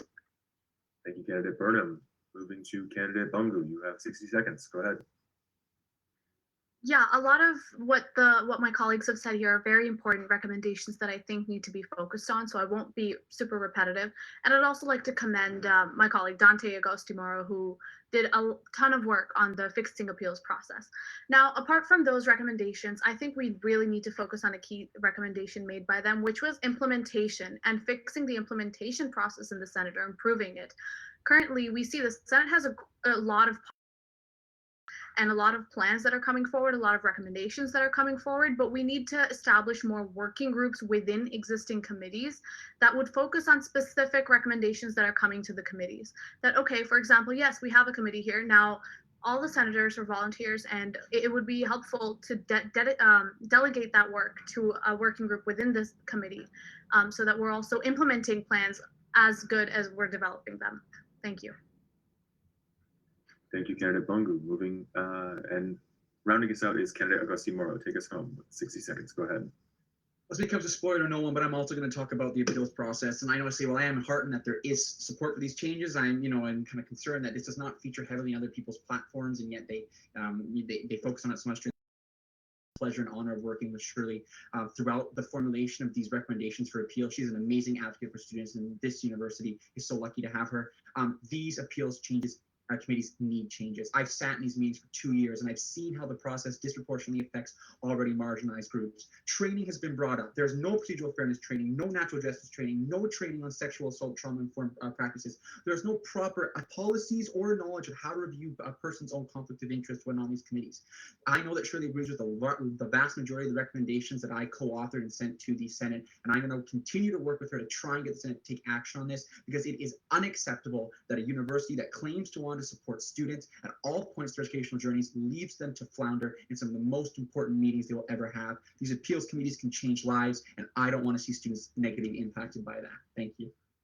Thank you, candidate Agostimoro. All right, now we're moving on into our first open period of open debate. This one is going to be about policy recommendations from the ombudsperson. Could be about the appeals, since many of you seem to know about that. But yeah, so we'll have 5 minutes. Does anyone want to kick us off with show me by your fingers? Candidate Agostimoro, I saw you first, so go ahead. You have 30 seconds, and just every statement should have a question at the end of it, unless it's a response to something else. So don't just take the time to pontificate. There's plenty of people here that want to speak. So Agostimoro, go ahead. Absolutely. It's a question for those who are not currently on the Senate. And, you know, I'd like to know more about your experience in reviewing the appeals procedures and what exactly the parts that you think need to be changed. I'm just curious to hear what some of the non-incumbents have to say about that. Fingers, anyone want to take Mr. Agostimoro's question? Candidate Yi, go ahead. I think throughout this entire pandemic, like there has been a shift in the balance and adding on to the already like structural gaps in equity and how we're tackling it. You know, international students, for example, they've been made to engage in appeals appeals meetings or academic discipline meetings, you know, in the middle of the night. And this is like something that I've been directly in consultation with the AMS advocate about, and like directly with international students that have gone through this as well. And I think there needs to be a standard practice, you know, established for, you know, this student will go through, this student will enter this, will have this meeting at a time, and that they should be aware of like their own rights and responsibilities during this meeting. I think it's also really key that everybody also has the trauma-informed training as well, to be able to navigate, you know, what are the complexities of what students might be going through, you know, how to incorporate mental health literacy. Candidate Yi, thank you. Moving to, sorry, Candidate Agostimoro, do you have a direct response to Yi? Yeah, I just have a quick question. If you could expand more on these instances of appeals happening during the night, because I serve on all 3 Senate appeals committees, and I've never heard of a meeting being held during the night for the students. That is one thing that the community actually try to do, is to be accommodating. I think there are other much more important issues that need to be changed before something like that, which I don't really know if it's actually prevalent. So Yi gets 15 seconds to respond, and then Matthew Ho is up next. So go ahead, Candidate Yi. Sorry, can you restate the question? I'd like to know more about these appeals that are happening in the middle of the night, because I serve on all 3 appeals committees and I haven't heard of that. You know, where is this exactly prevalent? Yes, so I have heard of like international students, or directly in consultation with the AMS advocate that is like directly supporting these students, that, you know, they're often finding that they are also being made to, you know, attend these committees. They're also put into the same Zoom meeting as well, and then made to sit in the waiting room as well. So how do we navigate some of the student privacy issues that come up around that as well? I believe that this is also in an ombudsperson. I don't think it is for public knowledge, but it was circulated to the ADA table, and it is coming to the Academic Policy Committee for discussion, as well as they're in discussion with the Policy J102 discussion as well. But it is also it is something that a lot of international students that have been subjected to Right. Candidate Yi, I think you've made your point. I think it's come across. Moving to Candidate Ho, and then Candidate Burnham afterwards. Go ahead, Candidate Ho. Before I respond, can I just double check what Candidate Agostimoro's question is, just one more time? The question? Yeah, his initial question that required the responses from candidates currently not in Senate. Sure, Candidate Agostimoro, feel free to restate. Very simply, what do you think specifically should be changed about the appeals processes beyond what's already been said or been found on the platforms of other candidates? Because they're very specialized processes, and I'm curious to see what people who are not involved directly in them have heard about them. You know, like I said earlier, and sort of also my one of my platform points, that I think that the bigger picture needs to be addressed, because at the end of the day, academic integrity is something that you know, it's a lot more nuanced, especially when you're looking at things like the Math 100 incident. I don't think normal students would, you know, say, I want to cheat and therefore I will cheat. There is a lot more nuance behind the reasoning behind, you know, there's no, you know, why would they be motivated to cheat? Is it, you know, is the systems that they're having assessments in being very prohibitive? I think, the Math 100 incident having been talked about in AMS Advocacy Committee and on AMS Council, which I made statements on, is a clear indication that, we need to address the bigger picture. Thank you, candidate. Thank you, candidate. All right, and I'll give 30 seconds to candidate Burnham to round us out. Go ahead. I just wanted to add a clarifying note to complement Dante's questions there, that the appeals and the president's advisory committees on student discipline are very different, and I'm imagining the circumstances that candidate E's explaining would fall under these PAC-SD hearings that are not actually within the scope of the Senate, although they fully report to it. I sit on one of the appeals committees. We haven't even had an appeal yet this year, so while the PAC-SD issues are important, they are more so something that would be performed in an AMS role rather than at the Senate. Thank you for that clarification, candidate. Oh my, someone's backing up next to my apartment. I'm sorry. Thank you for that clarification, and we'll be moving on. That was the first. Hey, that wasn't that bad, Moving on to the next question. Right. So this will be beginning with candidate Augusti Morrow. Right. So the question is, and this you will get 60 seconds to respond. Augusti Morrow. Student senators frequently butt heads with some faculty and convocation senators. How would you work with other senators to get things done? Candidate Augusti Morrow, you have 60 seconds. Go ahead. I am so glad you asked this question because it is an unfortunate truth. And I want to say I'm not speaking for all members of the Senate here, but there's an unfortunate truth that student senators are constantly and consistently infantilized and pushed aside during their work on the Senate. There's a view that they are simply students who are there to make noise and not actually contribute productively. And that's something that I've been very outspoken as, especially as co-chair of the Student Senate Caucus, elected to try and speak on behalf of my colleagues to push for. We had a recent meeting with Santa Ono is the president, who is the chair of the Senate, and he has committed to taking steps to bringing students and faculty closer together to speak on how we can change this culture that has developed in the Senate. And I'm going to say again, there are tons of great people in the Senate who support the actions of students and view us as colleagues, but there's still a great deal, especially in the non-open committee processes, who do not treat the student senators with the respect and fairness that we deserve. We come informed, we come with knowledge, we come with lived experiences, and we would like to be taken seriously as such.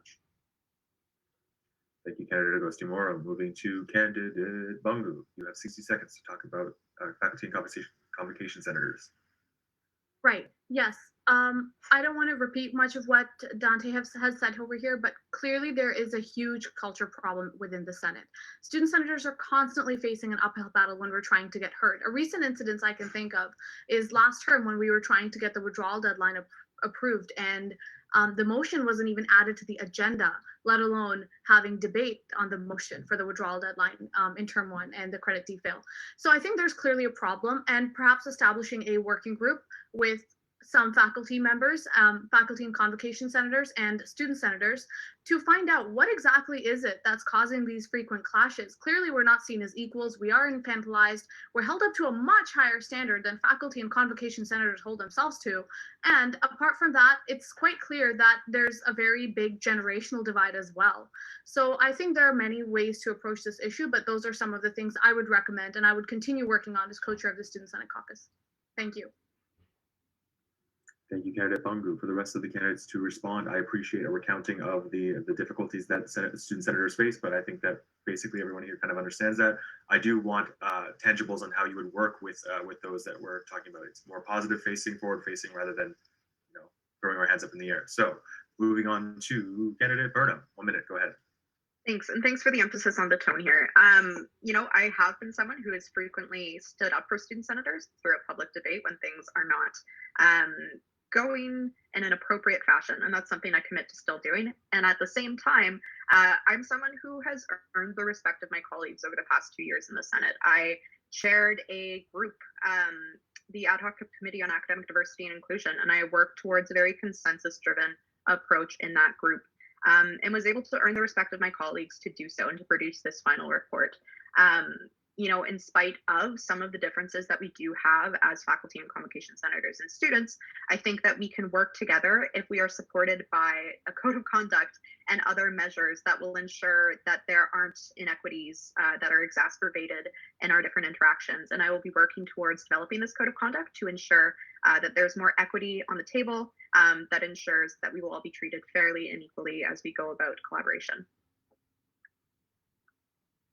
Thank you, candidate Burnham. Moving to candidate Kentler. 60 seconds. Go ahead. All right, thank you very much. Yes, I've heard about this problem when I reached out to many incumbent senators to learn more about the Senate. Clearly, if we want to be on more, if we want to see eye to eye with these faculty senators, I think what's really important is to have a collectivized and unified voice, not through just the student senator caucus, but through reaching out to the student population and getting backed and supported by the student government, the student body population, through reaching out to them in multiple avenues, such as social media outreach. I believe that if we reach out to students and students understand what the main problems between the student senator caucus and faculty senators are, and support us in our advocacy goals, then we can better facilitate them with the faculty senators. Thank you, candidate Kentler. Moving to candidate Evans. You have 60 seconds. Go ahead. Thanks, Bob. And yeah, I think for me, a lot of that work, like what I would be able to accomplish if I were reelected, is doing a lot of that work in committees and like building those relationships in committees. Of course, as chair of the Academic Building News Committee, I've been able to earn a lot of trust and respect from the faculty and convocation centers that are on that body. Other committees that I've sat on, again, those conversations that you have with other senators, and a lot of those conversations build those relationships, and then I have those senators reaching out to me with words of support during Senate meetings, and and talking about things behind the scenes. So I think that to build off of what Julia had mentioned, I think that I'm uniquely positioned in a way that I'm able to sort of build up a lot of that respect with some of those faculty and convocation centers that will be able to deliver a lot more effective work in the Senate as a caucus, because when we have those individuals who have that sort of notoriety with some of the other senators on the body, it's a very large body, that we're able to move our agenda forward. Thank you, candidate Evans. Moving to candidate Ho. You have 60 seconds. Go ahead. I guess on one hand, I've had good relations with some of the people that I've worked on Senate, such as Dean Averill on the Faculty of Arts Council. But on the other hand, there's also issues like the very visible case before, where the regrettable remarks made by a faculty senator who has since been retracted. Personally, I think my take on this is that there needs to be a more respectful environment, especially at tasks that stem from the committee stage. Currently, we've had student senators making motions on Senate which got shot down because they haven't gone through committees. But at the same time, if you look at minutes from areas such as on DHKU, Solder Dual Degree Program, you see that concerns were made in the committee level, but they weren't addressed, and they weren't even addressed during the during the Senate, and the thing got passed after all. So I think it's this is a very typical case of voices not being heard, and I think this is very structural and needs to stem down to the committees. Thank you, candidate Ho. Moving to candidate Korniashik. You have a minute. Go ahead. Thank you very much. Well, it's quite terrifying knowing that this is happening in our university among student leaders. And I believe that us as university students, and especially student senators, potential, we need to work as a team, and we're working for a common goal, not individual goals, especially as student leaders. And therefore, with my candidacy, I would ensure that a close contact with individual close contact with the other senators is in place, as well as bi-weekly discussion with each. We're one team. We're not individuals, as I said, and I believe that with my character and with my experience in the past, and having 4 brothers, is definitely going to be a good benefit to my work this year. Thank you. Thank you, candidate Korniashik. Just to reiterate the question, I'll give you 15 extra seconds. It wasn't about in the student senator caucus. It was about faculty and convocation senators who are not necessarily treating student senators with respect. How would you work with those senators who are much older and might look down upon student senators? 15 seconds. Go ahead. Definitely. I didn't want to bring this up, but I do about the brothers and stuff.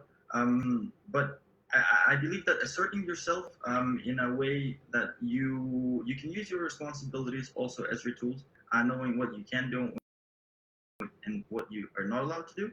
I would use those as means of communicating. Thank you, candidate Korniashik. Moving to candidate Mehta. You have 60 seconds. You got the question? I'm good, thank you. Good stuff. With regards to student senators frequently butting heads with faculty and convocation members, it can be a very troubling and challenging experience, and I empathize with the current student senators in this. Through navigating these issues, as it's been mentioned before, these are structural issues in the way that there are these generational gaps and relationships that we need to be able to navigate and reaffirm our commitment to moving forward as a school together. Some ways in which I hope to do this, as outlined in my platform, are increasing the frequency of the committee meetings. I think that when you meet people more often, you understand, the way they work, their personalities, as well as their experiences and what really drives them to do the work that they're doing. And so by increasing the frequency of these committee meetings or the working group meetings under that, I hope to really foster a sense of well-being, as well as reaffirming the principles of the strategic well-being strategic framework, one of which of the principles being collaborative leadership and well-being. Thank you. Thank you, candidate Mehta. Right on time. Moving to candidate Sandhu. You have 60 seconds. Go ahead. So looking at what kind of actions can be taken to mitigate butting heads within Senate, I would say for me it comes down to two things. One thing is having patience. I would say that's something I do have, but it is very helpful in those very heated settings and taking a minute to realize really what has been said and what can I say to either mitigate this situation or address it in a way that it's not going to get an aggressive response. Also, once you become more familiar with the Senate and the membership, you have a more deeper understanding of some of the views within there. And as you prepare for the meetings, you can identify what people might say, and a way to go about mitigating any butting heads is thinking of preventative statements or strategies around motions that are presented. Thank you, candidate Sandhu. And candidate Yi, you have the final word. Go ahead. Yeah, thank you so much. In my current capacity as VP Academic and University Affairs, I've also been able to build relationships with current faculty, senators, and chairs of committees as well. And I've also sat on almost 50 different university committees where I feel like I'm the only student in the room. And I can definitely feel for how isolating sometimes or disempowering it can be when there are the faculty senators that may not respect that opinion, which is very disappointing. I think it's also really important to create those regular touch points with faculty senators in committees and come from a place of mutual understanding. What we also need to do is to shift away from kind of factionalism with the understanding that faculty issues are aligned with student issues. I would also echo some of the comments made around establishing a code of conduct that every senator is onboarded with, and also look to establish a process if there is conflict that arises, that will it be dealt with. Thank you. All right, so now we're moving into the open debate portion on the matters of student senate and convocation of faculty senate relations and how you would improve those. Perhaps a potential point of discourse is that some of the incumbents seem to be leaning on prior relationships that to indicate that they will be better at this. So maybe some of the newcomers want to push back against that, do something about that. Anyway, I'm not debating. So is there anyone new? Mr. Cantler, I don't believe that you've had a chance to speak, right? Is that true? Yeah. Okay. Go ahead. Starting our 5 minutes now. All right. So this is. I'm going to give some context and then follow up with the question. So with context, last year, involving myself, something similar with this was helping out the previous art senator, Charlotte Gilby, in passing the proposal to pass, to have all arts majors recognized on arts diplomas. And it was really shocking to me to hear the news that until it passed, all art senators just had faculty of arts on their diplomas.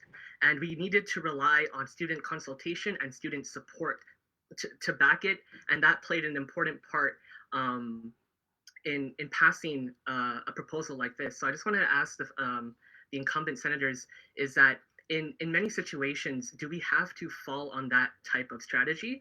And if not, from one I'm not aware of, is there any alternative ways that we can get like definite student support, student voices with us that when faculty senators look at it, they're like, okay, the students want this, the student senator caucus wants this, and I think your question's across.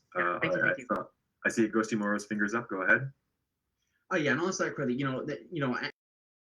here as well, because I don't want to paint the Senate as a body that doesn't listen to students. That's not true. The vast majority of faculty and combination members on the Senate do support students. They support our issues, and they have their own issues that we also support as well. And I think that there's oftentimes when faculty senators look at what the students are bringing and say this is important. It's about, as Julia mentioned, respect and relationship building. And faculty senators have their own responsibilities to advocate for what they believe their elected representatives need as well. So there's definitely buy-in. It's not all terrible. It's just things that we can work towards to make it a more collegial place. But inspired by many of my faculty colleagues on the Senate, they care greatly for students and UBC, and we can continue to harness that. Thank you, candidate Ghosty Moro. Moving to candidate Bungu. I don't believe you've spoken yet. Go ahead.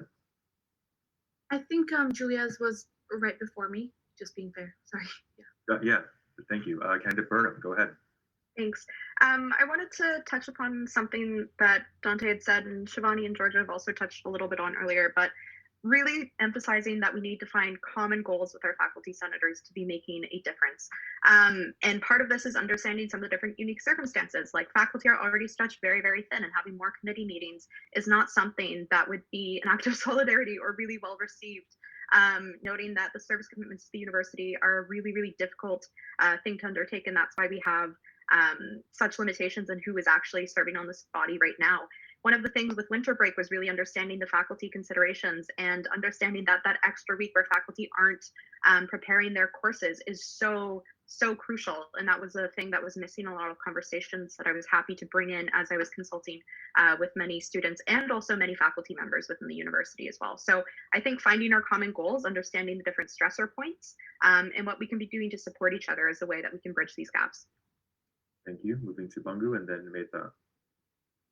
Yeah, I would like to echo some of the comments made here about that. Yes, it is an uphill battle a lot of times, but it's not that it's like a constant war. There are many ally faculties that I've had the pleasure of working with as vice chair of the budget committee and co-chair of the Student Senate caucus.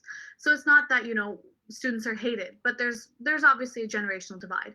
Another thing I think might be helpful might be term limits for senators, to have a little more of a rotation. Now, this may not directly impact this battle, if you want to call it, but also just the culture piece and having a rotation, fresh perspectives, and allowing the turnover might be helpful with the convocation senators who have served, some of them, for like 25 years. Another thing I would like to add on to what Julia said, that I do wonder about the feasibility of having more committee meetings, considering how much senators are already stretched very, very thin. So those are just two things I wanted to add. Thank you, Bungu. Mehta, go ahead. For sure. I completely acknowledge and I agree that faculty members are extremely tired, as we all are, but especially given the circumstances and the demands, the things that we've asked for year, it's important to come from a place of compassion and understanding, and I completely agree with that. I think this is more about how can we approach the situation creatively so that we are effective and productive through the Senate. If we have meetings once a month and other bodies such as in the provost's office are meeting once a week, they are able to navigate through these urgent projects and conversations a lot faster than senators are. And I believe that the Senate is where these conversations should be happening, as we have elected members and more student representation, and we need to figure out a way how to approach these conversations sustainably. Another piece, if I just can add quickly as well, is adding more working groups could be an alternative, comprised of larger diverse bodies. For example, the Academic Integrity Working Group, which I sit on right now, is underneath the umbrella of Teaching and Learning Committee. And so maneuvering things more creatively just to spread out the diverse perspectives that we're trying to support while also making progress on these things effectively. I just wanted to add that as well. Thank you so much. And we'll round out with 30 seconds to candidate Sandhu. Go ahead. Yeah, I think also a way to approach it is noting that a faculty senator do get stretched out very thin is when we're in that Senate setting, shifting the conversation towards, well, this is going to put a lot of pressure and extra stress on a specific group, changing the narrative and thinking what are those strategies we can do and maybe include in the motions that will help prevent those stresses. Thank you, candidate Sandhu. Very generative conversation, y'all. Okay, so now we'll take a 5-minute break. So we'll reconvene at 3:05 Pacific Standard Time. Take a break, rest your vocal cords, get some water, do whatever you need to, and I'll see you back in just a few minutes.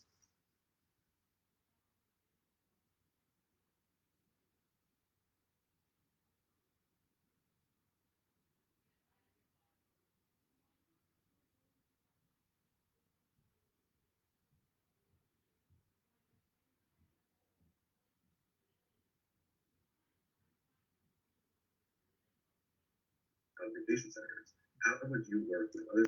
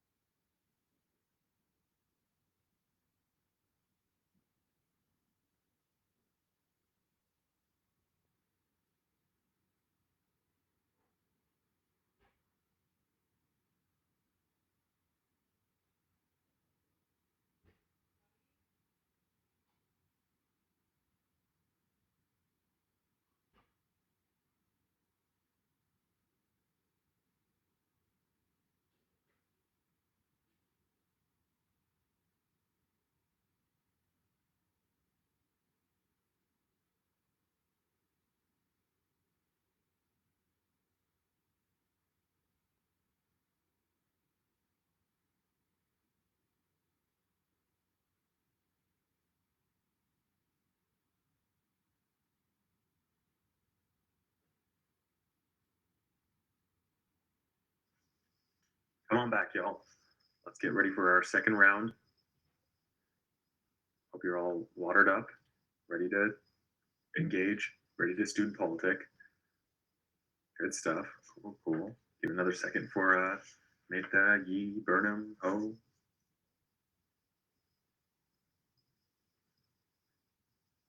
Sick, nice.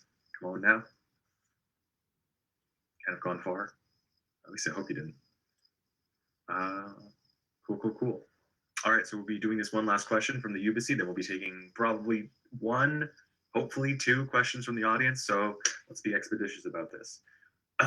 So the last question is, and we're going to be starting with the candidate Yi. I think so. Yeah. All right. Yeah, so we'll be starting with candidate Yi. Your question is going to be, and for this you will get 60 seconds, is what academic concessions that were implemented in the pandemic would you advocate for to be permanent? You have 60 seconds. Go ahead, candidate Yi. I believe that the extension of the withdrawal deadline is very important to continue to be permanent as well. We can also see that the extension of the withdrawal deadline that was initially implemented and now implemented again for both of the fall 2020 terms has led to a lot more flexibility for students, that they're able to seek other options, and that they're also able to continue, that they're also able to alleviate some of the burden as well. In the initial academic concession policy as well, I think that it's also important to continue exploring where we can open up more opportunities for credit defail, and allowing students to be able to emphasize student learning. But I wouldn't say that that should be something that, as it was implemented Thank you. Thank you. Okay. Moving on to candidate Samdu. You have 60 seconds. Go ahead. Yes, the academic concessions that I'm familiar with are the withdrawal dates, the credit detailing, and how we extended the winter break. So to be quite honest, that is my knowledge of it, and what I understand is clarified as an academic concession. So I do emphasize, I'm also in favor of the extended withdrawal date, and I'm not sure if this falls under academic concession, but the delay in tuition is very helpful, because I myself am someone who goes to the first week of classes and then realize this isn't for me and need to switch it around, and having that delay payment of tuition. I'm now realizing that's a little beyond the Senate, but something maybe the Senate can endorse, so that students can have more flexibility while figuring out what's best for them. Thank you, candidate Samdu. Yeah, just as a point on that, academic concessions, like as the proper thing, but also things adjacent, like you mentioned, are totally fair game. So yeah, thank you for clarifying that. Moving to candidate Meta. You have 60 seconds. Go ahead. Thank you so much. I do have to really agree with my peers here at this table with the W standing. I think that it's a huge advantage, and it should be kept long term, to extend that deadline. The reason being is because I think it'll promote students actually being curious and wanting to take courses, and then give them that sense of security that it's okay if it didn't pan out this time, it's all right that I can take it another time later on in my degree, and increase the opportunities that they have and the way that they view their learning process. I think it'll have a huge impact on our community moving forward. Another piece to this is the payment plan. So I know that it's a little bit different around the weeks in which you take that W standing. You'll get a certain amount of credit back for the course that you've paid. So moving forward, I also hope to do some work around how we can make this a financially equitable process as well, to lower some of those barriers and encourage students to be able to learn at their own pace, and not have these additional barriers for them in their learning process. Thank you. Thank you, candidate Mehta. I'm going to take this opportunity to say, like, if you want to endorse the change in the withdrawal period, that's fine. You could maybe garnish your answer with like some things like how it might affect certain faculties or things like that, like kind of giving a little bit more on that, and flexing understanding of that. But regardless, that's just a suggestion for those who are remaining. Moving to Kendra Koniashik, you have 60 seconds. Go ahead. Thank you very much. I kind of also wanted to talk about the withdrawal deadline extension, and especially in particularly the financial burden that it imposes, that it could impose if not extended, if that makes sense. And in particularly to the international students, taking a course and then understanding after the deadline that you're not interested or you're not able to take the course, puts the financial burden in terms of then you have to pay for the course even though you are not taking it. So I would love to work on that, and especially referencing the Senate 23 document. That's also outlined there as well. And then the second thing, kind of my personal thing, is recorded lectures. Recorded lectures are amazing, especially for those students that are that have circumstances where they can't come to class. I understand that they have to be worked around that, but yes, thank you so much. Thank you, candidate Koniashik. Moving to candidate Ho. Candidate Ho, you have 60 seconds. Go ahead. Yeah, seeing that my fellow candidates have thoroughly scoured, pillaged, and looted the discussion topic on withdrawal dates, I will focus a lot on one of my platform points, which I argue is also an academic concession going on right now, which is increasing hybrid and online learning being offered to campus instead of requiring students to be on campus. And I think this lies in a lot of, I think in order to do that, a lot of structural change still needs to be done to fully support this. Although professors have the experience to teach online with COVID-19, there should, I agree with Senate 2023, there should be a working group on online learning to determine best practices that we have from our current accommodations and apply them forward. At the same time, I think resources such as like computers and data cards and things should be made more accessible to students of different accessibility needs and backgrounds. So yeah, I think this is something that needs to be made going forward. Thank you, candidate O, for that vivid answer. Moving to candidate Evans, you have 60 seconds. Go ahead. I'm going to try and differentiate. I think there's been a lot of good points brought up already, but I think one of the things that we can make sure the university continues to do is sort of take a compassionate stance towards COVID-19 related concessions from students. Right now, with the existing academic policy, you don't need a doctor note necessarily for the first time, and obviously, if you yourself have COVID-19, a good reason to get a concession. But like, what happens if we have a family member who has COVID-19? Like, what happens if somebody's in the hospital? What happens if a friend has COVID-19? What happens if you are in quarantine? Like, how does that affect your academics? So I think more as we move into this next year, like focusing on that and making sure that faculties are being compassionate. Whether that translates to new policy, we'll have to see. The other thing I think as well as we move into the next year is how are we dealing with the concessions when we get to a hybrid learning structure, when there are some students who are in person, some students who are remote. How are we defining concessions for both those different groups of students properly? I think will be something that's be important to address. Thank you, candidate Evans. Candidate Cantler, 60 seconds. Go ahead. Yeah, thank you very much. I'm in consensus with all that was spoken previously, and I'm heavily in favor in keeping the withdrawal deadline. It's really important that students.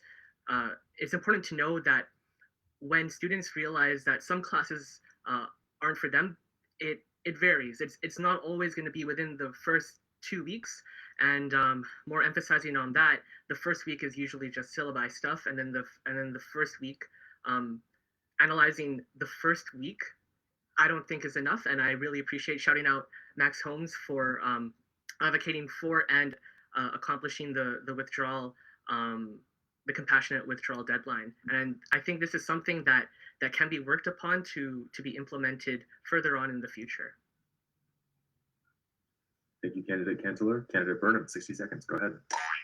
Thanks. I am similarly finding myself in consensus, but I thought I would differentiate here by adding some context as to why the withdrawal periods aren't historically this long and what we'll be pushing against as we try and do this. There's a lot of concerns from faculty and administrators that students make these choices uninformed and they could have adverse effects on their loans that they're eligible for, the awards that they're eligible for, and as well not understanding economic and financial realities of retaking these courses frequently. So this is what we're up against. And I hold the opinion that students are adults and they should be trusted to be making their own choices. And this is something that I frequently communicated. And I think rather than stick on these important pieces that we need to consider, we should be doing some advocacy that unfortunately exists outside of the Senate, but reforming, the different financial realities for what these reimbursements look like and what the refunds could look like for folks who are doing these W deadlines. But ultimately, we need to put the faith and trust in students to make their own choices that are good for themselves.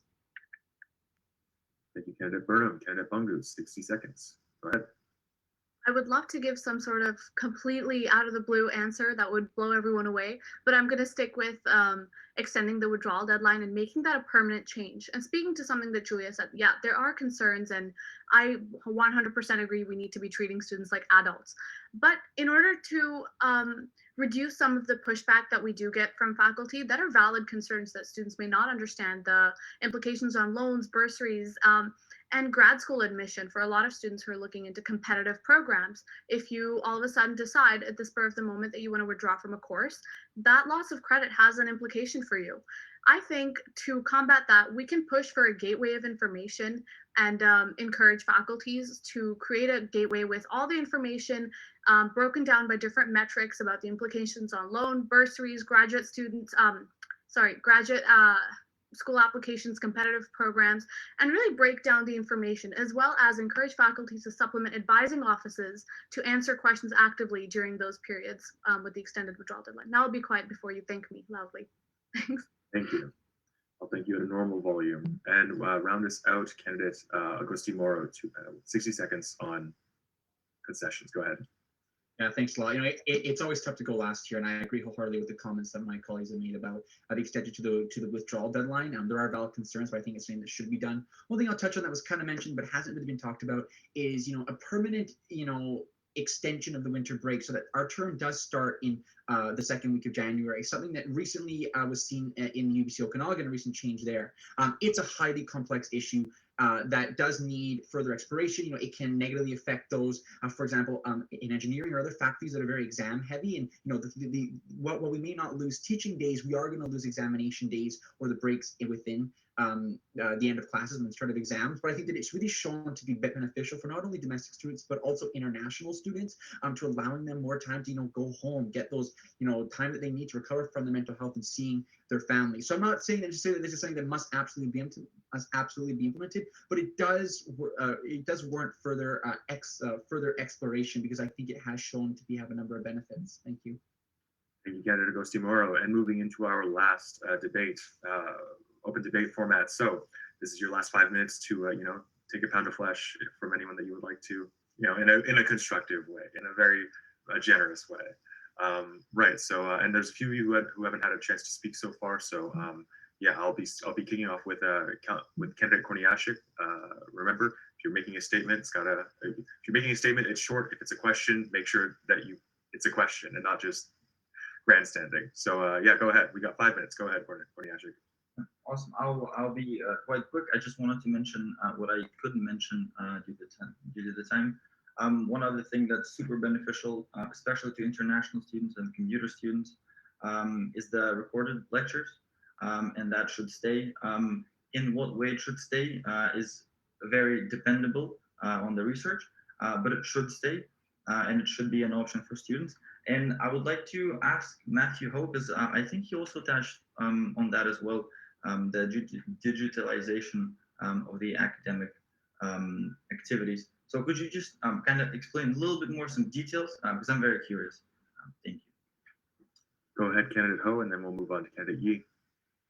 I think this is a multi-tiered thing. Firstly, I think there should recording infrastructures on campus in UBC still needs to be improved. So if professors need to do recorded lectures and things, UBC still needs to do more to make sure that these resources are available to do so.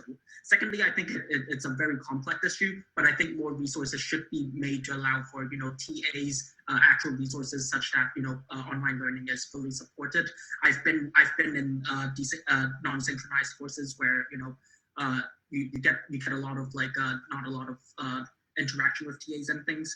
And I think this is something that needs to be these practices need to be addressed and reviewed through something like a working group. At the same time, accessibility to technology. Yes, there are a lot of programs, but sometimes there's not enough clarity on like what the outcomes are, what the criteria are, and I think that there needs to be more resources to point students to the directions. Thank you, candidate Ho. Moving to candidate Yi, and then candidate Burnham, unless anyone else have anything else to say. Go ahead. Yeah, thank you. And I really love the emphasis on, what are the hybrid learning options? What are the different lecture recording options? But one thing that I do want to be careful about when speaking about, these options, which I absolutely agree with, and, how do we improve access for commuter students, international students, students who have chronic disabilities, is that we shouldn't be referring to these as academic concessions. These are not things that we're conceding. What we should be incorporating is that there should be, a pedagogical need to ensure that every student, has equitable access to lecture recordings, that there is like a driven need that, that students are able to look back, even if they zoned out during their regular lecture, or if they weren't able to commute to campus that day, that we are, as an institution, are taking those steps proactively to ensure that students have access. So I would not refer to it as a concession. And going back, I think, I would love some elaboration on why we should see that as a concession, because I think that it should be an equitable access request from the start as an institution. Thank you, candidate Yi. Candidate Burnham, go ahead. Thank you. I wanted to bring it back to some of Cole's comments around the changing of the concessions policy, and understanding that a lot of the issues that we have with policy are actually in communication and implementation from the Senate.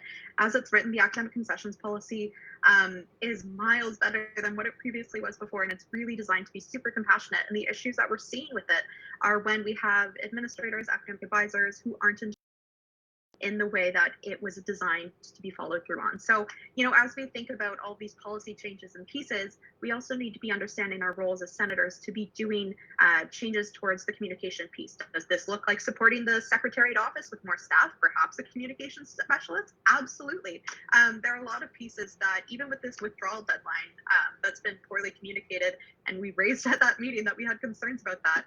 The communications pieces are going to be really, really important to making sure students are informed. Thank you, candidate Burnham.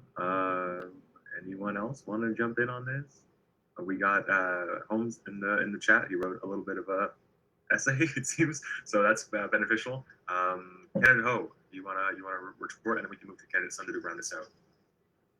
Just sort of like responding to what candidate E has said. No, I mean, I don't think it is like, online teaching, online learning is necessarily strictly an academic concession. I'm saying it is a concession being made to students because of what we are going through with COVID-19, and it's not safe to be on campus. But moving on to the point, I also think that a lot of, the things that we're saying for academic concessions, I think, at the end of the day, I think, in the future, when we have longer withdrawal dates and more compassionate conditions for withdrawal, it's not necessarily going to be concessions, but more supportive policies for students. Thank you, candidate Ho. And candidate Sandhu, do you have a statement or a question? Because we don't have time for a question. A statement. Oh, go ahead then. You got 15 seconds. Okay, so to address the concerns in the chat, I think a way to mitigate the financial burden instead of the withdrawal date being extended, considering how far can we extend tuition due date, because if the tuition due date is pushed back further, then students do have the flexibility to add and drop courses, as I've done this myself. So that may be a way to go about that concern about refunds within the withdrawal date. Thank you, candidate Sandhu. I appreciate the addressal of that, some of the factors around changing the add drop date. So cool. that brings us to the end of our last open debate. Now we have time for audience questions. So audience, please remember to be sending your questions into Charlotte from the Ubyssey so that we can put the screws to all of our favorite senatorial candidates. Right, so this first question is going to be about, so this question is going to be a little bit about prioritizing your time, particularly for the folks who are running for multiple positions and the folks who are, priority of times. Right, so we'll be beginning with, I believe candidate, go with him, yeah. Man, look at me. Right, so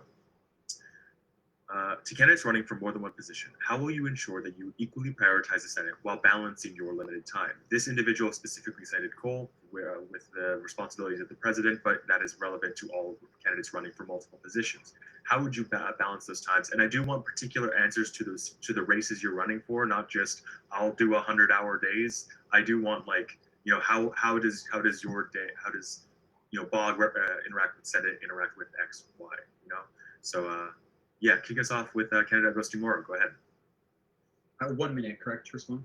Oh, yes, 1 minute. Thank you.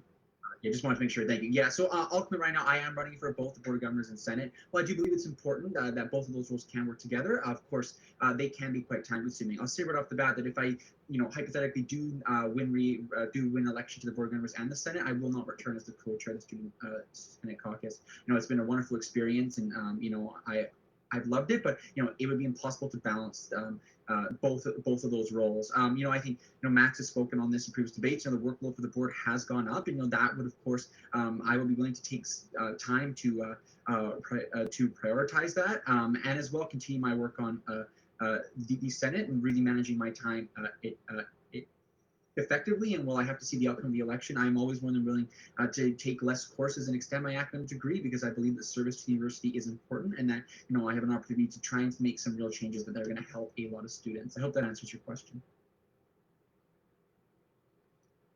Thank you, candidate Agustin Moro. Moving to candidate Bangu. You have 1 minute. Go ahead.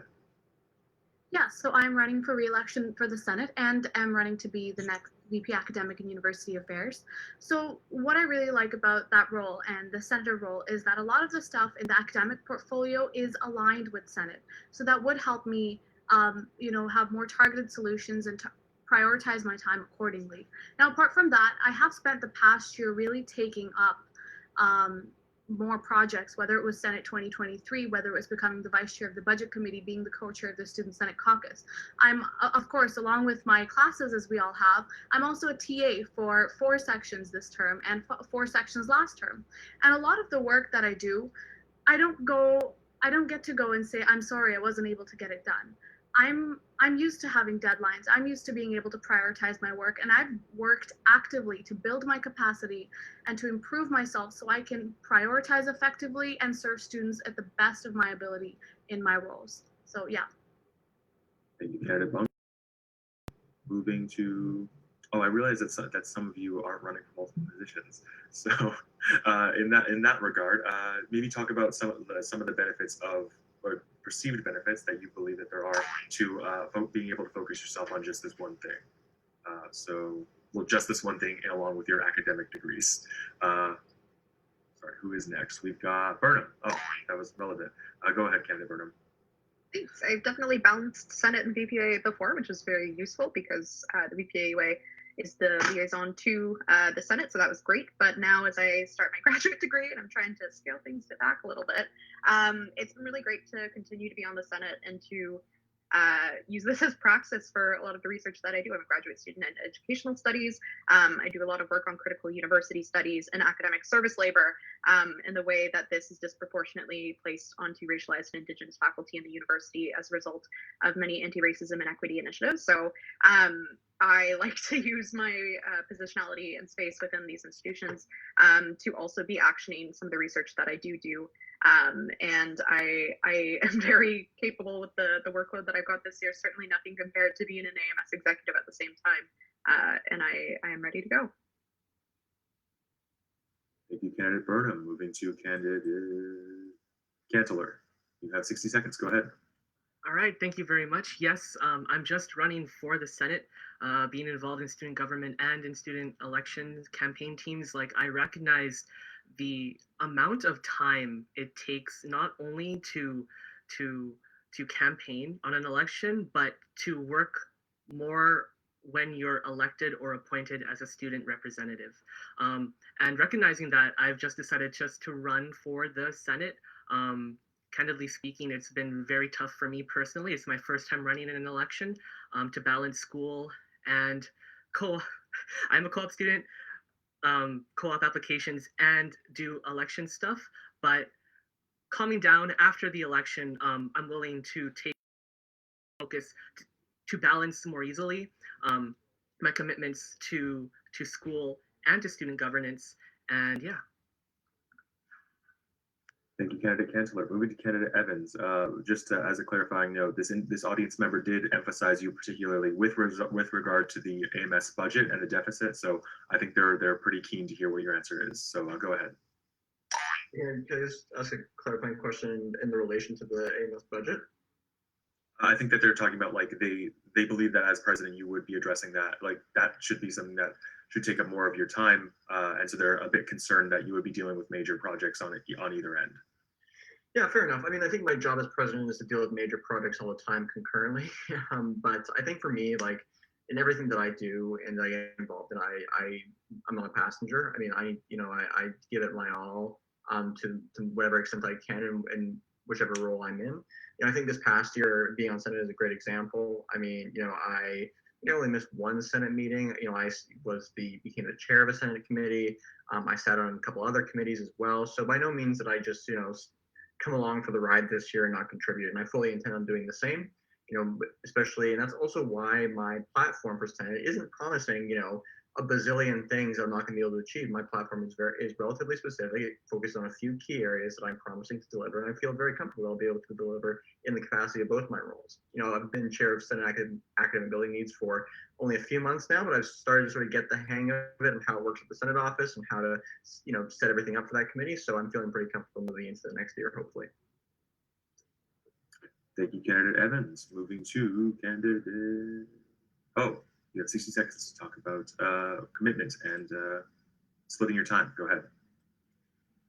Yeah, personally, I think I'm pretty good at handling commitments, especially right now as a co-op student who also sits on the AMS council as an AMS counselor, and also being on the AMS advocacy committee, and also being vice president of one of the residents associations under Ubyssey RHA on campus. But however, I think if I do get this position in Senate, and also due to some personal reasons, these would probably be gone by then. However, I guess as senator, I would. There is also the important thing of there are a lot of resources to get information from and get support from. We not only talk with students, we also work with the AMS, especially the AUA portfolio in handling advocacy. There's also the whole Student Senate Caucus, where I think as student senators, it's our responsibility to support one another, especially in implementing frameworks like Senate 2023. Thank you, candidate Ho. Moving to candidate Korniashek, 60 seconds. Go ahead. All right, thank you. So first of all, to begin with, being a student senator, I believe it's, as I said before previously, it's a job, and especially you're accountable to the students. Therefore, I do believe that those students that have so many other commitments and stuff do realize that it will be best to, I guess, focus on 2 or 3 or 1 thing. Right, but I'm running for the Senate, and I told to the Ubyssey that I will, if I'm elected for both, I will probably have to choose one of each, because I do have other commitments in entrepreneurship and other interests. However, now I'm I'm not Cole Evans, who has so many commitments, but yeah, thank you. Sorry, candidate Korniashek. So am I correct in interpreting that you're hedging your bets by running for both, and then you're going to drop one if you're elected? No. So did I misunderstand when you said that you would choose one if you were elected for both? No, I would love to. That's I'm thinking about it. That's what I thought initially, but then I changed my mind. It's yeah. It's I just wanted to mention it. If I can take my statement back. Okay, so the record stands that if you're elected for both BOG and Senate, you would stand for both. Yeah. Okay, thank you. I hope that answers any of the questions that might have cropped up in that time. Okay, cool. Moving to candidate Mehta. You have 60 seconds. Go ahead. Talk about VP AUA. Sorry. Yeah. Sounds good, thank you. So I am currently running for Senate as well as Vice President Academic and University Affairs, which is a portfolio that I'm very familiar with being the associate this past year. I will also capacity and ability to handle multiple commitments at the same time. Being a commuter student for the past 2 years and then this one virtually, of course, I've always held a second job running through this degree my whole career at university. And so I'm very familiar with the responsibilities of managing a lot of different things at the same time. Beyond this, I'm someone who's participated heavily in collegiate, orientations, clubs, student involvements, and recognizing that you are part of all these committees, but on top of that, it's important to be able to do the extra things in between, like checking in on your peers and management and all of the other responsibilities that come along with the places where you are part of these tables, conversations, and committees. And so I'm very confident in the skills I've acquired over the course of my 3 years here, and I look forward to the rest of this election. Thank you. As do I. Thank you, candidate Mehta. Moving to candidate Sandhu. 60 seconds. Go ahead. I'm aware our audience prefers answers that contain clear actions, and that's what I have for you. Like many others, I've had many commitments that consume my time while at Ubyssey. So something I will do is on the Wednesdays when Senate meetings don't take place, I will dedicate that time to how I can further improve in my role as a student senator, specifically reflecting on the progress I've made on my own commitments. For example, at our previous debate, I mentioned reviewing the goals outlined in the Indigenous Strategic Plan and seeing how we can put actions behind those in the Senate standing committees that I'm involved with. Thank you, candidate Sandhu. And candidate Yi, talk to us about BOG and Senate. 60 seconds. Thank you. So a lot of other candidates have pointed out how a lot of Senate issues bleed into other issues at the university, and this includes the financing of the university, other board-facing policies, and how other units are also funded. And as someone running for Board of Governors and Senate, I believe that this will also give me valuable insight into connecting these two governing bodies and reduce some of the barriers in connecting those two as well. I kind of love this question as well. As VP Academic and University Affairs this past year with all the pandemic issues, there has been no shortage of issues to tackle. And I think it's key to triage these issues effectively based on momentum, the amount of community partners. I'm also a student, and at the outside of my VPAUA role, I was also an undergraduate research assistant. I had to drop this commitment as a research assistant in order to commit proactively to this role. I want to emphasize like quality over quantity and really rigidly schedule in like these are the commitments that I have to ensure that I can. Thank you. All right, so now we're going to move on to the next audience question. Audience, we have time for one more after this, so get that question in, that burning question about Senate that everyone has thought of. Man, I know I had some. So yeah, all right, this last question, it's a little bit of an easier one after putting the screws to y'all. So yeah, we'll begin with candidate Yi. Keep you talking. Sorry. You'll have 1 minute to answer this. What are the top 3 committees you want to sit on in the Senate, and what is one goal you have for each committee? So 3 committees, 3 goals. Go ahead, candidate Yi, 60 seconds. I think this is a really great point going back to my previous answer as to how do we balance our time. And I want to seek appointment to the Teaching and Learning Committee, which I believe that I will be able to bring a lot of energy and passion towards. And I want to ensure that I'm bringing I'm dedicating my time to that, and knowing that it'll occupy a lot of my time. I want to solely seek appointment to that committee. If that is not possible, I also want to be able to seek appointment to the Academic Building Needs Committee or the Academic Policy Committee as well.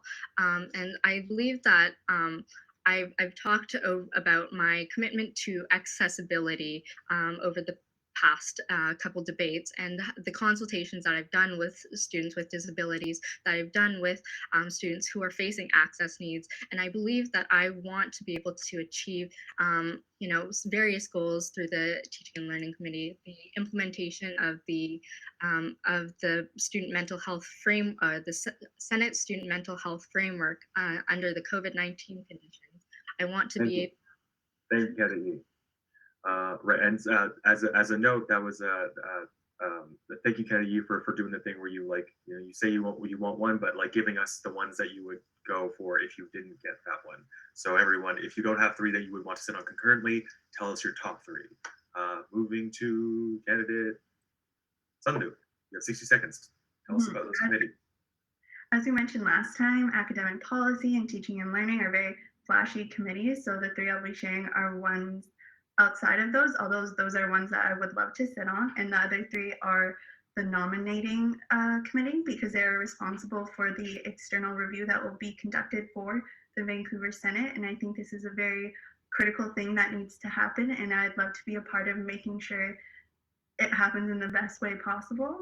I'd also like to stay on the curriculum committee because I think it is important to provide that student voice in this setting, and that's something I've become very comfortable with doing, especially with sitting on the Faculty of Land and Food Systems curriculum committee. I would also like to sit on the academic building committee, as I think this is just a very interesting place to discuss how we can improve our physical innovations to improve our academics. That's three. Thank you, candidate Sandhu. Moving to candidate Mehta, 60 seconds. Go ahead. Thank you so much. So as I mentioned previously, this is not super bright and shiny, but I have a passion for the library committee, mainly because I've been working this past year in the Open Educational Working Group, as well as the Open Champions Award working groups, and both of them really need support from the Senate to ensure that faculty members that are pursuing open scholarship are being acknowledged and supported from the highest governing academic body at Ubyssey. So I would love to bring that connection, then experience that I have, to library committee. The second piece is academic building needs, not just to hang out with Cole, but also to make sure that the lecture recording infrastructure that we'll be bringing in soon is transitioned smoothly and equitably amongst all faculties. Right now, Sauder School of Business has got their foot out the door. A good job, and I want to make sure that all other faculties are supported the same way. And the last piece is awards committee. I mentioned briefly Open Champions Awards are not currently Senate adjudicated, and I think that it's really important for us to acknowledge the work that these faculty members are doing, and in a way that will help them should they apply for tenureship. Thank you so much. Thank you, candidate Mehta. I apologize for not putting my hand up. I'm too busy trying to count on my fingers. Right. Okay. Moving to candidate Koniashik. Give us your three committees and your three goals. Go ahead. All right. Thank you so much. I would like to start with the admissions one. So the admissions, and the reason for that is because one of my platform goals is to increase Indigenous student population on campus, as well as reduce the retention rates. I believe that within that committee, I will be able to do that. I will be able to do that and advocate for that. Then the second committee I'm interested in is the Research and Scholarship Committee. Also, for one of the same reasons is because I would like to advocate for more Indigenous scholarships, as well as more environmental research. And the last committee, I had top two. I didn't have top three, but I added the third one, academic standing. I believe that this is a great big issue, and I would love to be a part of it. And part of the discussion and the debate. Thank you. For an extra 5 seconds, do you have any goal that you would like to accomplish on that academic standing committee? I don't want to say I don't have any goals in that committee, but I don't want to give you like a broad one or not specific. So. All right, it will be noted that the question that didn't provide a goal for the third one, but that's fine. Moving on to candidate. Three committees, three goals. Go ahead. Sort of based on the goals in my platform that I want to achieve the most, the committees that I would want to be on are as follows: the Academic Policy Committee, the Curriculum Committee, and for the third goal, the Teaching and Learning Committee. But that's a very hot committee, so in that, if I don't get it, Library Committee. So the Academic Policy Committee relates to my goal of reviewing programs related to affiliated universities, which I think is very much needed, especially given in order to make sure that exchange programs and dual degree programs are in line with equity, inclusion, and academic freedom values from UBC. And this applies to needing to review an academic policy. Secondly, as SSC outlines, this relates to curriculum. Outline transparency. I think this goes to curriculum and hybrid learning. Even though it is a teaching and learning committee thing, I argue that it's a library thing because the library's rental resources like laptops and other equipment, and I think they could patch into. Thank you. Moving to candidate Cantler. No, Evans. Candidate Evans, give us your 3 goals and your 3 committees. I think the first one goes without saying. I would want to stick around as the chair of the Senate Academic Abilities Committee if I'm reelected, which I guess by virtue of being reelected I would be. And my main goal of that committee would be to help facilitate an external building review on accessibility. I know there's talks of doing a bit of a larger one, so being a part of that would be great. Second one would be the Academic Discipline Committee, and to keep on doing some of the great work that our current student senators who are on that committee have been doing as far as better procedural fairness and better procedures for that committee. I had the pleasure of sitting on that committee briefly over the summer, so I already have some experience with it. And then last one would be teaching and learning, but of course, like Matthew said, teaching and learning is really popular, a bit more intensive, so I would definitely put my name forward to sit on it, but don't know whether I get the chance to. And a goal for that committee would definitely be to make sure that we are continuing to ensure that the university is prioritizing ethical technological solutions when we transition to hybrid learning. Thank you, candidate Evans. Moving to candidate Cantler. Now it's your turn. 3 goals, 3 committees. Go ahead. All right, thank you very much. So recognizing that if elected, I would be joining the Academic Policy and the Teaching and Learning Committee, even though they are very popular. Many of my platform points just inevitably relate to those 2 committees. So as for the Academic Policy Committee, the one thing I want to focus on is reforming Policy J102. I think it's really important that we open the conversations on reforming examination hardships. As for the Teaching and Learning Committee, the one thing I want to accomplish, as I said before, was to try to achieve universal online office hours option for students. And third committee, even though I said I would join 2, because that's usually what senators do unless they really wanted to be committed to the Senate, is the awards committee. And the reason why I want to join that is because I want to open more accessible routes in trying to increase resources to the UBC technology bursary, just so that students can have a more accessible time getting webcams, internet access, and laptops. Thank you, candidate Cantler. Moving to candidate Burnham. Go ahead. Thank you. I'll try to keep this brief. I am seeking reappointment to the Academic Policy Committee as a graduate student seat, something that none of you else can do here. There's a lot of seats that are exclusively reserved for graduate students, so it's a little bit difficult to only have those distributed to the 2 GMPS senators who might not even be interested in serving on that particular committee. So it's always great to have more representation there. And through that, I will be able to accomplish some of my goals around prioritizing access and safety and reopening plans and advocating to students for some concessions there.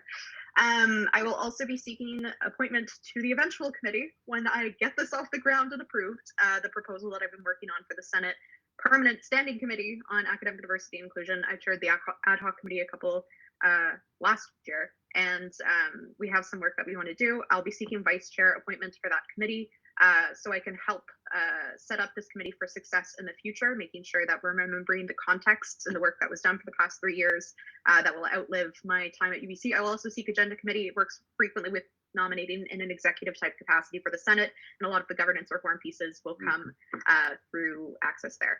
Thank you. I would have given you extra time anyway, but I appreciate you speeding up your speaking. All right, moving to Bungu. 60 seconds. Go ahead.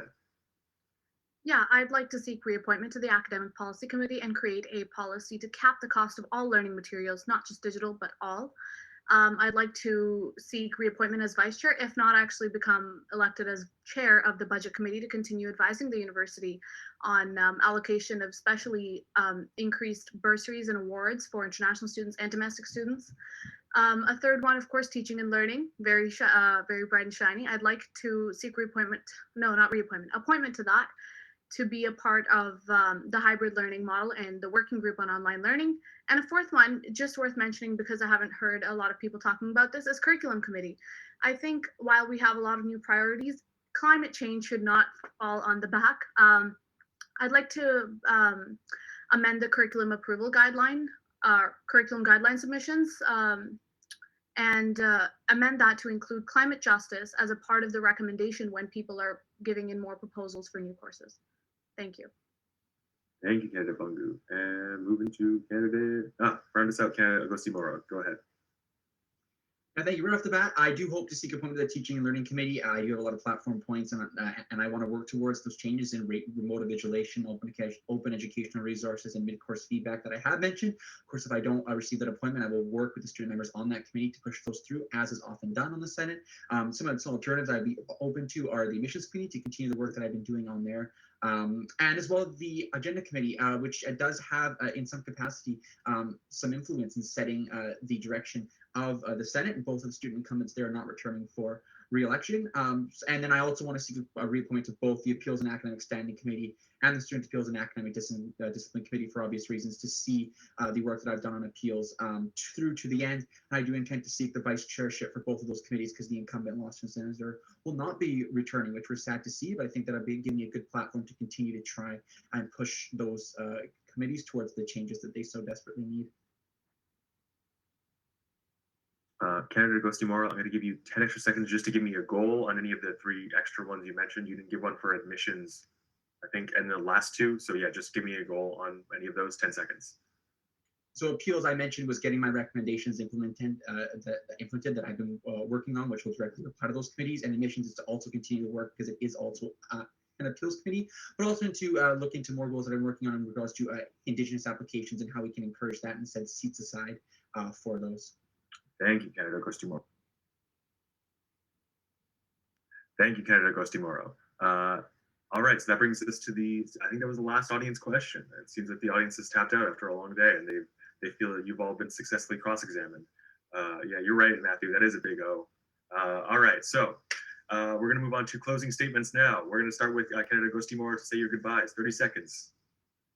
Thanks. Well, what a week and what a debate we've had. And I hope that I've shown you why I believe that I have the experience, the results, and the work ethic to be one of your 5 student senators at large. Through my leadership on the Student Senate Caucus and my advocacy efforts in the Senate and beyond. So I've established the connections and relationships with students, faculty, and administration to continue to be an effective advocate and have the institutional knowledge to turn my plans into action. For more information about my campaign, reach out to me directly as usual. VoteDante.ca. Thank you to the Ubyssey and AMS elections for hosting these. Again, please vote March 1st to 5th, ams.ubc.ca/vote. Thank you all very much. Thank you, Candidate Agostimoro. Candidate Bungu, 30 seconds. Go ahead. Yeah, thank you for everyone who's here right now. I appreciate you all listening to me, and I hope that I've shown you that I have the work ethic, that I have the dedication, I have the experience, I deliver, and I'm consistent.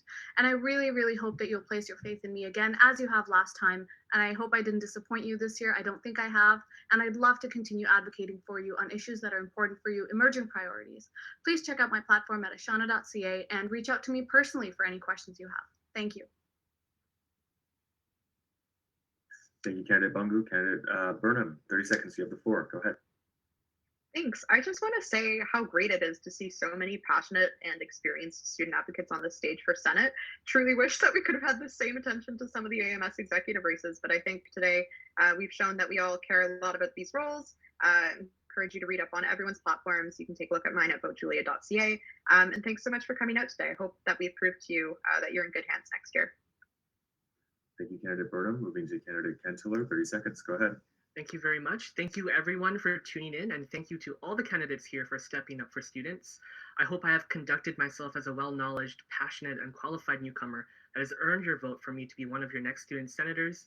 From March 1st to 5th, I implore everyone to spread the word and vote on ams.ubc.ca/vote. No matter what, it's an important thing to do.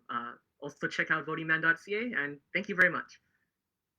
Thank you, Candidate Kentler. Moving to Candidate Evans, 30 seconds. Go ahead. Hi, everybody. Thanks so much for sticking with us through this 2-hour debate. It's a long one, but I've been around for a couple of years in capacities, both the AMS and last year in the Senate. Bringing experience, honest, and passionate leadership to everything that I do. And I fully intend to keep working hard in the Senate and really focusing on some of those key priority areas that I identified in my platform that I know that we can get done within a year and deliver real results to the Senate. Thanks so much, everybody, and make sure you vote next week. Thank you. Thank you, Candidate Evans. Candidate Ho, 30 seconds. You have the floor.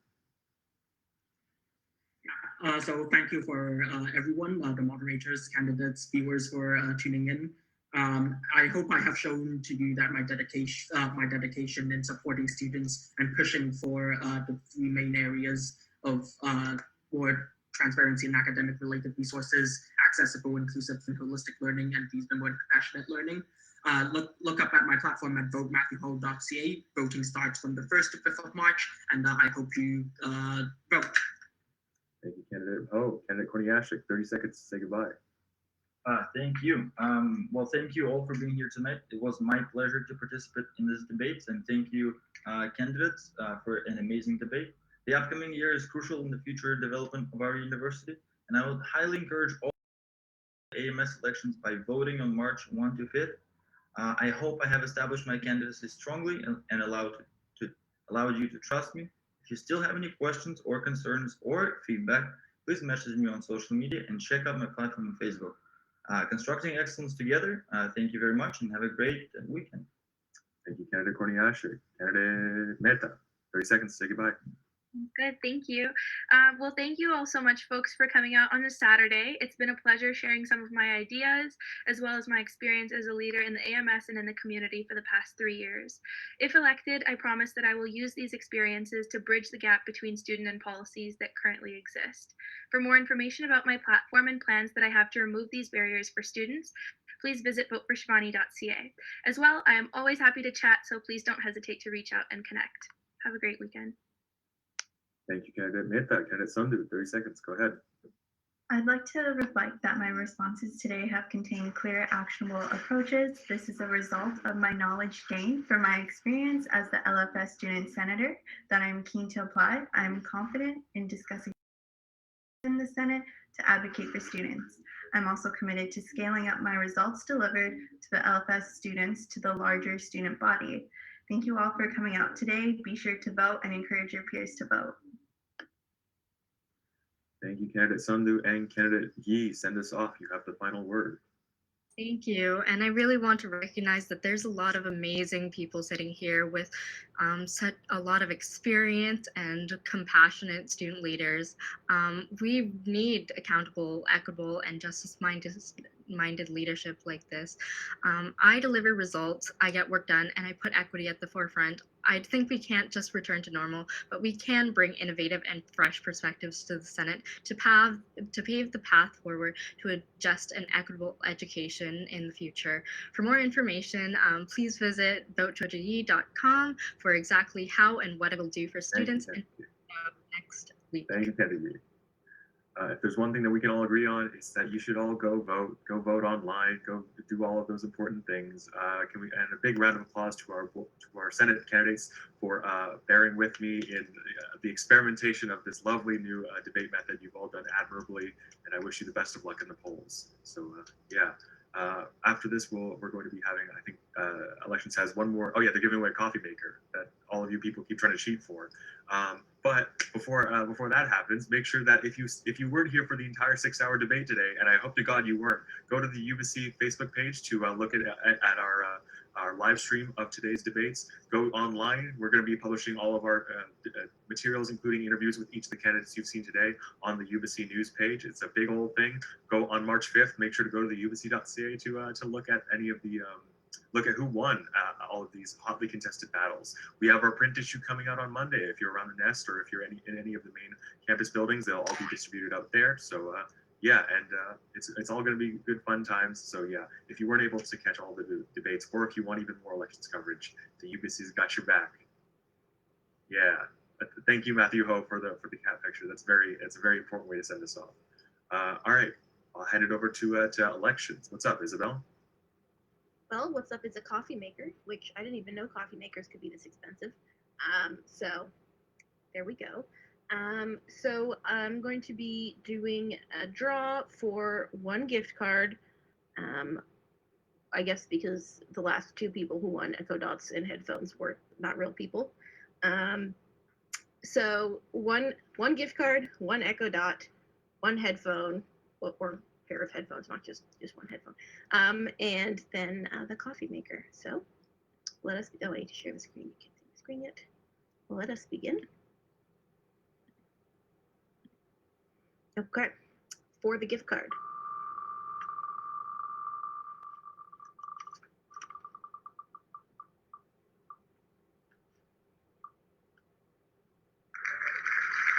That's Talisha. So if you could just message me in the chat so I know you're here, and you can and just let me know your email, that'd be great. Now for the Echo Dot.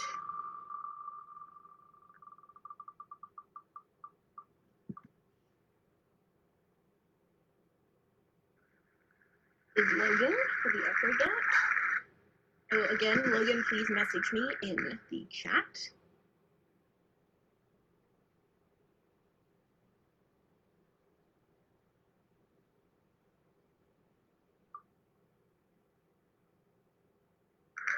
That is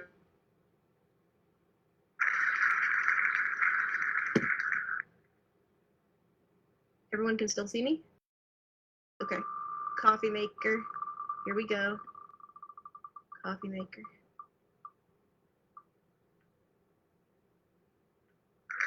That is for Sean. So thank you everyone for coming out. Please do not forget to vote next week.